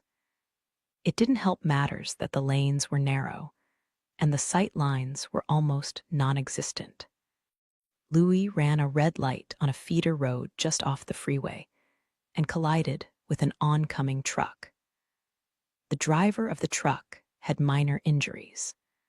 Louis had to be cut out of the car before he was taken to the hospital, where he died an hour later of massive internal bleeding. Mama was killed on impact. She never knew what hit her, the policeman said, and that would have comforted me, except, just for 1 second, she would have had to know, wouldn't she? There must have been a blur, a sense of the world exploding, a flashpoint of receiving more damage than a human body could endure. I wondered if she hovered over the scene afterward, looking down on what had become of her. I wanted to believe an escort of angels came for her, that the promise of heaven replaced the grief of leaving me and Carrington, and that whenever Mama wanted, she could peek through the clouds to see how we were. But faith has never been my strong suit. All I knew for certain was my mother had gone somewhere I couldn't follow. And I finally understood what Miss Marva had said about living by your own lights. When you're walking through the darkness, you can't depend on anything or anyone else to light your way. You have to rely on whatever sparks you've got inside you, or you're going to get lost. That was what had happened to Mama. And I knew if I let it happen to me, there would be no one for Carrington. Chapter 11. Mama had no life insurance and hardly any savings. That left me with a trailer, some furniture, a car, and a 2-year-old sister. I would have to maintain all that on a high school education with no past work experience. I had spent my summers and afternoons with Carrington, which meant the only employment references I had were from someone who, until recently, had been riding backward in the car. Shock is a merciful condition. It allows you to get through disaster with a necessary distance between you and your feelings so you can get things done. The first thing I had to do was arrange the funeral. I'd never set foot in a funeral home before. I had always imagined such places were creepy and sad. Miss Marva went with me, even though I told her I didn't need help. She said she used to date the funeral director, Mr. Ferguson, who was a widower now, and she wanted to see how much hair he'd kept over the years. Not much, as it turned out. But Mr. Ferguson was about the nicest man I'd ever met, and the funeral home, tan brick with white columns, was bright and clean and done up like a comfortable living room. The sitting area featured blue tweed sofas and coffee tables with big scrapbooks and landscape pictures on the walls. We had cookies from a china plate and coffee from a big silver carafe. As we started to talk, I appreciated the way Mr. Ferguson discreetly nudged the Kleenex box across the coffee table. I wasn't crying. My emotions were still suspended in ice, but Miss Marva went through half the box. Mr. Ferguson had the wise, kind, gently droopy face of a basset hound, with brown eyes like melted chocolate. He gave me a brochure titled The 10 Rules of Grief, and tactfully asked if Mama had ever mentioned having pre-planned a funeral. "No, sir," I said earnestly. She wasn't the planning ahead type. It took her forever just to order from the cafeteria menu. The creases in the outside corners of his eyes deepened. "My wife was like that," he said. "There's people who like to plan and those who take life as it comes. Nothing wrong with either way. I'm a planner myself." "So am I said, although that wasn't at all true. I had always followed Mama's example, taking life as it came. But now I wanted to be different. I had to be. Opening a book of laminated price sheets, Mr. Ferguson led me into the subject of the funeral budget. There was a long list of things that needed to be paid for: cemetery fees, taxes, the obituary notice, prices for embalming, hair and cosmetics, a concrete grave liner, hearse rental, music, a headstone. Lord, it was expensive to die. It was going to take most of the cash Mama had left, unless I wanted to put it on credit. But I was suspicious of debt. I'd seen what happened to people who started down that plastic slide to disaster. Most of the time, they were never able to climb out. This being Texas, there were no shelters or programs that would afford us a decent life.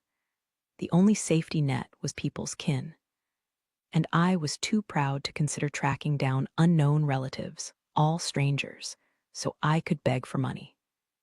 I realized Mama's funeral would have to be done on a shoestring. A thought that brought a pinching sensation in my throat and hot pressure behind my eyes. My mother had not been a churchgoer, I told Mr. Ferguson, and therefore we wanted a non-religious ceremony. "You can't have a non-religious funeral," Miss Marva protested. shocked out of a weepy spell by the very idea. There's no such thing in welcome. You'd be surprised, Marva, Mr. Ferguson informed her. We have a few humanists in town. They just don't care to admit it publicly, or they know they'd find their doorsteps occupied with Bible bangers carrying potted begonias and bundt cakes. Have you turned into a heathen, Arthur? Miss Marva demanded, and he smiled. No, ma'am, but I've come to accept that some folks are happier not being saved. After discussing some ideas for Mama's humanist funeral, we went to the casket room, which had at least 30 of them set up in rows. I hadn't realized there would be so many choices. Not only could you pick out the outside materials, you could choose linings of velvet or satin in just about any color. It unnerved me to learn you could also decide on the firmness of the mattress on the interior bed, as if it would make a difference to the deceased person's comfort. Some of the more elegant coffins, like the one made of oak with a French provincial hand-rubbed finish, or the steel in brushed bronze with the embroidered interior head panel, were $4,000 or $5,000. And the casket in the farthest corner of the room was gaudier than anything I could have imagined, hand-painted like a Monet landscape with water, flowers, and a bridge, all yellows, blues, greens, and pinks. It had a tufted blue satin interior and pillow, and a matching throw. Something to look at, isn't it? Mr. Ferguson asked, his smile a touch sheepish. One of our suppliers was pushing these art caskets this year, but I'm afraid it's a little fancy for small-town tastes. I wanted it for my mother. I didn't care that it was god-awful tacky and ostentatious, and that once it was 6 feet under, no one would ever see it. If you were going to sleep someplace forever, it should be on blue satin pillows in a secret garden concealed beneath the ground. How much is it? I asked. Mr. Ferguson took a long time to answer, and when he did, his voice was very quiet. $6,500, Miss Jones. I could afford maybe a tenth of that. Poor people have few choices in life, and most of the time you don't think much about it.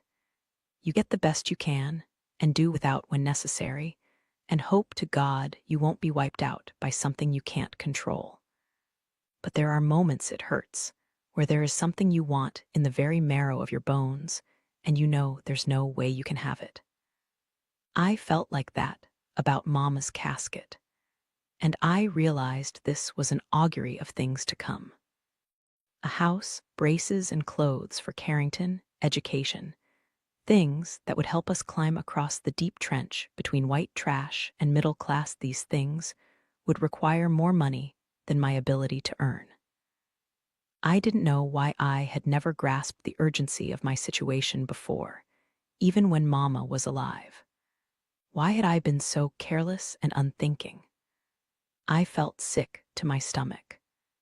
Stiffly, I followed Mr. Ferguson to the side of the room featuring the Echinocea caskets and found a lacquered pine model lined with white taffeta for $600. We went out back to a row of headstones and markers and chose a bronze rectangular plate to lay over Mama's grave. Someday, I vowed silently, I would replace it with a big marble headstone. As soon as news of the accident got out, ovens all over town were turned on. Even people we didn't know or were only casually acquainted with brought a casserole, pie, or cake to the trailer. Foil-wrapped parcels were piled on every available surface: the counters, tables, the fridge, and stove. Bereavement in Texas is a time to pull out your best recipes. Many people taped them to the plastic wrap or foil that covered their offerings, which wasn't usually done. But I guess there was a general agreement that I needed all the help I could get. None of the recipes had more than 4 or 5 ingredients, and they were the kind of food you'd often find at bake sales or potlucks.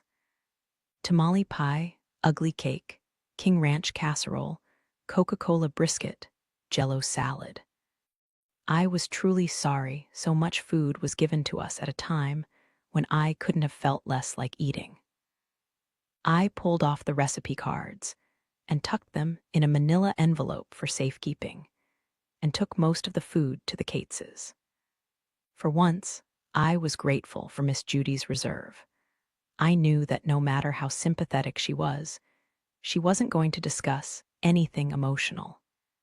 It was difficult to see Hardy's family when I wanted him so badly. I needed Hardy to come back and rescue me and take care of me. I wanted him to hold me tight and let me cry in his arms. But when I asked if Miss Judy had heard from him, she said not yet. He'd be too busy to write or call for a while.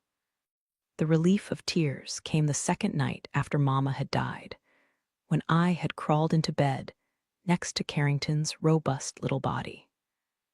She snuggled against me in her sleep and let out a baby sigh, and that sound cracked the seal around my heart. At 2, Carrington had no understanding of death. The finality of it escaped her. She kept asking when Mama was coming back, and when I had tried to explain about heaven, she had listened without comprehension and interrupted me by asking for a popsicle. I lay there holding her, worrying about what would happen to us, if some social worker would show up to take her away, or what I would do if Carrington became seriously ill, and how to prepare her for life when I knew so damn little. I had never paid a bill before. I didn't know where either of our social security cards were, and I worried if Carrington would remember Mama at all. Realizing there was no one for me to share my memories of my mother with, I felt tears begin to leak out of my eyes in a continuous stream.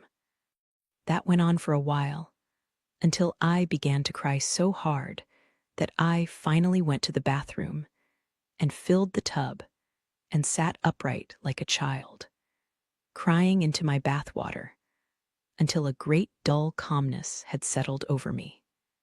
"Do you need money?" my friend Lucy asked bluntly as she watched me dress for the funeral. She was going to look after Carrington until I came back from the service. "My family can loan you some, and Daddy says there's a part-time job available at the shop." I couldn't have made it without Lucy in the days following Mama's accident. She had asked if there was anything she could do for me, and when I said no, she went ahead and did things anyway. She insisted on taking Carrington to her house for an afternoon so I could have some quiet time to make calls and clean the trailer. Another day Lucy brought her mother, and the two of them packed away Mama's belongings in cardboard boxes. I couldn't have done it by myself. Mama's favorite jacket, her white wrap dress with the daisies, the blue blouse, the gauzy pink scarf she had tied around her hair, these and other things were littered with memories in every fold and pleat. At night, I had taken to wearing a t-shirt that hadn't been washed yet. It still held the smells of Mama's skin and Estee Lauder Youth Dew. I didn't know how to make the scent last. One day long after it was gone, I would wish for one more breath of mother smell, and it would exist only in my memory. Lucy and her mother carried the clothes off to a storage place and gave me the key. The pawn shop would take care of the monthly fee, Mrs. Reyes said, and I could leave everything there indefinitely. "You could work whenever you wanted," Lucy pressed. I shook my head in answer to Lucy's mention of the part-time job. I was pretty certain they didn't need any help at the pawn shop, and they had made the offer out of sympathy. And although I appreciated their kindness more than they would ever know, it's a fact that friends last longer the less you use them. "Tell your parents thank you," I said, "but I'll probably need something full-time. I haven't figured out what to do yet. I've always said you should go to beauty school. You would be such a great hairstylist. I can see you with your own shop someday." Lucy knew me too well. The idea of working in a salon, all aspects of it, appealed to me more than any other kind of job. But it would take about 9 months to a year, full-time, to get my license, I said regretfully. And there's no way I could afford the tuition. You could borrow.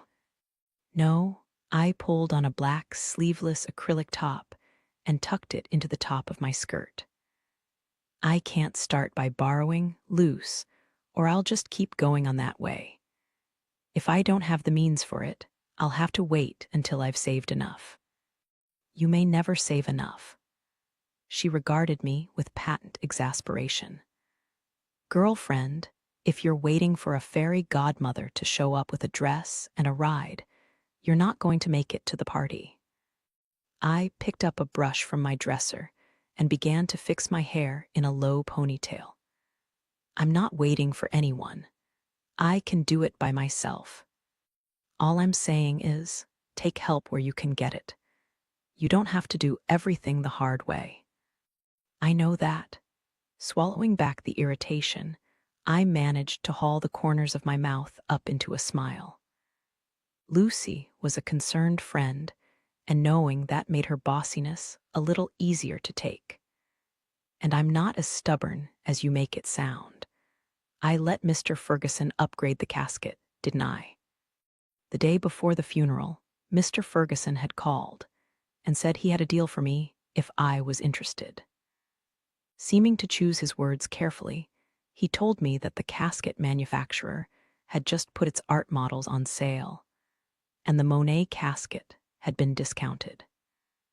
Since the starting price had been $6,500, I said I doubted I could afford it even on sale.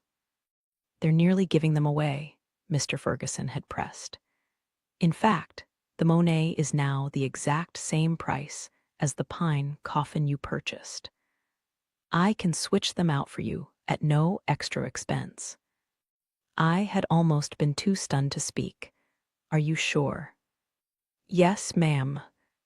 Suspecting that Mr. Ferguson's generosity might have had something to do with the fact that he had taken Miss Marva out to dinner a couple of nights before. I went to ask her exactly what had happened on their date. Liberty Jones, she had said indignantly. Are you suggesting I slept with that man to get you a discounted coffin? Abashed, I replied that I'd meant no disrespect. And of course, I didn't think such a thing. Still indignant, Miss Marva had informed me that if she had slept with Arthur Ferguson, there was no doubt he would have given me the dadgum coffin for free. The graveside service was beautiful, if a little scandalous by welcome standards. Mr. Ferguson conducted the service, talking a little about Mama and her life, and how much she would be missed by her friends and 2 daughters. There was no mention at all of Louis. His kin had taken his body off to Mesquite, where he'd been born, and many of the Sadlecks still lived. They'd hired a manager for Bluebonnet Ranch, a shiftless young man named Mike Mendek. One of Mama's closest friends at work, a plump woman with tea-colored hair, read a poem. Do not stand at my grave and weep. I am not there, I do not sleep. I am 1,000 winds that blow. I am the diamond glints on snow. I am the sun on ripened grain. I am the gentle autumn rain. When you awaken in the morning's hush, I am the swift uplifting rush of quiet birds in circled flight. I am the soft stars that shine at night. Do not stand at my grave and cry. I am not there, I did not die. It may not have been a religious poem, but by the time Deb had finished, there were tears in many eyes. I laid 2 yellow roses, one from Carrington and one from me, on top of the coffin. Red may be the preferred color of roses everywhere else, but in Texas, it's yellow. Mr. Ferguson had promised me the flowers would be buried with Mama when it was lowered into the ground. At the end of the service, we played Imagine by John Lennon, which elicited smiles from a few faces and disapproving frowns from many more. 42 white balloons, one for each year of Mama's age, were released in the warm blue sky. It was the perfect funeral for Diana Trout Jones. I think my mother would have loved it. When the service was over, I felt a sudden fierce need to rush back to Carrington. I wanted to hug her for a long time and stroke the pale blonde curls that reminded me so much of Mama's. Carrington had never seemed so fragile to me, so vulnerable to every kind of harm. As I turned to glance at the row of cars, I saw a black limo with tinted windows parked in the distance. Welcome is not what you'd call limo country, so this was a mildly startling sight. The design of the vehicle was modern, its doors and windows sealed, its shape as streamlined and perfect as a shark's. No other funeral was being held that day. Whoever was sitting in that limo had known my mother, had wanted to watch her service from a distance. I stood very still, staring at the vehicle. My feet moved, and I suppose I was going over to ask if he or she wanted to come to the graveside. But just as I started toward it, the limo pulled away in a slow glide. It bothered me, the thought that I would never find out who it was. Soon after the funeral, Carrington and I were visited by a guardian ad litem, or gal, who had been appointed to assess whether I was fit to be her legal guardian.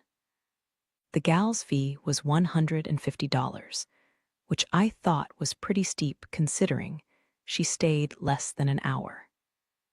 Thank God the court had waived the fee. I didn't think my checking account would cover it. Carrington seemed to know it was important for her to behave well. Under the gal's observation, she built a block tower, dressed her favorite doll, and sang the ABC song from start to finish. While the gal asked me questions about the baby's upbringing and my plans for the future, Carrington climbed into my lap and pressed a few impassioned kisses on my cheek. After each kiss, she glanced significantly at the gal to make certain her actions were being duly noted. The next phase of the process was surprisingly easy. I went to family court and gave the judge letters from Miss Marva, the pediatrician, and the pastor of the Lamb of God, all offering good opinions as to my character and my parenting abilities. The judge expressed concern over my lack of a job, advised me to get something right away, and warned me to expect the occasional visit from social services. When the hearing was over, the court clerk told me to write out a check for $75, which I did with a purple glitter pen I found at the bottom of my purse. They gave me a folder with copies of the petition and information release forms I'd filled out, and the certificate of guardianship. I couldn't help feeling like I'd just bought Carrington and been handed the receipt. I went outside the courthouse and found Lucy waiting for me at the bottom of the steps, with Carrington in her stroller. For the first time in days, I laughed as I saw Carrington's chubby hands clutching a cardboard sign Lucy had made for her. Property of Liberty Jones. Chapter 12. Fly High with Tex West. Are you ready for a rewarding and people-oriented job in the skies? Travel, learn, expand your horizons as a flight attendant for Tex West, the fastest-growing commuter airline service in the nation. Must be willing to locate to our domiciles in Ka, Ut, NM, AS, TX. High school diploma required. Height requirement of 50 to 58. No exceptions. Come to our open house and discover more about the exciting possibilities at Tex West. I have always hated flying. The idea of it is an affront to nature. People are meant to stay on the ground. I put down the classifieds and glanced at Carrington, who was sitting in her high chair and feeding long strands of spaghetti into her mouth. Most of her hair was fastened into a sprig of hair at the top of her head, and clipped with a big red bow. She was dressed in her diapers and nothing else. We had discovered that cleanup after dinner was a lot easier if she ate topless. Carrington regarded me solemnly, with a big orange smear of spaghetti sauce across her mouth and chin. "How would you like to relocate to Oregon?" I asked her. Her small round face split into a grin, displaying a set of widely spaced white teeth. Okidoki. It was her latest favorite phrase, the other being no way. "You could stay in daycare," I continued, "while I go up in a plane and serve little bottles of Jack Daniels to cranky businessmen. How does that sound?" Okidoki. I watched Carrington meticulously pick out a shred of cooked carrot that I had sneaked into her spaghetti sauce. After divesting the strand of pasta of as much nutritional value as possible, she put the end in her mouth and sucked it up. "Quit picking off those vegetables," I told her, "or I'll make you some broccoli." "No way," she said, her mouth full of spaghetti, and I laughed. I pored over the notes I had made on the jobs available to a girl with a high school diploma and no work experience. So far, it seemed I was qualified to be a quick-stop cashier, a sanitation pump driver, a nanny, a cleaning lady for Happy Helpers, or a cat groomer at a pet clinic. They all paid about what I had expected, which was next to nothing. The job I wanted least was to be a nanny, because it meant I would be taking care of someone else's kids instead of Carrington. I sat there with my limited options spread around me in the form of newspaper pages. I felt small and powerless, and I didn't want to get used to that feeling. I needed a job I was going to keep for a while. It wouldn't be good for me or Carrington if I hopped from place to place. And I suspected there wasn't going to be much rising through the ranks at a quick-stop store. Seeing that Carrington was depositing her carrot bits onto the newspaper in front of her, I muttered, "Quit doing that, Carrington." I pulled the paper away and began to crumple it up, and stopped as I saw the orange-speckled ad on the side. "A new career in under a year. A well-trained beauty technician is always in demand, in good times or bad. Every day millions of people go to their favorite stylists for cuts, coloring, chemical treatments, and other necessary cosmetic services. The knowledge and abilities you acquire at East Houston Academy of Cosmetology will prepare you for a successful career in any aspect of the beauty business you choose. Apply for a place at EHAC and let your future begin. Financial aid available to those who qualify." You often hear the word job in a trailer park. At Bluebonnet Ranch, people were always losing jobs, hunting for jobs, avoiding jobs, nagging someone else to get jobs.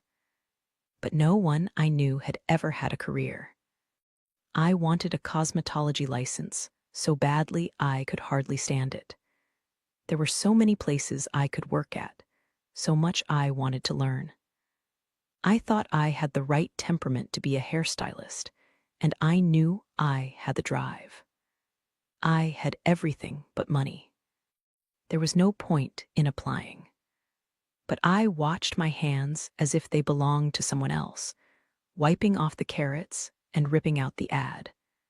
The director of the academy, Mrs. Maria Vasquez, sat behind a kidney-shaped oak desk in a room with pale aqua walls. Metallic framed photos of beautiful women were hung at measured intervals. The smell of the studio and workshop rooms drifted into the administrative area, a mixture of hairspray and shampoo, and the tang of perming chemicals. A beauty shop smell. I loved it. I concealed my surprise at the discovery that the director was Hispanic.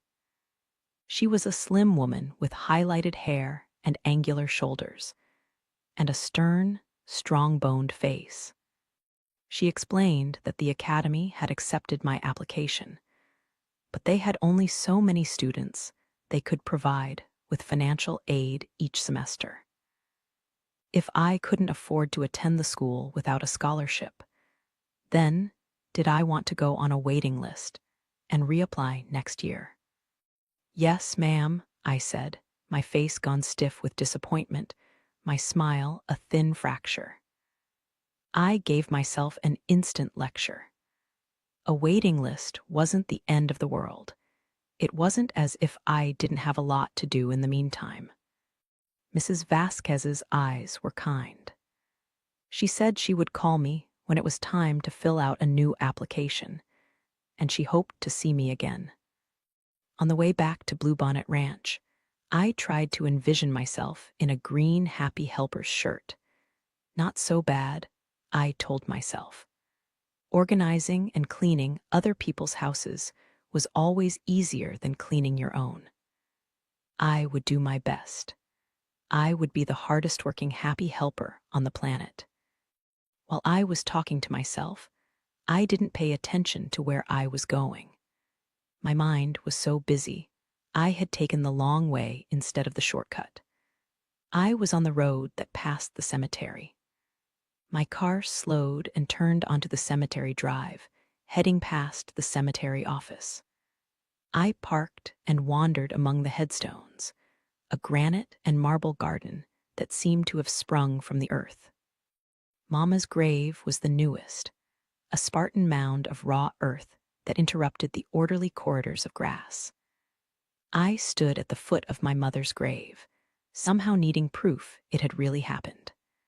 I could hardly believe my mother's body was down there in that Monet coffin with the matching blue satin pillow and throw. It made me feel claustrophobic. I pulled at the buttoned collar of my blouse and blotted my damp forehead on my sleeve. The stirrings of panic faded as I noticed something beside the bronze marker, a liberal splash of yellow. Skirting around the edge of the grave, I went to investigate. It was a bouquet of yellow roses. The flowers were in an inverted bronze holder that had been buried, so the top rim was flush with the ground. I had noticed vases like that in the catalog at Mr. Ferguson's funeral home, but at $350 apiece, I hadn't even considered buying one. As nice as Mr. Ferguson had been, I didn't think he would have thrown in the expensive edition, especially without having mentioned something. I pulled one of the yellow roses from the bouquet and brought it, stem dripping, to my face. The heat of the day had brought it to its strongest essence, and the half-open blossom was spilling out perfume. Many varieties of yellow rose have no scent, but this kind, whatever it was, had an intense, almost pineapple fragrance. I used my thumbnail to peel off the thorns as I walked to the cemetery office. A middle-aged woman with reddish-brown hair shaped into a helmet was seated behind the welcome desk. I asked her who had put the bronze vase at my mother's grave, and she said she couldn't release that information. It was private. "But it's my mother," I said, more bewildered than annoyed. "Can someone just do that? Put something on someone else's grave? Are you asking if we should take it off?" Well, no. I wanted the bronze vase to stay right where it was. Had I been able to afford one, I would have gotten it myself. But I do want to know who gave it to her. I can't tell you that. After a minute or two of debate, the receptionist allowed she could give me the name of the florist who delivered the roses. It was a Houston shop named Flower Power. The next couple of days were taken up with going on errands and filling out the application for Happy Helpers and going for the interview. I didn't get a chance until later in the week to call the florist. The girl who answered the phone said, "Please hold," and before I could say anything, I found myself listening to Hank Williams crooning, "I just don't like this kind of livin'." I sat on the lid of the closed toilet seat, the phone loosely cupped to my ear, and watched Carrington play in her bathwater. She concentrated on pouring water from one plastic Dixie cup to another, and then adding liquid soap and stirring with her finger. "What are you doing, Carrington?" I asked. "Making something." "Making what?" She poured the soap mixture over her tummy and rubbed it. "People polish." "Rinse that off," I began, when the girl's voice came through the receiver. "Flower Power, can I help you?"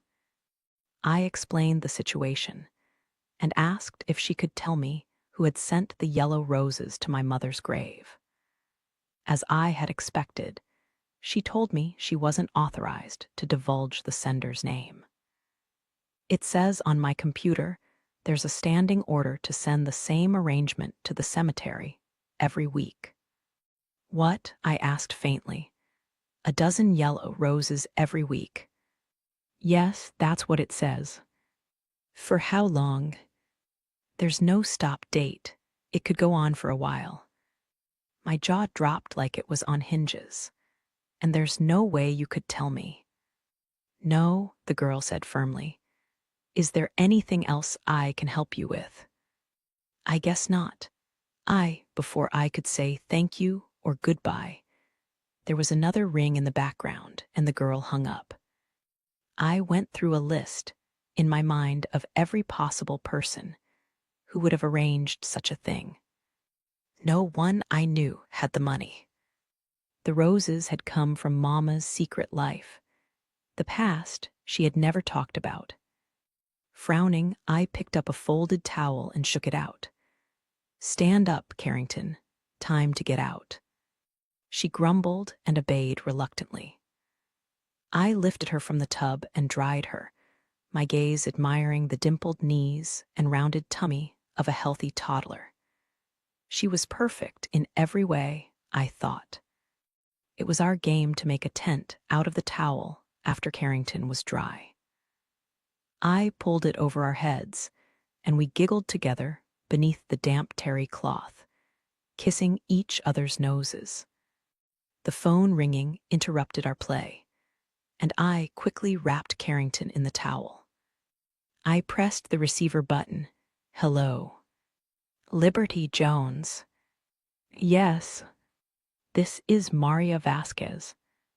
Since she was the last person I had expected to hear from, I was temporarily speechless.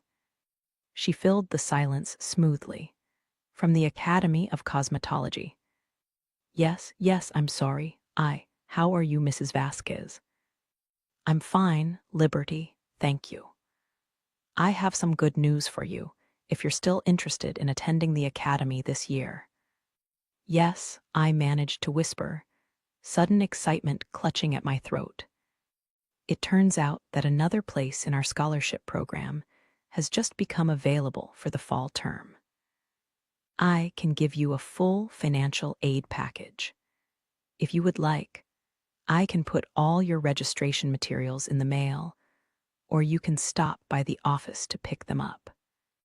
I shut my eyes tightly, gripping the phone so tightly I was surprised it didn't crack from the pressure.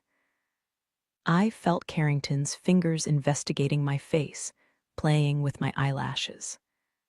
Thank you. I'll come by tomorrow." "Thank you."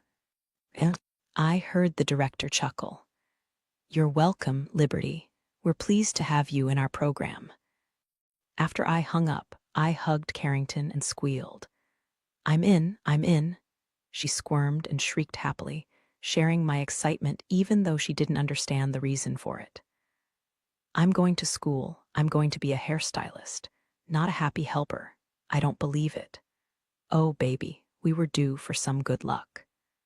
I didn't expect it was going to be easy. But hard work is a lot easier to tolerate when it's something you want to do instead of something you have no choice about. Rednecks have a saying, "Always skin your own deer." The deer I had to skin was school. I had never felt as smart as Mama had thought I was, but I figured if I wanted something badly enough, I would find a way to wrap my brain around it. I'm sure a lot of people think it's easy going to beauty school, that there isn't much to it. But there's a lot to learn before you ever get near a pair of scissors.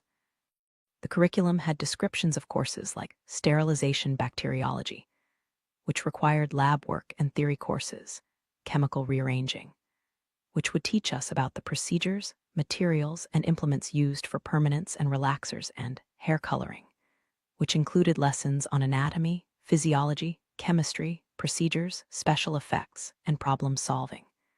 And that was just the beginning. Looking over the booklet, I understood why it would take 9 months to get a degree. I ended up taking the part-time job at the pawn shop, working evenings and weekends, and leaving Carrington in day care. Carrington and I lived on next to nothing, surviving on peanut butter and white bread, microwavable burritos, oodles of noodle soup, and discount vegetables and fruit from dented cans. We shopped at consignment stores for clothes and shoes. Since Carrington was under 5, we were still eligible for the WIC program, which helped with vaccinations. But we had no health insurance, which meant we couldn't afford to get sick. I watered down Carrington's fruit juice and brushed her teeth like a maniac because we couldn't afford cavities. Every strange new rattle of our car warned of some expensive problem lurking beneath the battered hood. Every utility bill had to be scrutinized.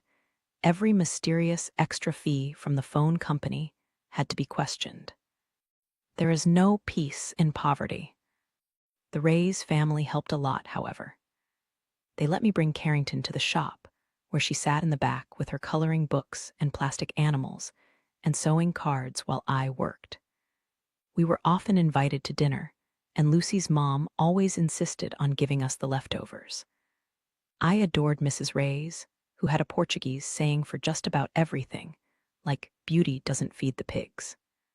Her criticism of Lucy's handsome but shiftless boyfriend, Matt. I didn't see much of Lucy, who was going to junior college and dating a boy she had met in a botany class. Every now and then, Lucy would come into the shop with Matt, and we would talk across the counter for a few minutes before they left to go out to eat. I can't say I didn't have a few moments of envy. Lucy had a loving family, a boyfriend, money, a normal life with a good future. Whereas I had no family, I was tired all the time. I had to count every penny, and even if I were looking for a boyfriend, it would have been impossible to attract one while I was pushing a stroller everywhere. Men in their 20s are not turned on by the sight of diaper bags. But none of that mattered when I was with Carrington. Whenever I picked her up from daycare or Miss Marva's, and she came running toward me with her arms outstretched, life couldn't have been sweeter. She had begun to acquire words faster than a TV preacher sells blessings, and she and I talked all the time. We still slept together every night, our legs tangled together as Carrington chattered. She would tell me about her daycare friends and complain about the one whose artwork was just scribble-scrabble, and report on who got to be the mother when they played house at recess. "Your legs are scratchy," she complained one night. "I like 'em smooth." That struck me as funny. I was exhausted, worried about an exam the next day. I had about $10 in my checking account, and now I had to deal with a toddler criticizing my grooming habits. Carrington, one of the benefits of not having a boyfriend is that I can go a few days without shaving my legs. "What does that mean?" "It means deal with it," I told her. "Okay," she snuggled deeper into her pillow. "Liberty." "What? When are you gonna get a boyfriend?" "I don't know, baby. It might be a while. Maybe if you shave your legs, you'd get one." A huff of laughter escaped me. "Good point, go to sleep." In the winter, Carrington had a cold that wouldn't go away, and it turned into a hacking cough that seemed to rattle her bones. We went through a whole bottle of over-the-counter medicine, but it seemed to have little effect. One night I woke up from what sounded like dog barks, and I realized Carrington's throat had swollen until she could only breathe in shallow pants. In a terror worse than anything I had ever known, I drove her to the hospital, where they admitted us without insurance. My sister was diagnosed with croup, and they brought out a plastic mask attached to a nebulizer machine that pumped out medicine in a gray-white mist. Frightened by the noise the machine made, not to mention the mask, Carrington shrank into my lap and cried pitifully. No matter how I reassured her that it wouldn't hurt, it would make her better, she refused until her body spasmed with coughing. "Can I put it on?" I asked the RN desperately. "Just to show her it's okay, please." He shook his head and looked at me as if I were crazy. I turned my wailing sister around in my lap so we were face to face. "Carrington, listen to me. Carrington, it's just like a game. We'll pretend you're an astronaut. Let me put the mask on you for just a minute. You're an astronaut. What planet do you want to visit?" "Planet HH. Home," she sobbed. After another few minutes of her crying and my insisting, we played Carrington the Space Explorer until the RN was satisfied that she had inhaled enough of the vapunfrin. I carried my sister back out to the car in the cold dark of midnight. By then, she had exhausted herself and was sleep-heavy. Her head dropped on my shoulder, and her legs wrapped around my midriff. I relished the solid, vulnerable heft of her in my arms. As Carrington slept in her car seat, I cried all the way home, feeling inadequate, anguished, filled with love and relief and worry. Feeling like a parent. As time passed, Miss Marva and Mr. Ferguson's relationship acquired the naughty tenderness of two independent people who had no reason to fall in love, but did anyway. They were a good match, Miss Marva's peppery nature balanced by Mr. Ferguson's stubborn tranquility. Miss Marva proclaimed to anyone who would listen that she had no intention of getting married. No one believed her. I think what finally did Marva in was that despite his comfortable financial situation, Arthur Ferguson was clearly a man who needed taking care of. He had missing buttons on his shirt cuffs. He sometimes skipped meals because he simply forgot to eat. His socks weren't always matched. Some men just thrive on a little nagging. And Miss Marva came to acknowledge that she probably needed someone to nag. So after they had been dating for about 8 months, Miss Marva fixed Arthur Ferguson his favorite meal, beer pot roast and green beans, and a big skillet of cornbread. And red velvet cake for dessert, after which, naturally, he proposed. Miss Marva told me the news sheepishly and claimed Arthur must have tricked her somehow, because there was no reason a woman with her own business should get married. But I could see how happy she was. I was glad that after all the ups and downs of her life, Miss Marva had found herself a good man. They were going to Las Vegas, she said, to get married by Elvis, and after that, they would see a Wayne Newton show and maybe the Fellas with the Tigers. When they returned, Miss Marva was going to leave Bluebonnet Ranch and move into Mr. Ferguson's brick house in town, which he had given her leave to redecorate from top to bottom. It was less than 5 miles from Miss Marva's single-wide to her new residence. But she was traveling a greater distance than you could measure with an odometer. She was moving into a different world, acquiring a new status. The thought that I would no longer be able to run down the street to visit her was unsettling and depressing. With Miss Marva gone, there was nothing keeping me and Carrington at Bluebonnet Ranch. We were living in an old mobile home worth nothing, sitting on a rented lot. Since my sister was going into preschool next year, I needed to find an apartment in a good school district. I would find a job in Houston, I decided, if I was lucky enough to pass the upcoming Cosmetology Commission exams. I wanted to get out of the trailer park. I wanted it even more for my sister than I did for myself. But at the same time, it would be cutting off the last link I had with Mama and Hardy. My mother's absence was driven home every time I wanted to tell her about something that had happened to me or Carrington. Long after she was gone, there were moments when the child in me who wanted comfort still cried for her. And then, as the grief was weathered by time, Mama slipped farther away from me. I couldn't remember the exact sound of her voice, the shape of her front teeth, the color of her cheeks. I struggled to hold the details of her like water cupped in my hands. The loss of Hardy was nearly as acute, in a different way. If a man ever looked at me with interest, spoke to me, smiled, I found myself helplessly searching for hints of Hardy. I didn't know how to stop wanting him. It wasn't that I had any hope. I knew I'd never see him again. But that didn't stop me from comparing every other man to Hardy and finding them all lacking.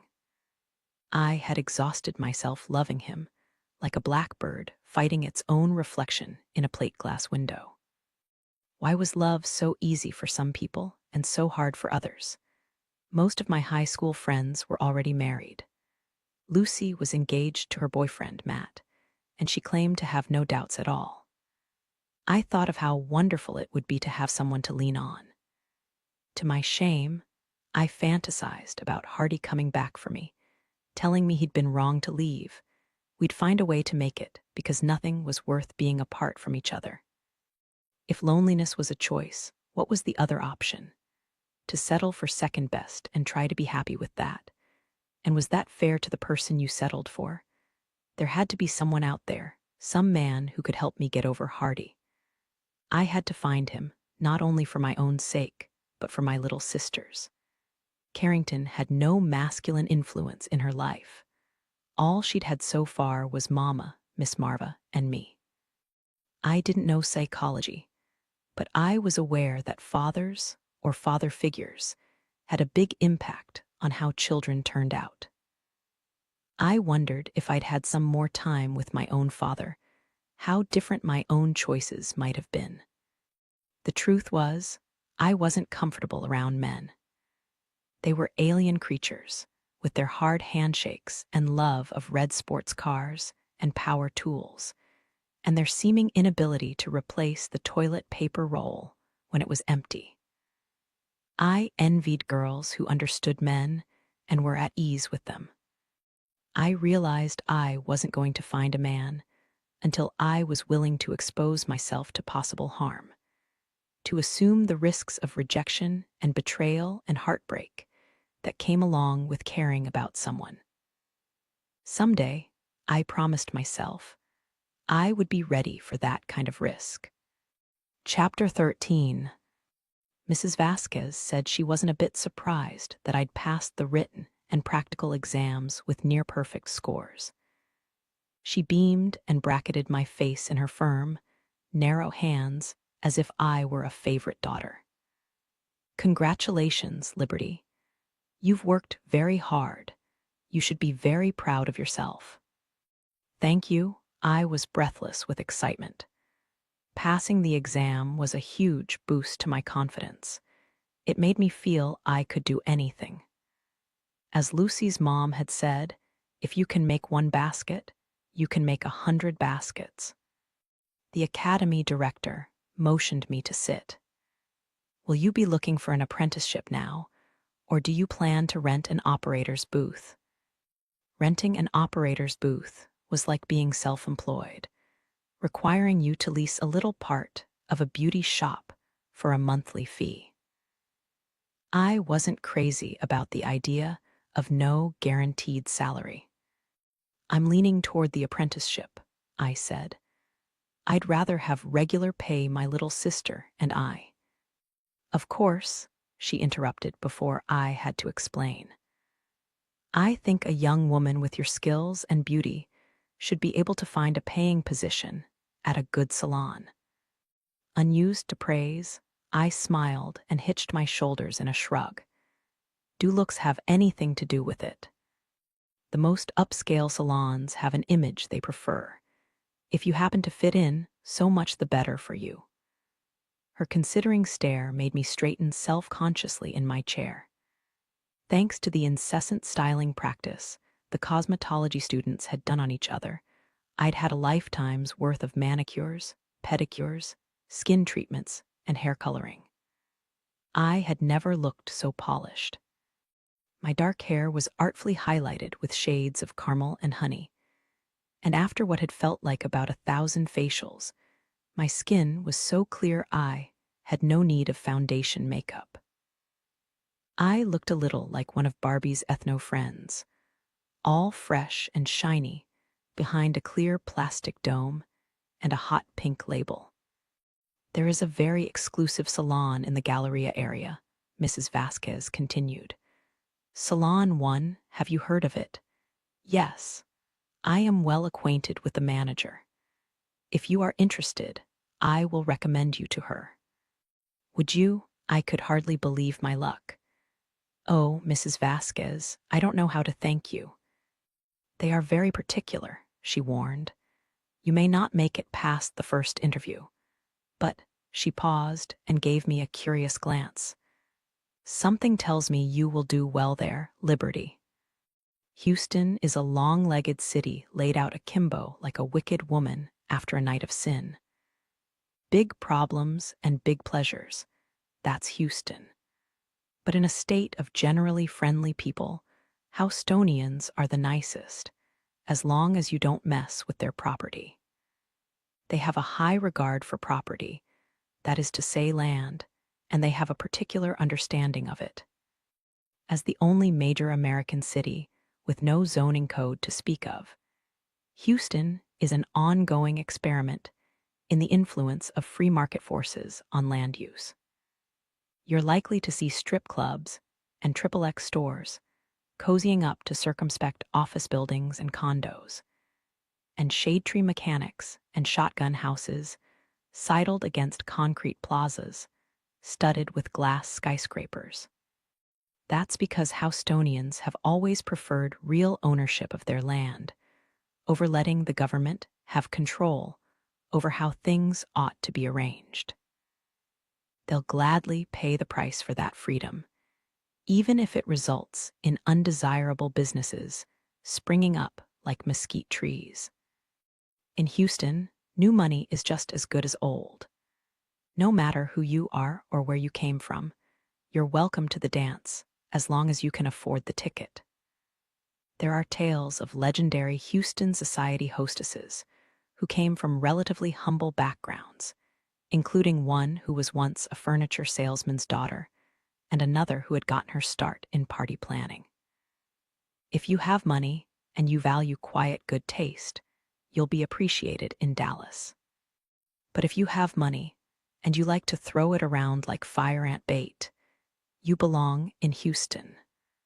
On the surface, it's a lazy city filled with slow-talking, slow-moving people. Most of the time, it's too hot to get stirred up about anything. But power in Houston is wielded with an economy of motion, just like good bass fishing. The city is built on energy. You can see it in the skyline, all those buildings reaching up as if they intend to keep on growing. I found an apartment for Carrington and me inside the 610 loop, not far from my job at Salon 1. People who live inside 610 are regarded as somewhat cosmopolitan, the kind who might sometimes see an art house movie or drink lattes. Outside the loop, latte drinking is seen as suspicious evidence of possible liberal leanings. The apartment was in an older complex with a swimming pool and a jogging trail. "Are we rich now?" Carrington had asked in wonder, awed by the size of the main building and the fact that we rode up to our apartment in an elevator. As an apprentice at Salon 1, I would earn about $18,000 a year. After taxes and a monthly rent of $500, There wasn't much left over, especially since the cost of living was much higher in the city than in Welcome. However, after the first year of training, I would be promoted to junior stylist, and my salary would be bumped up to the low 20s. For the first time in my life, I was filled with a sense of possibility. I had a degree and a license, and a job that might turn into a career. I had a 614 square foot apartment with beige carpeting and a used Honda that still ran. And most of all, I had a piece of paper that said Carrington was mine, and no one could take her away from me. I enrolled Carrington in preschool and bought her a little mermaid lunch box and sneakers with flashing lights embedded in the sides. The first day of school, I walked her to her classroom and fought to hold back my own tears as my sister sobbed and clutched at me and begged me not to leave her. Withdrawing to the side of the doorway, away from the gaze of the sympathetic teacher, I crouched on the floor and wiped Carrington's streaming face with a tissue. "Baby, it's just for a little while. Just a few hours. You're going to play and make new friends." "I don't want to make friends." "You're going to do artwork and paint and draw." "I don't want to paint." She buried her face in my chest. Her voice was muffled in my shirt. "I want to go home with you." I cupped the back of her small head, holding her securely against my damp shirt. "I'm not going home, baby. We both have our jobs, remember? Mine is to go fix people's hair, and yours is to go to school." "I don't like my job." I eased her head back and applied a tissue to her runny nose. "Carrington, I have an idea. Here, look." I took her arm and gently turned it wrist up. "I'm going to give you a kiss you can carry with you all day. Watch." Bending my head, I pressed my lips to the pale skin right below her elbow. My lipstick left a perfect imprint. "There. Now if you start to miss me, that will remind you that I love you and I'm coming soon to pick you up." Carrington regarded the waxy pink mark dubiously, but I was relieved to see her tears had stopped. "I wish it was a red kiss," she said after a long moment. "Tomorrow I'll wear red lipstick," I promised. I stood and took her hand. "Come on, baby. Go make some new friends and draw me a picture. The day will be over before you know it." Carrington approached preschool in a soldierly manner, regarding it as a duty that had to be performed. The ritual of the goodbye kiss persisted, however. The first day I forgot about it. I received a call at the salon from the teacher, who said apologetically that Carrington was so distraught she was disrupting the class. I raced to the school on my break and met my swollen-eyed sister at the classroom door. I was rattled and out of breath and thoroughly exasperated. "Carrington, did you have to make such a fuss? Can't you go one day without a kiss on your arm?" "No." She extended her arm stubbornly, her face tear-streaked and mulish. I sighed and made the lipstick mark on her skin. "Are you going to behave now?" "Okay," she bounced and skipped back into the classroom, while I hurried back to work. People always noticed Carrington when we went out. They stopped to admire her and asked questions, and said what a pretty little girl she was. No one ever guessed I was related to her. They assumed I was the nanny, and they said things like, "How long have you been taking care of her?" Or, "Her parents must be so proud." Even the receptionist in our new pediatrician's office insisted I would have to bring Carrington's forms home to be signed by a parent or legal guardian, and she treated me with open skepticism when I said I was Carrington's sister. I understood why our link seemed questionable. Our coloring was too dissimilar. We were like a brown hen with a white egg. Not long after Carrington turned 4, I got a glimpse of what dating was going to be like, and it wasn't pretty. One of the stylists at the salon, Angie Keeney, arranged a blind date for me with her brother Mike. He had been divorced recently, 2 years after marrying his college sweetheart. According to Angie, Mike wanted to find someone completely different from his wife. "What does he do?" I asked her. "Oh, Mike does real well. He's the top appliance salesman for Price Paradise." Angie gave me a significant glance. "Mike's a provider." In Texas, the code word for a man with a steady job is provider. And the one for a man who doesn't have or want a job is the all-purpose Bubba. And it's a well-known fact that while providers sometimes turn into Bubbas, it seldom goes the other way. I wrote down my phone number for Angie to give to her brother. Mike called the next night, and I liked his pleasant voice and easy laugh. We agreed he would take me out for Japanese food since I'd never had it before. "I'll try anything except the raw fish," I said. "You'll like it the way they fix it." Okay, I figured if millions of people ate sushi and lived to tell about it, I might as well give it a try. "When do you want to pick me up?" "It's 8 o'clock. I wondered if I could find a babysitter who'd be willing to stay until midnight. I had no idea what a babysitter would charge. I wondered how Carrington would react to being left alone with a stranger. I wondered how I was going to react to it. Carrington, at some stranger's mercy. "Great," I said. "I'll see if I can get a sitter, and if there's any problem, I'll call you B." "A sitter," he interrupted sharply. "A sitter for what?" "For my little sister." "Oh, she's spending the night with you." I hesitated. Yes. I hadn't discussed my personal life with anyone at Salon 1. No one, not even Angie, was aware that I was the permanent guardian of a 4-year-old.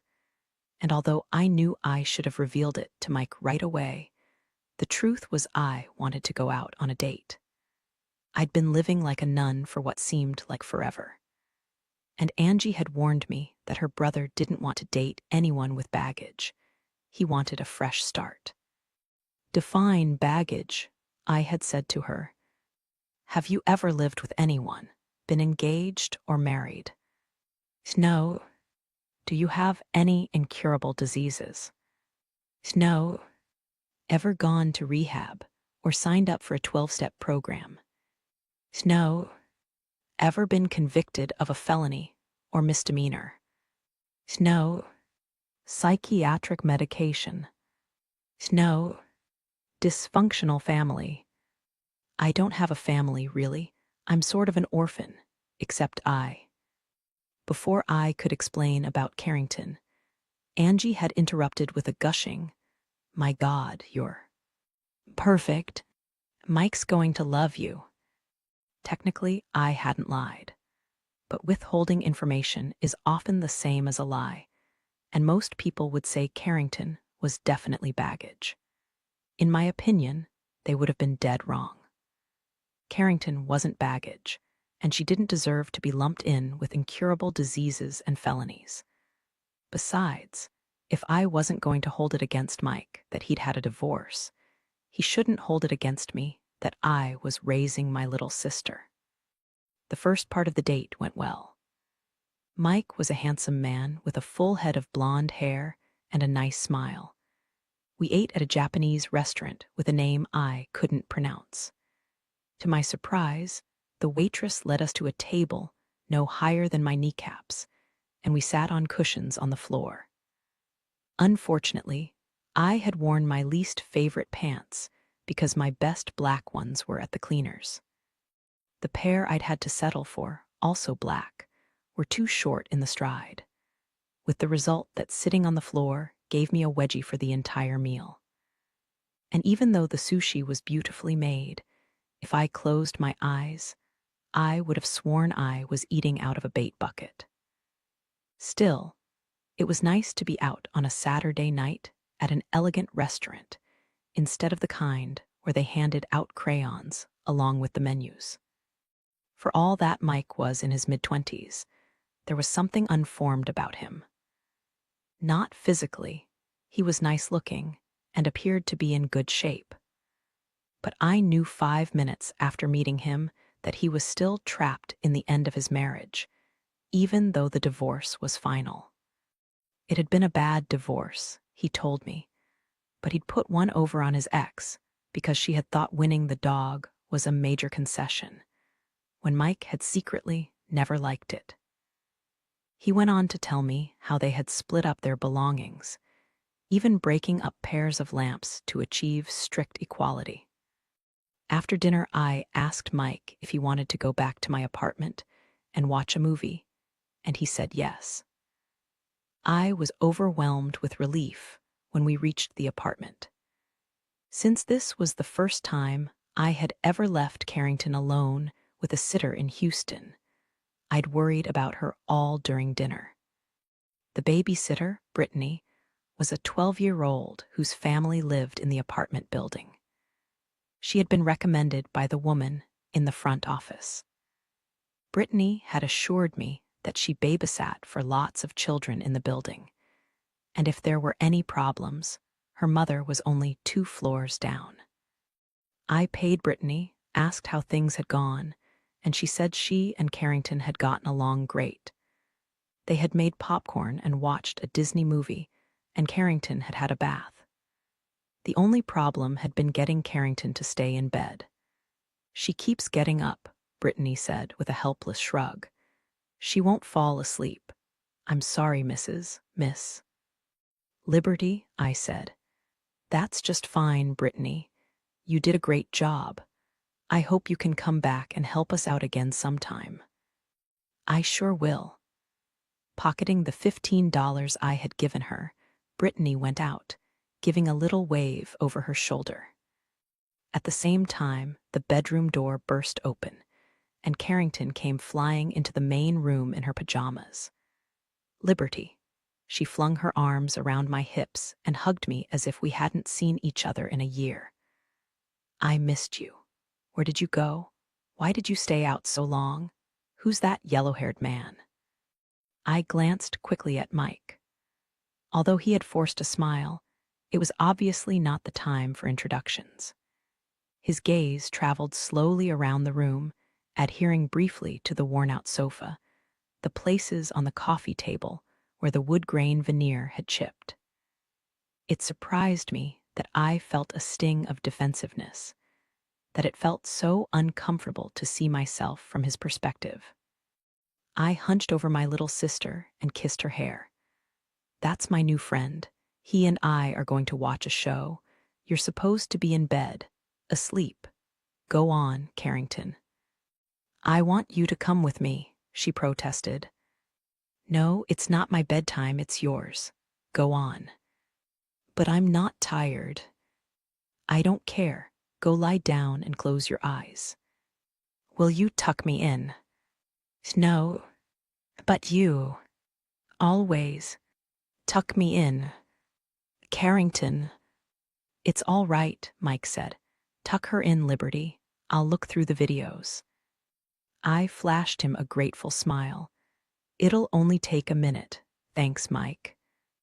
I took Carrington into the bedroom and closed the door. Carrington, like most children, was ruthless when she had a tactical advantage. Usually, I had no problem letting her cry and holler if she didn't like it. But we both knew I didn't want her making a scene in front of my visitor. "I'll be quiet if you let me keep the light on," she wheedled.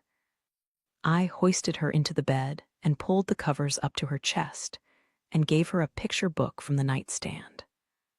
"All right. Stay in bed, and I mean this, Carrington. I don't want to hear a peep out of you." She opened the book.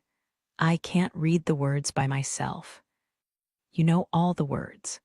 We've read that story 100 times. Stay here and be good, or else." "What's the or else?" I gave her an ominous stare. "4 words, Carrington. Hush and stay put." "Okay." She subsided behind the book until all that was visible of her was a pair of small hands clamped on either side of the cover. I went back into the living room, where Mike was sitting stiffly on the sofa. At some point in the process of dating someone, whether you've gone out one time or 100 times, a moment occurs when you know exactly how much significance that person will have in your life. You know this person will be an important part of your future, or you know he's only someone to pass the time with, or you wouldn't care if you never saw him again. I regretted having invited Mike into the apartment. I wished he was gone so I could have a bath and get in bed. I smiled at him. "Find anything you want to watch," I asked. He shook his head, gesturing to the trio of rented movies on the coffee table. "I've already seen those." He gave me a sort of cardboard-looking smile. "You've got a ton of kids' movies. I guess your sister stays with you a lot." "All the time." I sat next to him. "I'm Carrington's guardian." He looked bewildered. "Then she's not going back." "Back to where?" I asked, my confusion mirroring his. "Our parents are both gone." "Oh," he looked away from me. "Liberty, are you sure she's your sister and not your daughter?" What did he mean, was I sure? "Are you asking if I had a baby and somehow forgot about it?" I asked, more stunned than angry. "Or are you asking if I'm lying? She's my sister, Mike." Sorry. Chagrin corrugated his forehead. He spoke rapidly. "I guess there's not much resemblance between you, but it doesn't really matter if you're her mom or not. The result is the same, isn't it?" Before I could reply, the bedroom door burst open. Carrington ventured into the room, her face wreathed in anxiety. "Liberty, something happened." I stood from the sofa like I'd just sat on a hot stove plate. "What do you mean, something happened? What? Something went down my throat without my permission. Shit. Fear wrapped around my heart like barbed wire. "What went down your throat, Carrington?" Her face crumpled and turned red. "My lucky penny," she said, and began to cry. Trying to think above the panic, I recalled the stray brown penny we'd found on the carpeted elevator floor. Carrington had been keeping it in the dish on our nightstand. I rushed over and picked her up. "How did you swallow it? What were you doing with that dirty penny in your mouth?" "I don't know," she wailed. "I just put it in there and then it jumped down my throat." I was dimly aware of Mike in the background, mumbling something about how this wasn't a good time, maybe he should go. We both ignored him. I grabbed the phone and dialed the pediatrician, sitting with Carrington in my lap. "You could have choked on it," I scolded. "Carrington, don't put pennies or nickels or dimes or anything like that in your mouth ever again. Did it hurt your throat? Did it go all the way down when you swallowed?" She stopped crying as she considered my questions solemnly. "I think I feel it in my thorax," she said. "It's stuck." "There's no such thing as a thorax." My pulse was hammering. The answering service put me on hold. I wondered if swallowing a penny would give you metal poisoning. Were pennies still made of copper? Was the penny going to lodge somewhere in Carrington's esophagus and require an operation for its removal? How much would that kind of operation cost? The woman at the other end of the phone was annoyingly calm as I described the emergency. She took down the information and said the pediatrician would call back within 10 minutes. Hanging up the phone, I continued to hold Carrington in my lap, her bare feet dangling. Mike approached us both. I saw from his expression that this would be forever engraved in his mind as the date from hell.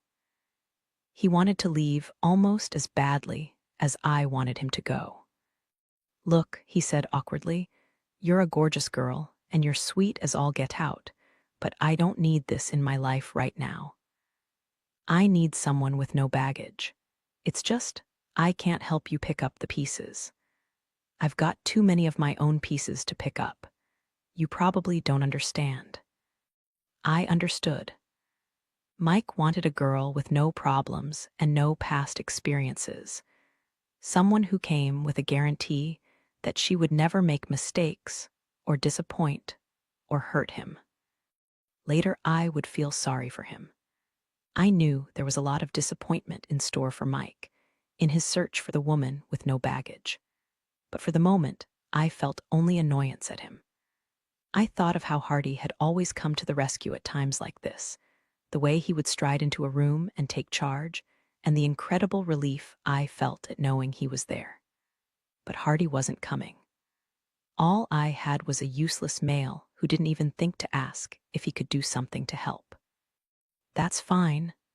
I tried to sound casual. I wanted to throw something like you would to get rid of a stray dog. Thank you for the date, Mike. We'll be fine. If you wouldn't mind seeing yourself to the door. Sure, he said hastily. Sure. He vanished. Am I gonna die? Carrington inquired, sounding interested and mildly concerned. Only if I catch you with another penny in your mouth, I said. The pediatrician called, and he interrupted my frantic chatter. Miss Jones, is your sister wheezing or choking? She's not choking. I looked into Carrington's face. Let me hear you breathe, baby. She complied enthusiastically, hyperventilating like a phone pervert. No wheezing, I told the doctor, and turned back to my sister. That's enough, Carrington. I heard the doctor chuckle. Carrington, going to be just fine. What I need you to do is check her stools for the next couple of days to make certain the coin passes. If you can't find it, we may have to take an X-ray to make certain it hasn't lodged somewhere. But I can almost guarantee you'll see that penny in the commode. Can I have 100% guarantee? I asked. Almost is just not working for me today. He chuckled again. I don't usually give out 100% guarantees, Miss Jones, but for you, I'll make an exception. One full-out guarantee for a penny in the commode within 48 hours. For the next 2 days, I had to poke around in the toilet with a wire hanger every time Carrington reported progress. The penny was eventually found. In the months afterward, however, Carrington told everyone who would listen she had a lucky penny in her tummy. It was only a matter of time, she assured me, until something big happened to us. Chapter 14. Hair is serious business in Houston. It amazed me how much people were willing to pay for the services at Salon One. Being blonde, in particular, was a serious investment of time and money, and Salon One gave women the best color of their lives.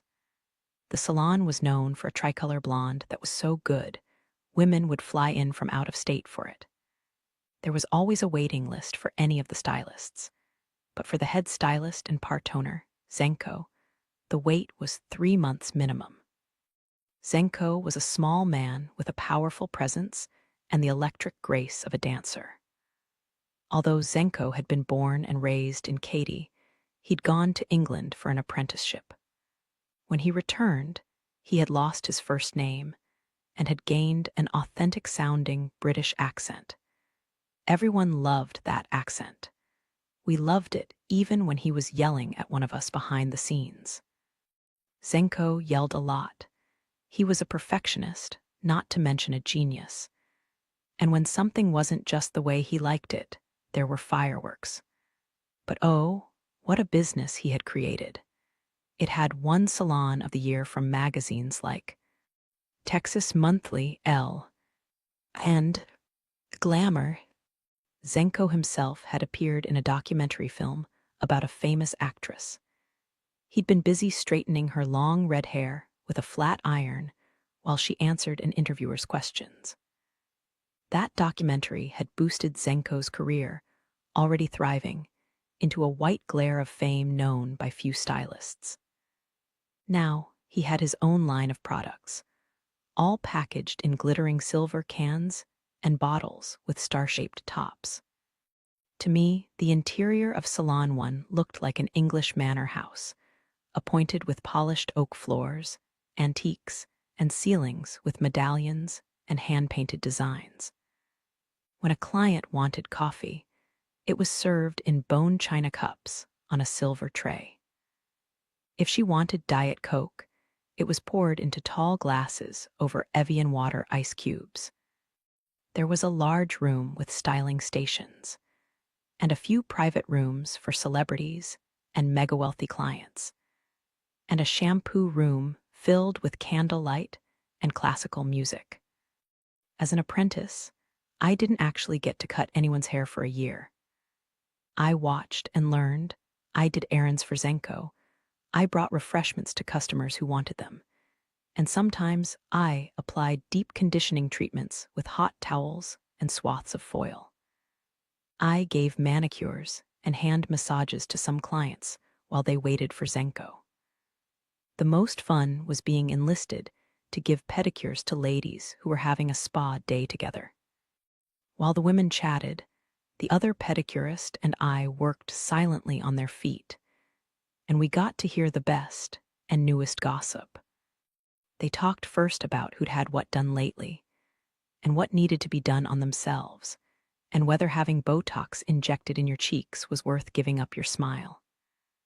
They talked about husbands briefly, and then it turned to the children, their private schools, their friends, their achievements and disorders. Many of the children were sent to psychotherapists to catalog all the little damages it does to a soul to have whatever you want, whenever you want it. These things were so far removed from my life, it seemed we were from different planets. But then there were more familiar-sounding stories that reminded me of Carrington, and sometimes it was all I could do to keep from exclaiming, "Yes, that happened to my little sister too." Or, "I know exactly what you're talking about." I kept my mouth shut, however, because Zenko had instructed all of us sternly that we must never, ever volunteer anything about our personal lives. Clients didn't want to hear our opinions, he had warned, and they didn't want to become friends. They came to Salon 1 to relax and be treated with absolute professionalism. I heard a lot, though. I knew which relatives were having arguments over who was monopolizing the family jet, who was suing whom over the management of trusts and estates, whose husband liked to go on canned hunts to shoot exotic game, or to go for the best custom-made chairs. I heard about scandals and successes, about the best parties, the favorite charities, and all the intricacies of leading a full-time social life. I liked Houston women, who were funny and frank, and always interested in what was new and fashionable. Of course, there were a few grand old ladies who insisted on having their hair permed, cut, and ratted into a big round ball, a style Zenko loathed and privately referred to as the drain clog. However, even Zenko wasn't going to refuse these wives of multimillionaires who wore ashtray-sized diamonds on their fingers and could wear their hair any way they wanted. The salon was also frequented by men of all shapes and sizes. Most were well-dressed, with scrupulously maintained hair and skin and nails. Cowboy images to the contrary, Texan men are pretty fastidious about their appearance, everything scrubbed and clipped and strictly controlled. Before long I had assembled a clientele of regulars who came for lunch hour manicures or neck and eyebrow trims. There were a few attempts at flirtation, especially from the younger ones, but Zenko had rules about that. And that was fine with me. At that time in my life, I wasn't interested in flirtation or romance. I wanted steady work and tip money. A couple of the girls, including Angie, managed to keep part-time sugar daddies on the side. The arrangements were discreet enough that Zenko either didn't notice or deliberately looked the other way. The agreement between an older, wealthier man and a younger woman didn't appeal to me, but at the same time, I was fascinated by it. There is a subculture of sugar daddies and sugar babies in most big cities. The arrangement is by its very nature temporary, but both parties seem to like its impermanence, and there is a kind of safety in its unspoken rules. The relationship starts out with something casual like drinks or dinner, but if the girl plays it right, she can coax a sugar daddy into paying for things like tuition, vacations, clothes, even plastic surgery. According to Angie, the arrangement rarely involved the direct transfer of money. Cash scrubs the romantic veneer off the relationship. Sugar daddies prefer to think of it as a special friendship in which they provide gifts and help to a deserving young woman. And sugar babies convince themselves that a nice boyfriend should want to help out his girlfriend, and in return, she would naturally want to show her appreciation by spending time with him. But what if you don't want to sleep with him one night and he's just bought you a car? I asked Angie skeptically. You still sort of have to, don't you? How is that different from being a... I caught myself as I saw the warning twitch of her mouth. It's not all about sex, Angie said tautly. It's about friendship. If you can't understand that, I'm not going to waste my time trying to explain. I apologized immediately and said I was from a small town and didn't always have a sophisticated understanding of things. Mollified, Angie forgave me. And she added that if I was smart, I'd get a generous boyfriend too, and it would help me achieve my goals a lot faster. But I didn't want trips to Cabo or Rio, or designer clothes, or the trappings of a luxe life. All I wanted was to honor the promises I had made to myself and Carrington. My modest ambitions included a good home and the means to keep us both clothed and fed, and health insurance with a dental plan. I didn't want any of that to come from a sugar daddy. The obligation of it, the gift-giving and sex dressed in the trappings of friendship. It was a road I knew I wouldn't be able to negotiate well. Too many potholes. Among the important people who came to Salon, one was Mr. Churchill Travis. If you've ever subscribed to Fortune magazine or Forbes or a similar publication, you know something about him. Unfortunately, I had no clue who he was, since I had no interest in finance and never reached for Forbes unless I needed fly-swatting material. One of the first things you noticed upon meeting Churchill was his voice, so low and gravelly you could almost feel it underfoot. He wasn't a big man, medium height at most, and when he slouched you could have called him short. Except if Churchill Travis slouched, everyone else in the room did too. His build was lean, but for a barrel chest and arms that were capable of straightening a horseshoe. Churchill was a man's man, able to hold his liquor and shoot straight and negotiate like a gentleman. He'd worked hard for his money, paid just about every kind of dues there were. Churchill was most comfortable around old-fashioned types like himself. He knew which areas of housework were men's territory, and he knew which were women's. The only time he ever went into a kitchen was to pour himself coffee. He was genuinely perplexed by men who took an interest in china patterns or ate alfalfa sprouts, or sometimes contemplated their feminine sides.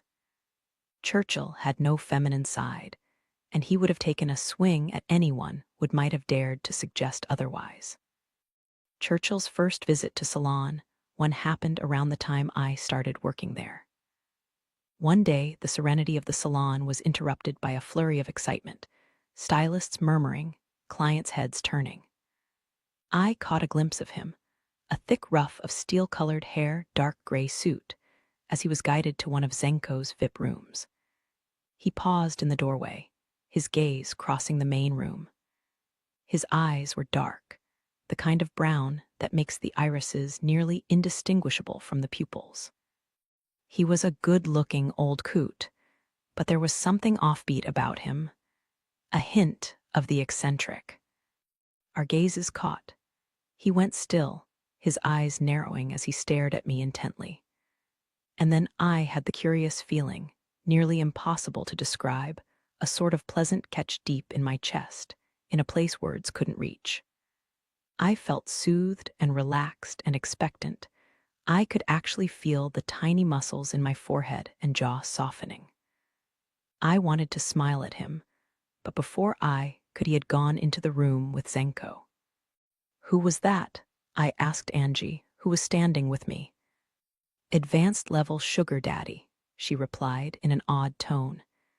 "Don't tell me you've never heard of Churchill Travis." "I've heard of the Travis. Is," I replied. "They're like the Basses in Fort Worth, right? Money people." "Honey, in the investment world, Churchill Travis is Elvis. He's on CNN all the time. He's written books. He owns half of Houston, and he has yachts, jets, mansions." Even knowing Angie's tendency toward hyperbole, I was impressed. "And the best part of all is, he's a widower," Angie finished.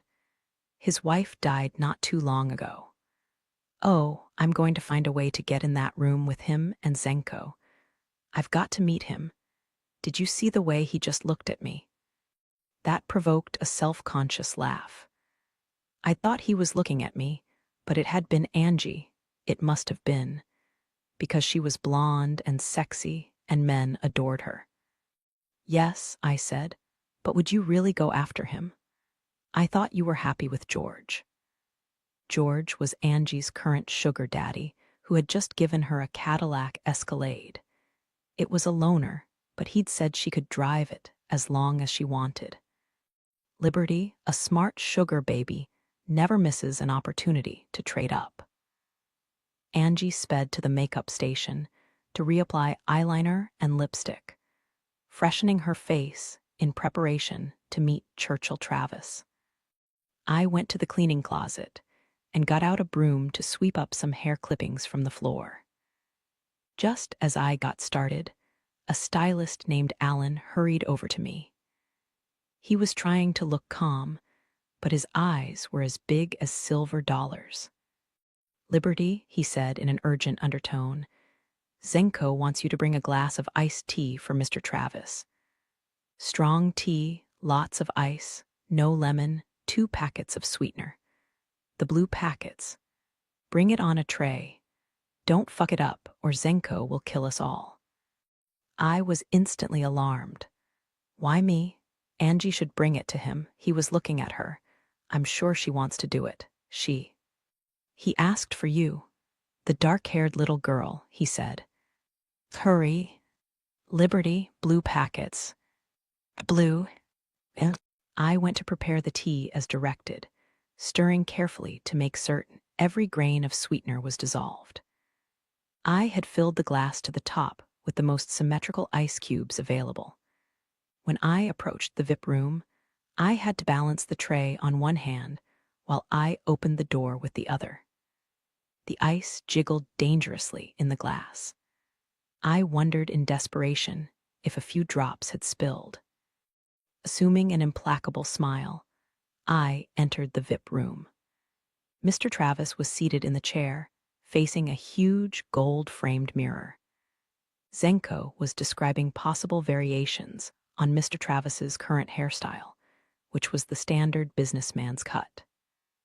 I gathered Zenko was gently hinting that Mr. Travis should try something a little different, maybe allow him to texture, and gel it at the top to update his look to something edgier. I tried to deliver the tea as unobtrusively as possible, but those shrewd, dark eyes locked onto me, and Travis turned in his chair to face me as he took the glass from the tray. "What's your opinion?" he demanded. "Do you think I need updating?" Considering my reply, I noticed that his teeth were slightly snaggled on the bottom row. As he smiled, it gave him the appearance of a fierce old lion inviting a cub to play.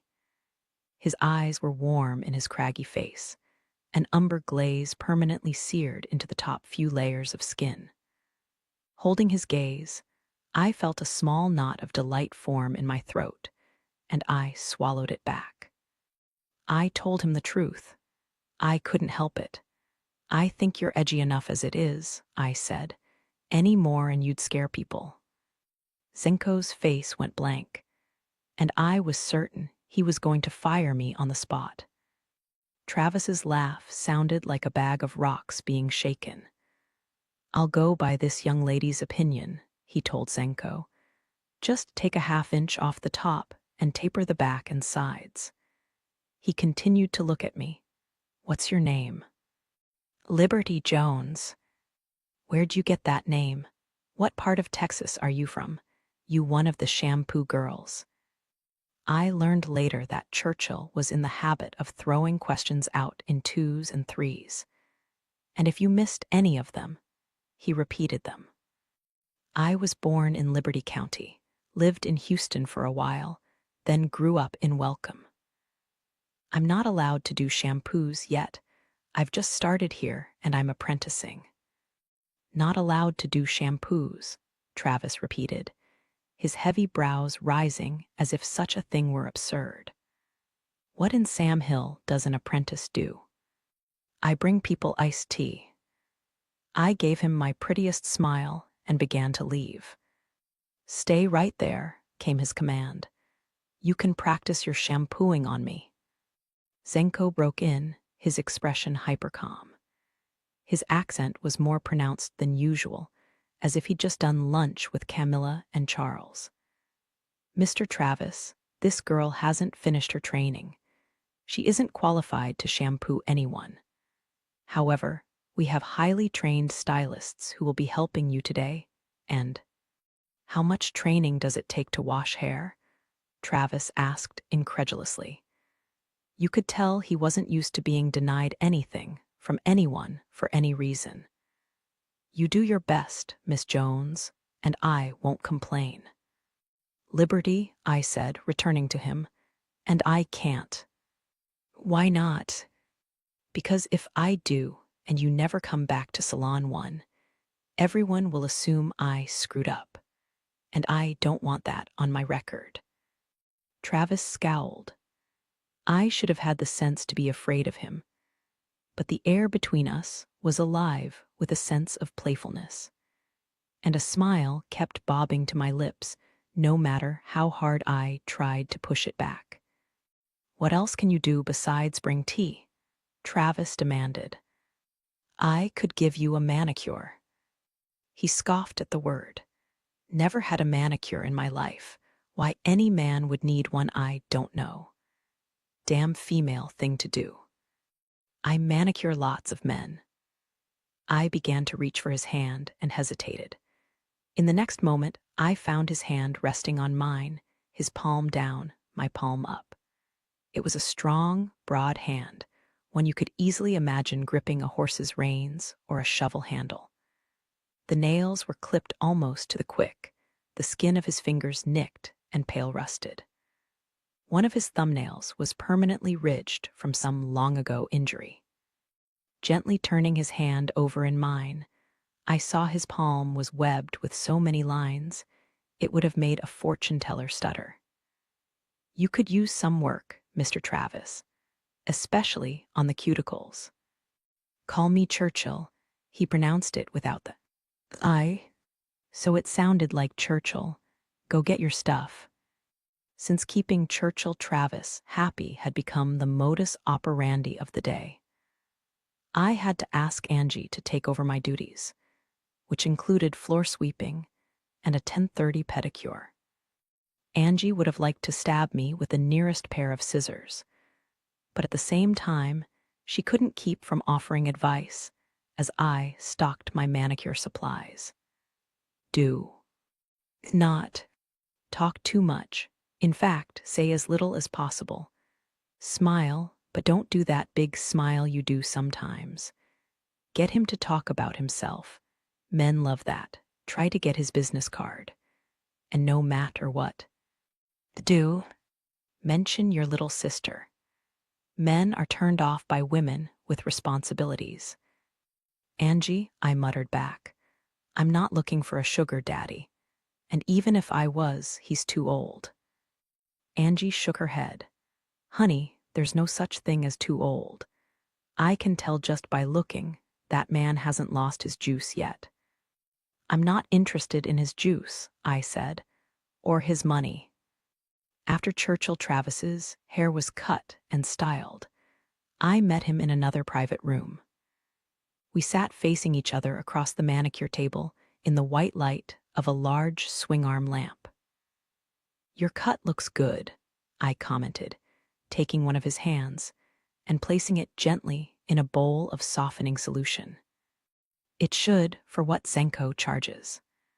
Travis stared dubiously at the array of tools and bottles of colored liquid on the manicure table.